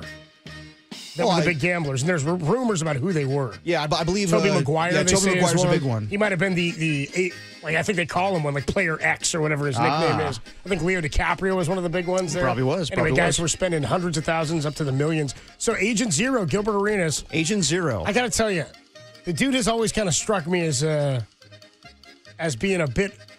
Not necessarily working between the lines. It's kind of how I nothing to base this on. Well, I mean, let's remember back in the day when he was a Wizard, he brought a gun to the locker room. And don't forget what that was over.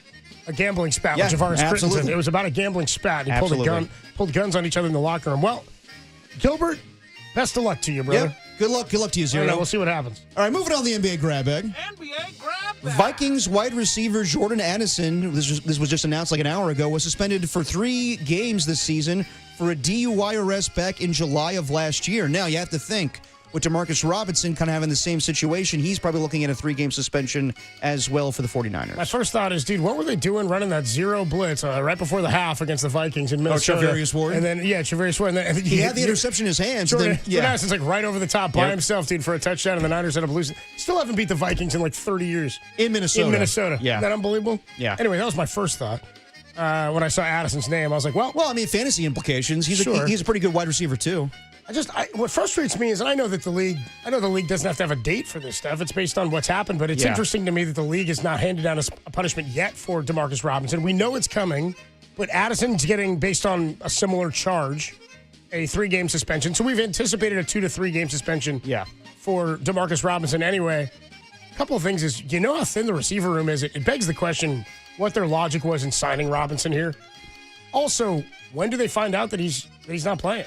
For how long? Probably any day now. Because thinking at any point. Because this time of year is usually when suspensions are given out.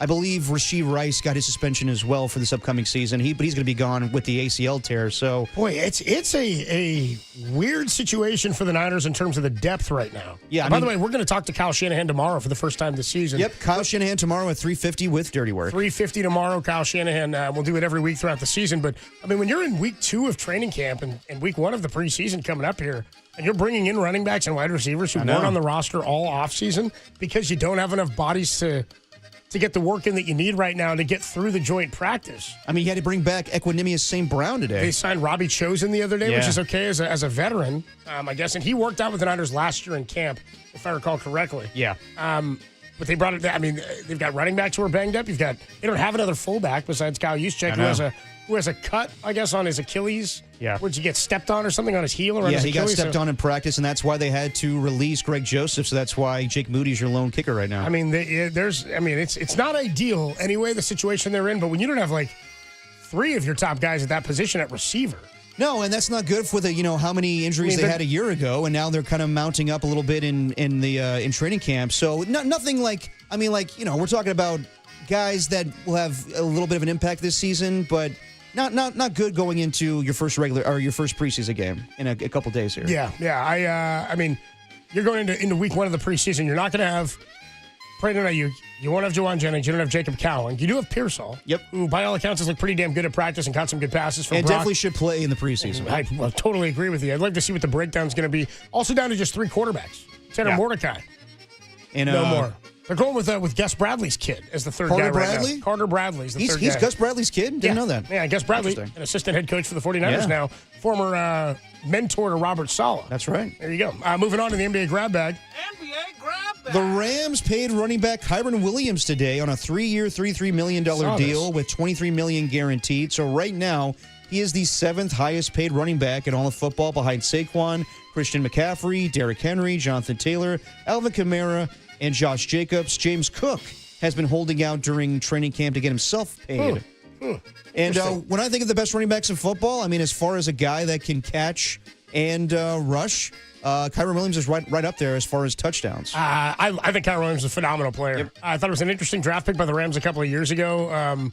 They needed one. I mean, they really didn't have somebody back there. Cam Akers kept getting banged up and tearing every Achilles he could find. Yeah. And then who did they have for a while? I mean, Todd Gurley was there for a long time, I guess, before. Yeah. And when Sean McVay got there, but they needed a back, and he has been one of the best pass-catching backs in the league. He was phenomenal fantasy-wise last year. Yep. Their O-line needed work, and it held up for them last season. I think Kyron Williams is a top skill-wise, probably a top 5 to 6 back in the league. I would agree with that. I mean, his versatility, and he's definitely been a problem for the 49ers. I want to say he scored 3 touchdowns in that game that the Niners collapsed in week 3 of last year. He did. I want to say he had like two 1-yard receiving touchdowns or something. I mean, while Juwan Jennings had 3 touchdowns in that game, so did Kyron Williams, and the Rams ultimately won. So, yeah, I mean, one of the best running backs in football getting paid. Moving on the NBA grab bag. NBA grab bag. Speaking of James Cook, the Buffalo Bills will get the national spotlight tonight as Hard Knocks is back on HBO Max. Oh, it premieres tonight. It's tonight.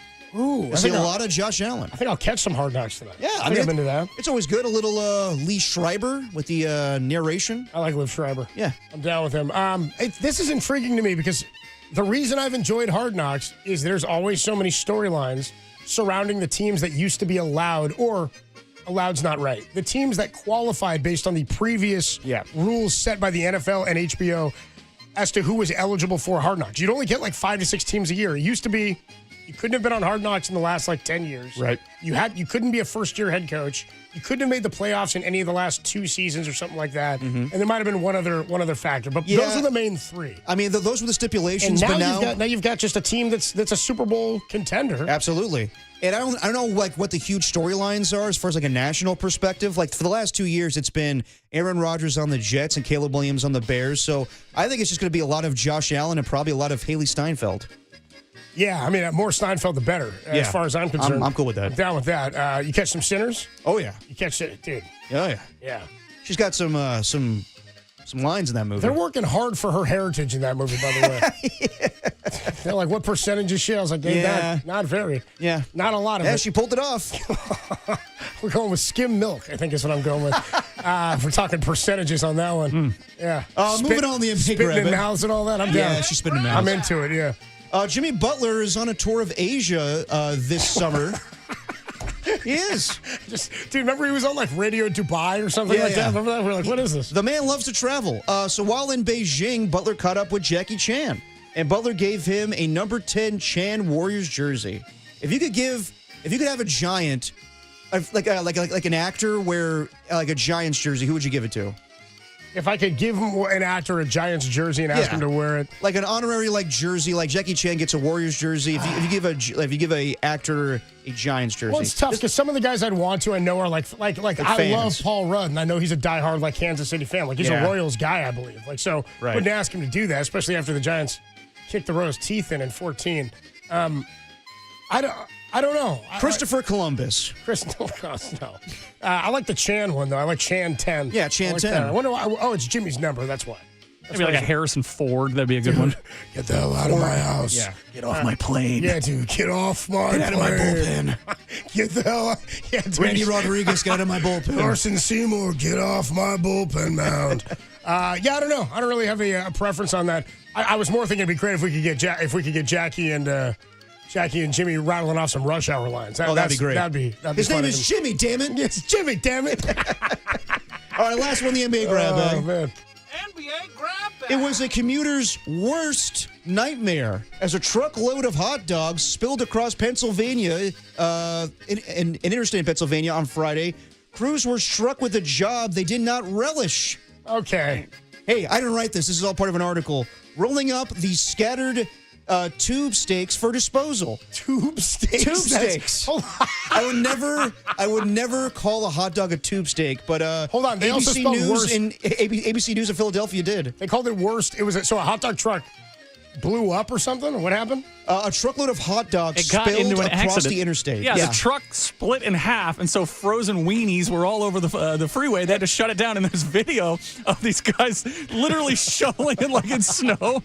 And there was a lot of puns in there, a little tube steak puns. So many puns, worst commute. WURST. Yeah, and it wasn't a job that people relished, and they called them tube sticks. And lastly here, despite the incident, emergency crews had humor in the situation. As the fire chief said, I can tell you personally, hot dogs are very slippery to pick up. I love hot dogs. Okay. I do. I love hot dogs. Still, dude, the best part of that whole drop is Pecan going, okay. I love hot dogs. Okay. I do. I love hot dogs. He's like, what are you talking about? Why would I lie to you? By the way, 707, I was being facetious. 707 on the text line says, kicks Royals' teeth in 2014, goes game 7. Yeah, I know. By the way, Giants got rolled in game 6. Like, horrible. Yeah. It was like 9-0 or something, 10-0, whatever the hell Kicked their game teeth 6 in. was. That's going to do it for the NBA grab bag. We love to deliver a grab bag to you, even on a short show. Yeah, I love hot dogs. Okay. I do. I love hot dogs. Okay.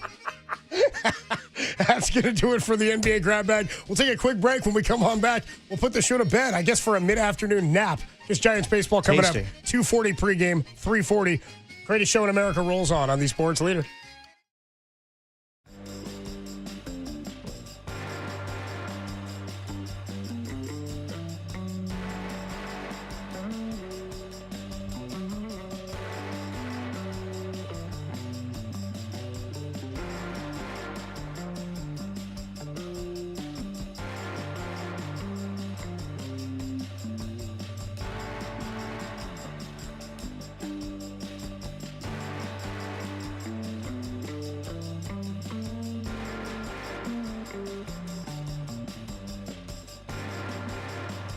Hey, what's going on, everybody? Adam Copeland here talking, one of my favorite things. We love talking sports. We love talking grab bag.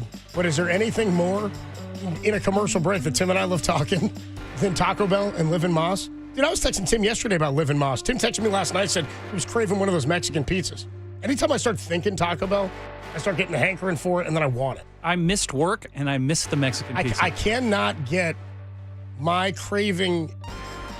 I'm not fulfilled. I'm not whole once I start thinking Taco Bell, unless I'm crushing down a couple of crunchy tacos or a cheesy gordita crunch like my guy Tim likes to get into. Bottom line is, everybody listening to this should be downloading the Taco Bell app. When you do so, you'll unlock exclusive rewards and access. Tim and I have eaten more Taco Bell in the last 6 months than I'd eaten in like the previous 6 years because of the Taco Bell Rewards app. They just keep giving you free food because you're going to earn points on every order in the app, at the kiosk, or in the drive-thru. And when you join the rewards at Taco Bell, you can choose a Cantina Chicken Crispy Taco, a beefy 5-layer burrito, or a soft taco for free. You know how thirsty I am right now, Tim, and how great a Baja Blast would be? I've seen you take it down. It's impressive. I could crush a Baja Blast right now. Not to mention, you get exclusive insider access to limited time offers and drops, and Tuesday is the day to do that. Usually it's right about 3 o'clock. You want to check in on the app and see what kind of exclusive drops and access you can get from the Taco Bell app. Plus, is there a better place to get Taco Bell than just off 3rd and Townsend at the location downtown, the Taco Bell Cantina? Perfect spot for a pregame bite and drink before you walk over to the ballpark. Giants back in town this week. And if you're looking for something to do after the game, stop by for a beer and keep the good times rolling. Stop by the Taco Bell Cantina downtown for a cold drink, good food, and no doubt your taste buds will thank you. And as Tim Webb always likes to remind you, do not forget to live Moss.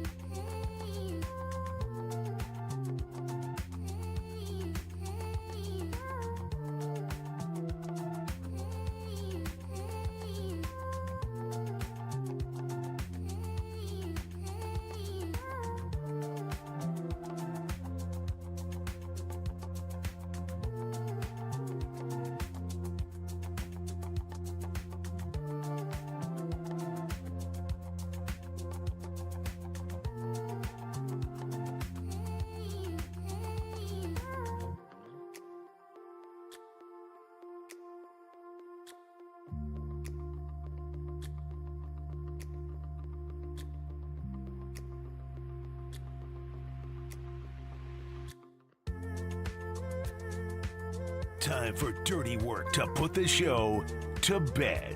Are you crazy? I don't need a bed. On the sports leader. Now you will go to sleep, or I will put you to sleep.